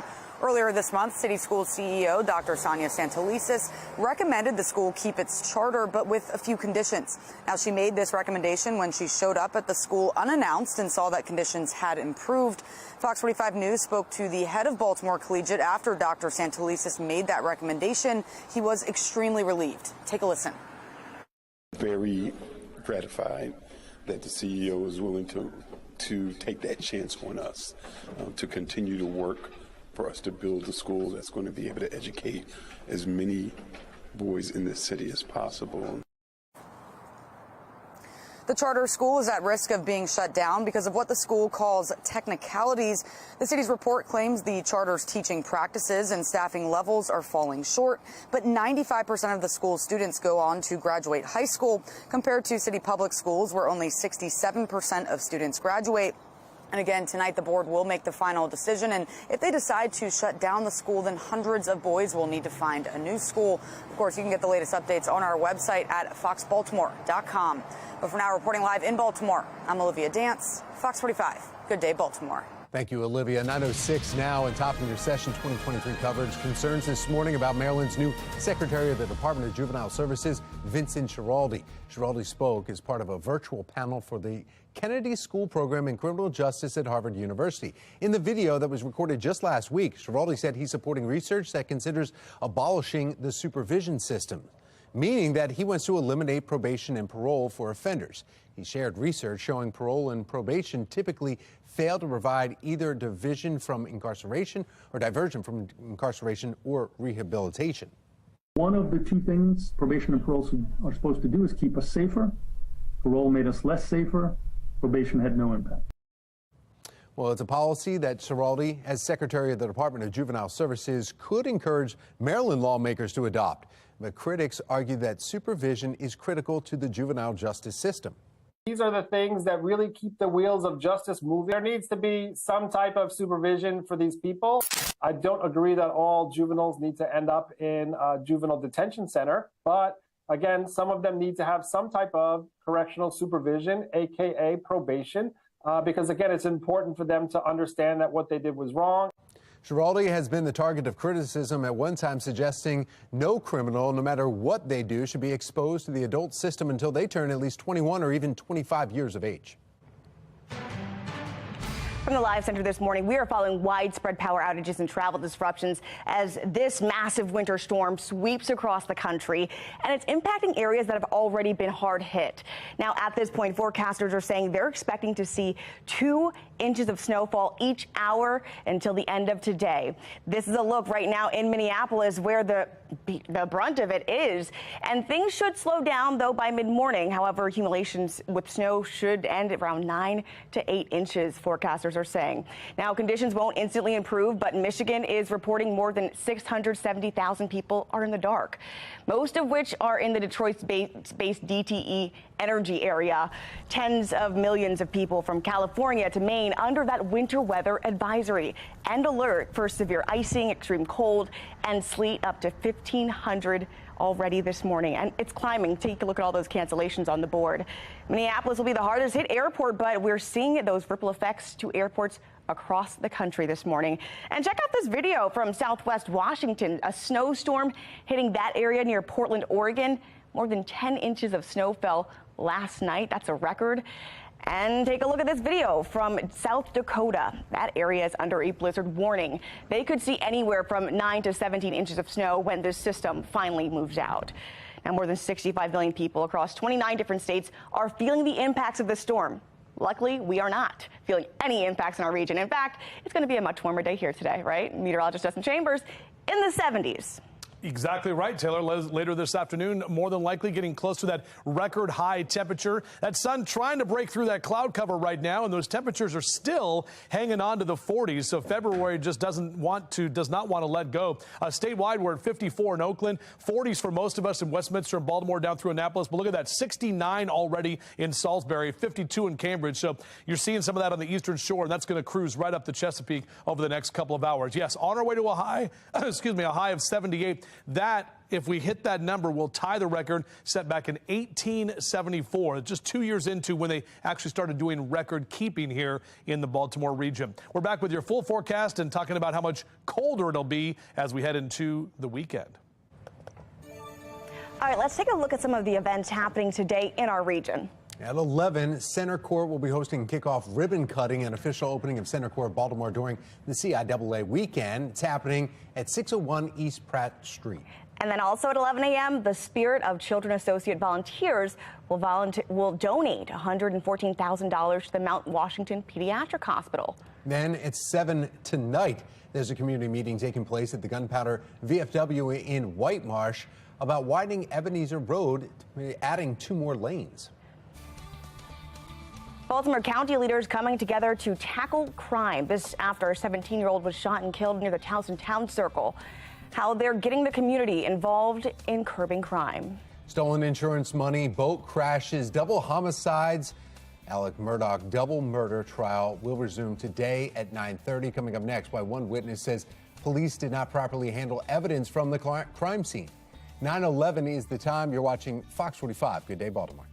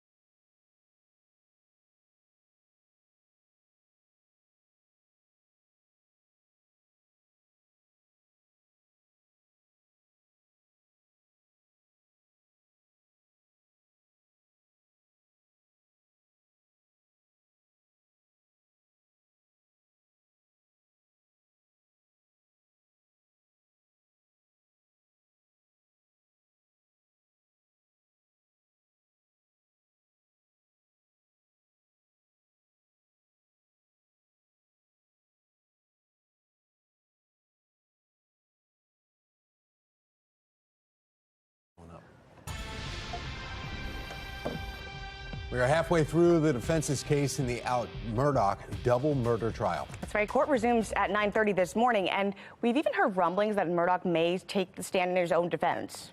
Well, Katie Soule with our St. Clair sister station out of Charleston gives us a breakdown of the testimonies from Murdaugh's former law partner and another crime scene expert. Alec Murdaugh's former law partner started as a strong witness for the defense. But then things took a quick turn once the prosecution started cross-examination. And I told him we'd get through it. Alec Murdaugh's friend and former law partner Mark Ball was one of the first people at the family property the night Murdaugh's wife Maggie and son Paul were killed. Ball testified law enforcement didn't do a good job locking down the crime scene. There, and I said, I think the sheriff wants this blocked off. And then I walked back to where Barry McRoy was. And then Did that entrance get blocked off? No. What happened? People just kept piling in. I mean, it was just more and more people kept showing up. Where's the crime scene start and stop? He also says just one day after the murders, SLED opened up the scene. I walked back out and asked what I thought was the agent. And what was the agent? He said, we've got all we need. Ball painting a picture of a loving family. The person I thought I knew loved his family, or appeared to love his family very much. He'd take their calls, he'd do all of those things. Nobody knows what goes on behind closed doors, but they seemed to enjoy each other's company. But when he started to testify about Alec's alibi for the night of the murders, Ball says he now knows his friend wasn't completely honest. And did he deny ever going down to those kennels to his buddy and law partner of 34 years? He said that he ate dinner, laid down on the couch, took a nap, and then left to check on him. And now you know that's not true from seeing the kennel video, right? I do. He also testified he saw no blood on Alec the night of the murders. But when Ball went into the feed room after the fact... And you also ended up getting blood on your sleeves, correct? I did. I didn't know. Up high, correct? On my shoulder areas and on my pants. And when Alec's financial charges and the lies he told those closest to him were brought up, Ball became upset. You have just testified that you didn't really know this man, did you? Obviously, I did not. I mean, had we known the things he was doing, we wouldn't have been law partners. What was the word you used before, cunning? Very cunning. In the afternoon, another crime scene expert took the stand. His job, according to the defense, to show the investigation and crime scene processing at Moselle was not done properly by law enforcement. Did they do a terrible job here? He's an expert. I can ask an opinion. I don't know what their limitations were, and I don't know what the training of the people doing the crime scene processing was. So I'm not asking you the limitations. Looking at it, did they do a terrible job here? Did they do a less, terrible is the wrong word. Let me get it more scientific. An adequate job to show the absence of, at the minimum, the absence of any other evidence. They do an adequate job to I don't eliminate. believe so. What? I don't believe so. Okay. And that's your expert opinion. Correct. Okay. That much more could have been done. 9:18 is the time, and it is going to be a gorgeous, warm day today. It certainly is. Meteorologist Justin Chambers warming up our morning for us. I say gorgeous, but it's actually kind of cloudy. But windy, it's still too, a little bit, right? You guys could just do the forecast if you'd like. I don't need to do it. Now take it away. Is there anything left? Okay, we possibly will see some snow flurries sometime this weekend, too. And then we can time it out. I think it maybe starts around. I can go back and hang out backstage. Look at this great shot over Towson. We're listening. Cloudy skies this morning, windy for the afternoon, and yes, we could see a few flakes flying by the time we get to the weekend. Towson right now, overall, seeing those clouds and the temperatures that have been hanging in the 40s for most of the morning. 47 your temp right now. No wind to speak of, but the wind is going to pick up, and you're going to see in the next hour we'll slide right into those low and mid 50s for Towson, into the 2 and 3 o'clock hour, mid to upper 70s. rapid warm up, especially as we see that southwesterly and westerly wind moving in throughout the day today. We do expect to see a lot more sunshine than what we're seeing right now, with temperatures in the mid 70s by about 5 o'clock. A record high for the day is 78. So we're looking for that number on the nose. If we hit that, we will tie the record set back in 1874. Sun will be up until 5:52. Notice the sunrise and sunset times. The daylight hours definitely expanding as we're getting closer to that spring equinox. And we have equal day and night, hence the word equinox. Here's a look at your average high temperatures. 48, nowhere near that number across Carroll and Baltimore counties this afternoon. Mid to upper 70s, even some close to 80 degrees. The further south you go, that'll have a better chance of actually hitting that 80-degree mark. Columbia and Elk Ridge down to Odenton in the district this afternoon. Mid to upper 70s along the water for Annapolis and Severna Park. Overall, again, a windy but very warm day. And there's the temperatures I was talking about. Mid 80s in Richmond. It's already in the 70s right now. Even upper 60s down the ocean there, and 75 for western Maryland and Cumberland later today. The temperatures, the warm ones or the hot ones, not sticking around for long as we fall back off that cliff. 51 on Friday, only 41 on Saturday. So that number below average. Those temperatures do level off. We stay above average and mainly in the 50s here starting on Sunday and Monday of next week, but we overall won't have those huge temperature swings that we've been talking about. So the warmer air moving in for the afternoon. That's the warm front. Then there's the cold front. That comes in late tonight, sweeps right through the area and drops our temperatures. The wind turns more, instead of the west, to be more of a northwesterly wind. So blustery conditions expected on Friday. And then Saturday, we do have some cloud cover rolling in. Notice that little light blue right there under that ridge of high pressure over Pittsburgh and parts of western Maryland. Some of those flakes could be flying by the time we get to Saturday afternoon. It will definitely be cold, but that threshold probably not met for seeing actually snow accumulating, only because our temps are going to be in the upper 30s and lower 40s. But then Sunday, we warm right back up and see those numbers that will be back in that above average category. Just about 2 weeks away plus from our spring forward time. So a couple of weekends from now, we'll be getting that extra, or losing an hour, but gaining that extra hour at night with daylight saving time. Opening day for the O's at home in just 6 weeks from right now. Very excited about that. Of course, their first spring training game Saturday in Florida, where it's going to be hot down there in Sarasota. So 70s today, 50s tomorrow, 40s Saturday. We got it all for you. Even some 20s and 30s thrown in there to boot. Tom? All right, thank you, Justin. Let's take a look at your Lynn Solar Traffic Network. Taking a look at the conditions along the JFX. Right now, it would take you about 8 minutes to travel from the top of the JFX down to President Street.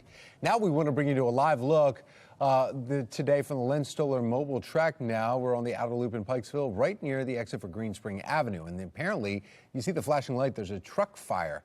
Emergency crews are there. Fire is there now, blocking the exit to Green Spring Avenue as that fire truck is there with the flashing lights, working on a truck fire, though. So you see that, a little slow down your right lane. An animal welfare bill is making its way through the Florida State Senate. Why you may not be able to see dogs hanging out the window enjoying the sunshine in the Sunshine State. And a vintage pop-up marketplace is here in the parlor for one more weekend. Coming up next, we're going to find out what this means for the Station North area. You're watching Fox 45. Good day, Baltimore.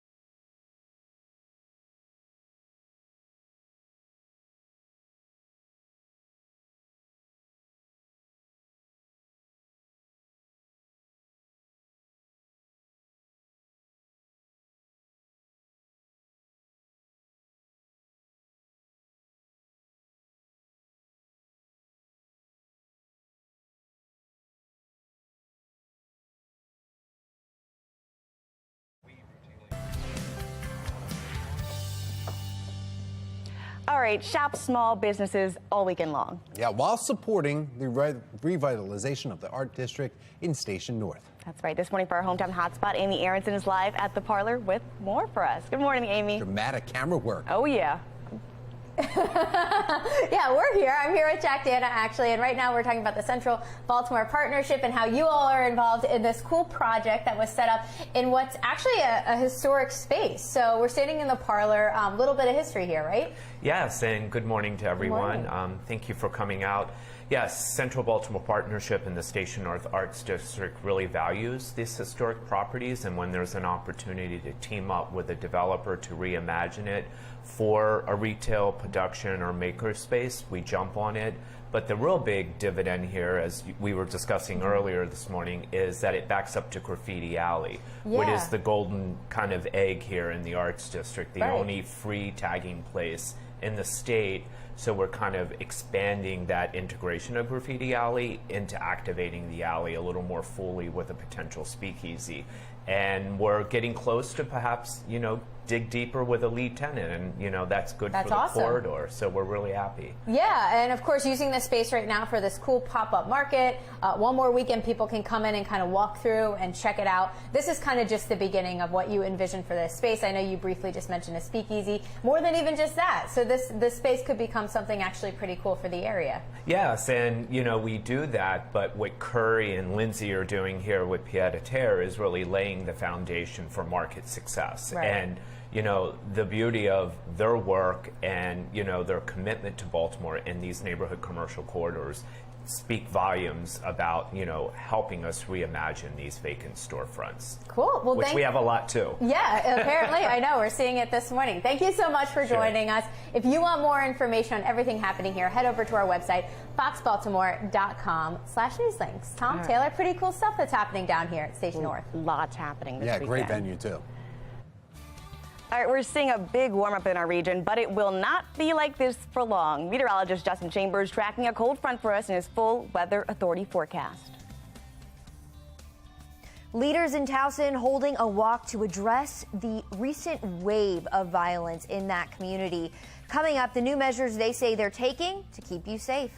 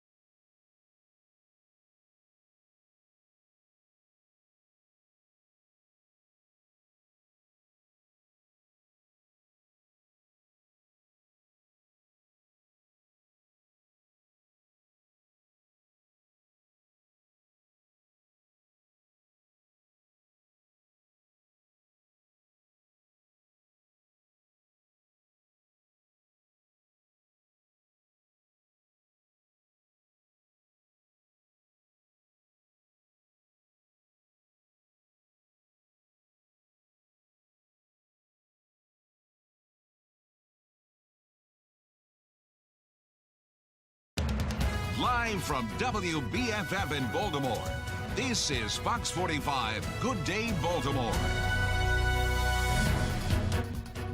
And it's going to be a great one. It's Thursday, February 23rd. I'm Taylor Stewart. So beyond a good day, a great day, Baltimore. A great day, Baltimore. Yeah, I'm Tom Rogers, meteorologist Justin Chambers, talking about this great day and not so great day coming up. Exactly right. We're going to see warm temperatures well above average for this afternoon and then much colder as we head into the weekend. Our Toyota Inner Harbor Skycam showing us that we still have some clouds out there with that sun that is mixing in, one of the cruise ships in port at this time. So welcome to all of you. Our numbers in the mid to upper 40s right now for Cockeysville and Owings Mills. We've hit 50 in Woodlawn, still in the mid 40s in Brooklyn Park and 47 Glen Burnie and Pasadena. So if you do want to get out for a run or a jog, maybe in the next hour or two, temps will keep warming up. Cool here for the morning time, but definitely more on the warmer side this afternoon. I mean, some of us close to 80 degrees, and it's only late February. Now, tomorrow, right back into the lower 50s, and those highs are going to come in the morning. It'll get colder throughout the afternoon, and then Saturday will barely get to about 41. So we'll definitely feel more winter-like for the final weekend of meteorological winter. We'll talk more about that and what we can expect as we head into next week coming up. Alrighty, let's check the Len Stiller Traffic Network. We're taking a live look at some of our Beltway cameras throughout the region. As you can see, cars are moving along very smoothly. That car fire that was on the outer loop of Pikesville, it's been put out, and emergency crews have now left that scene. Of course, the first duty of government is to protect its citizens, and public safety ought to be the top priority in Baltimore County. And if we are to make any progress in reducing violent crime, then our top priority must be we need to identify, target, and incarcerate hardcore, repeat violent offenders throughout the state. In counties under pressure, leaders in Baltimore County coming together to take a stand against the ongoing violence they're seeing in Towson. Now, this push comes after a 17-year-old was shot and killed near the Towson Town Center just this past Monday. And Shannon Lilly is joining us live this morning with the measures being put in place to ensure the safety of residents. Shannon?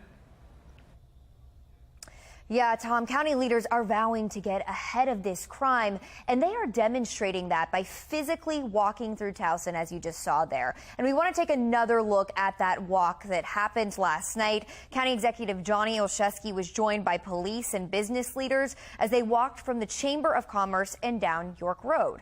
Now, as for what they're actually doing to curb crime, well, Olszewski tells us they're moving forward with grants for license plate readers and more cameras as well. And they're even exploring hiring additional security to help police.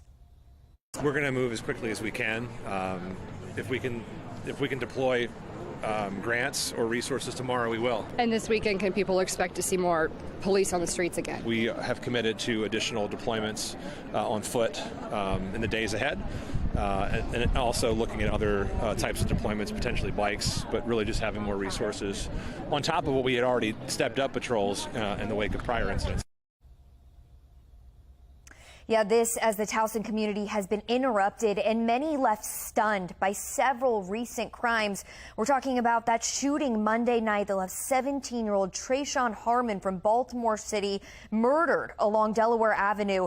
And within the past 3 weeks, there was another shooting, a stabbing, and 3 rapes that also happened just feet from the Towson Circle. Now, as for Monday night's shooting, police are still searching for that suspect. Reporting live in the studio, I'm Shannon Lilly, Fox 45 News. Good day, Baltimore. Thank you, Shannon. Maryland families have apparently lost thousands from their college savings accounts over the interest miscalculation. And now a Maryland Senate committee is considering a bill to launch a work group to investigate the failings of Maryland's 529. Olivia Dan's joining us live now with the latest from this push. And really, Olivia, it's the timing of it. That investigative report is going to take a long time. Yeah, Tom, that's right. And the work group isn't scheduled to report its findings and recommendations until next year. But take a listen as parents and students finally had the chance to share their frustrations in Annapolis. I am a single mother of 3, and I work for Prince George's County Public Schools.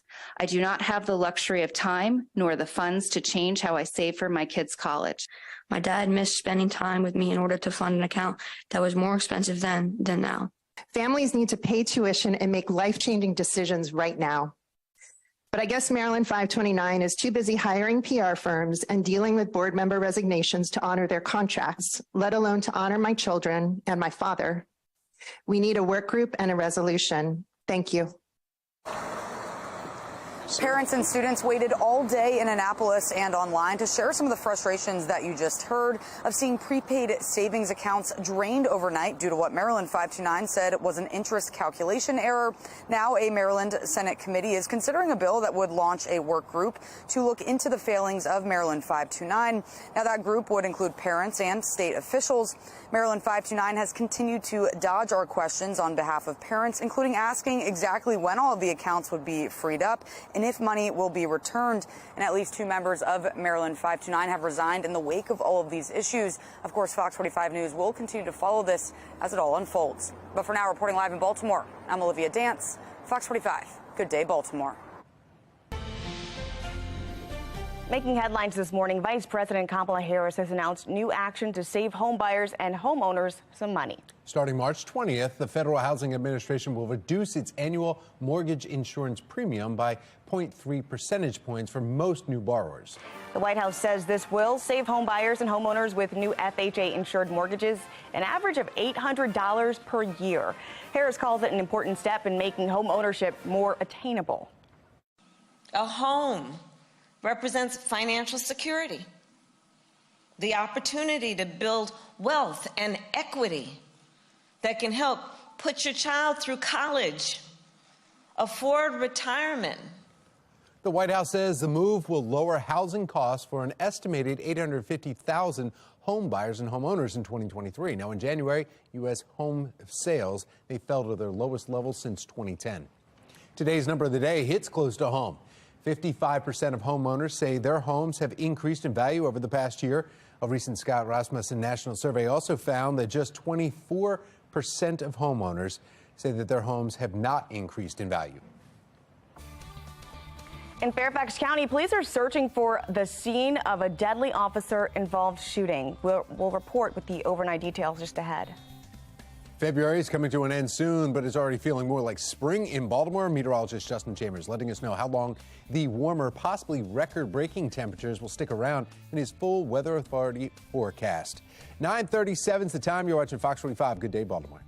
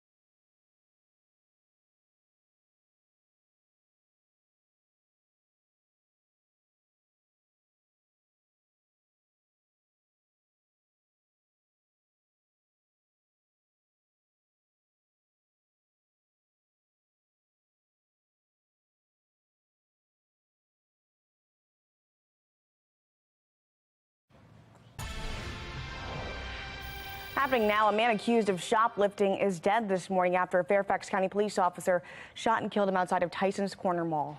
Yeah, Joy Wang with our Sinclair sister station in Washington, D.C. has the latest on this incident.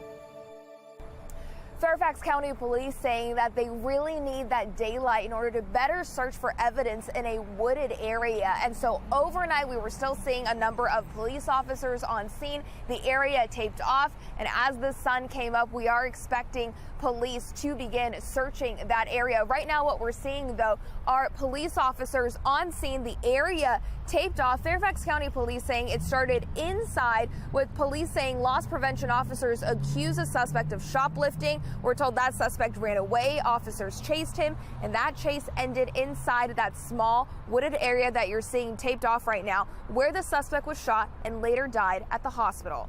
I do not know what was in the suspect's possession at the time of this shooting. If I knew, I'd share it with you. I don't know, and it's too early right now for me to speculate what may or may not have been in his hands or on his person. Again, we have to really go over every square inch of this patchy area of trees and shrubbery to make sure we collect every relevant piece of evidence that can help us really get to the bottom of what happened. Fairfax County Police have not identified the suspect, only saying he's a man who's well known to law enforcement in the area and that he has a significant violent criminal history. Again, as you heard police just say, they don't know if he was armed and will continue searching that wooded area. Police say there were verbal commands and that there is body camera video that we can expect to see in the next 30 days. As for the two officers involved, we're told they are veteran officers, part of the team of 16 full-time officers assigned to this area. Now, as investigators continue to look to see what led up to this officer-involved shooting, Fairfax County Police saying that they need witnesses as well. In fact, they said that a person was seen with the suspect before all of this happened, saying that person didn't have anything to do with the shoplifting or the chase after, but they are looking for information and witnesses to come forward. Here at Tyson's Corner Center Mall, Joy Wang, back to you. Thank you, Joy. Low-income families could be losing out on a major scholarship money, a push in Annapolis to preserve school choice for those families. And those record-breaking temperatures coming this afternoon? Well, we'll check with meteorologist Justin Chambers, who's tracking how hot it's supposed to get in his full weather authority forecast. You're watching Fox 45. Good day, Baltimore.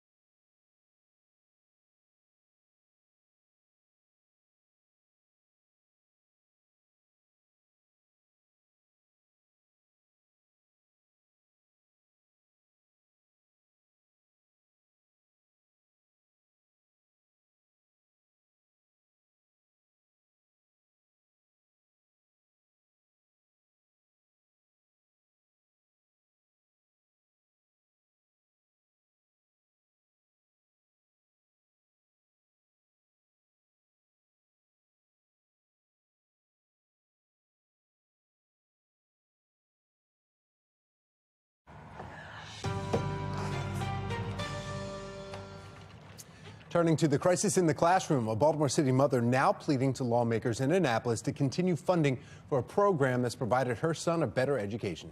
Fox 45's Mackenzie Frost has the story. More than 3,000 families have received a scholarship through the Boost program. We spoke with a Baltimore City mom who was one of those scholarship recipients, and she says her son would have otherwise gone to a struggling school in Baltimore. Now, Republican lawmakers are telling Governor Wes Moore if he wants to leave no one behind, fully funding the Boost program is one way to help. In East Baltimore, you'll find Johnston Square Elementary, where not one student who was tested on the latest state testing could do math at a grade level. One of 23 schools across Baltimore in the same situation. The school selections weren't great. It's also where Nefertari Lee's son would have been a student, but instead he attended a private all-boys school. Boost made the transition and made the everyday monthly bills in the household still affordable. Her son Bryce, one of the 3,268 students who have gotten a scholarship from the Boost program. Boost provides financial help for low-income families to take their students out of failing schools and put them in a private school. Every option should be on the table. Republican lawmakers backing a bill to make the Boost program law, restoring the $2 million Governor Wes Moore is proposing to cut and fully fund the program. We're committed to our public schools. All of us are. Despite the fact that we're committed to it, we still have students who want to get out of those failing schools now. The bill defines a failing school as one with 2 or fewer stars under the state accountability system for 2 years in a row. The GOP-backed plan, called the Right to Learn Act, also calls for setting aside per pupil funding in a savings account for students who are in failing schools to use to go somewhere else. House Bill 737. The plan heard in a House committee. It provides them a lifeline. Democrats on the committee not asking a single question, moving on after brief testimony. After the hearing, I think the path of the General Assembly is to phase out the Boost funding. Chair Vanessa Atterbury making it clear there's likely not a path forward for the program. Are you worried about what that could mean for these families who utilize that scholarship funding to get their students out of struggling schools? So parents who use the money now, we're going to make sure that their kids aren't kicked out of whatever school that they're going to. Looking at the latest data from the Boost program, almost $3 million has been given to students from Baltimore City to get out of their district. But no Democrat from the city appears to be behind the bill to fund Boost. Well, Governor Moore's budget proposal isn't reality yet. Fox 45 News sending a few questions to the governor asking, why are you proposing to cut $2 million from the Boost program? What options will low-income families have to get their child a better education without the Boost program? Is this proposed $2 million cut the first step in phasing out Boost? The governor's office not exactly answering the questions, instead offering a lengthy response, saying Governor Moore's, quote, biggest priority is creating a Maryland that leaves no one behind, and he's working toward that goal by proposing record-breaking investments in education across the board.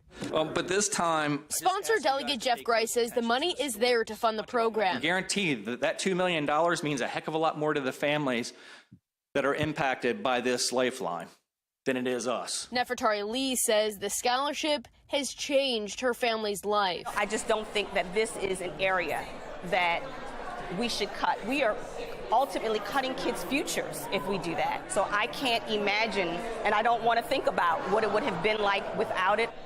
I'm told Republicans are open to other amendments that would strip out other portions of this legislation, really focusing on just fully funding the Boost program. But as it stands right now, it's unclear if Democrats would be on board. In Annapolis, Mackenzie Frost, Fox 45 News.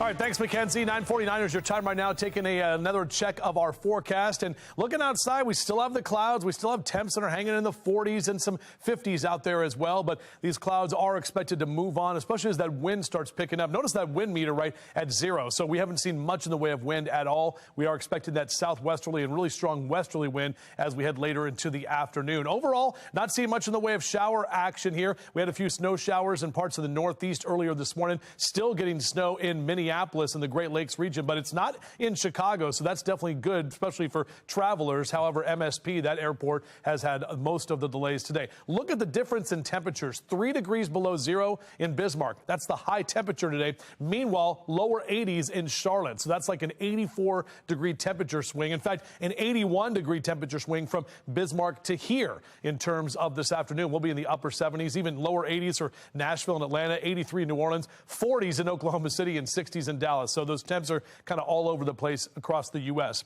As you rise and shine, or maybe transition into brunch time, 50s and 60s over the next couple of hours. And yeah, I would definitely think about doing stuff outside, including firing up the grill with numbers in the mid to upper 70s later this afternoon. Still some wind we're going to have to deal with, so just be aware of that. And pilots especially, that crosswind coming at a 270.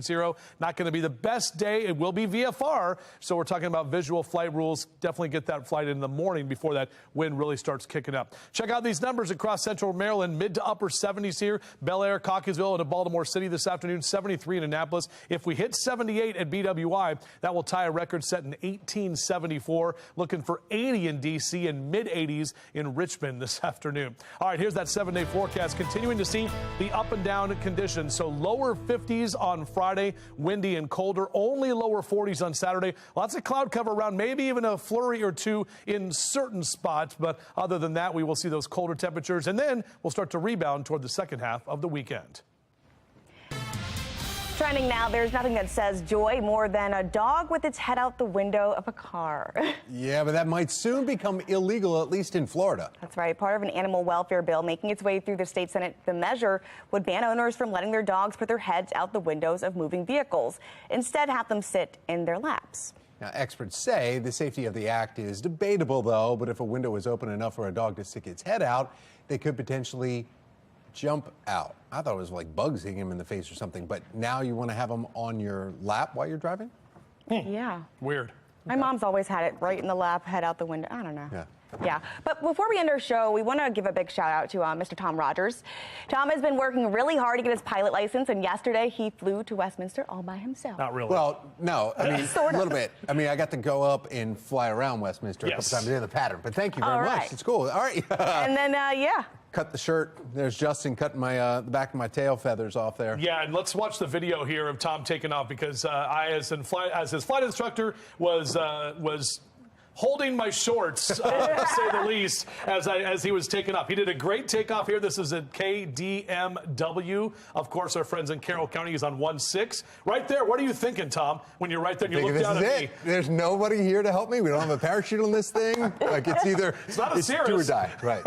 That's it. Yeah. Exactly right. So the big thing in pilot careers, guys, is soloing, and that is what Tom did yesterday. So he didn't fly to Westminster by himself. We flew up there together. We flew. I got out. Yeah. I told him I had to pee, Yeah. and I was like, and he's like, "Where are you going?" I'm like, "You got it, buddy." And I went like that, and he got it, and I cut his shirt, and that's First it. solo, so man. first solo. Congratulations, Tom. Good. Thank you very much for showing that. I appreciate There it. you Yeah, go. buddy. All right. Yeah, you got the applause. The audience likes it too. I love it. Good producer. All right, stay with Fox 45 Good Day Baltimore. After the break, meteorologist Justin Chambers has your exclusive 10-day forecast.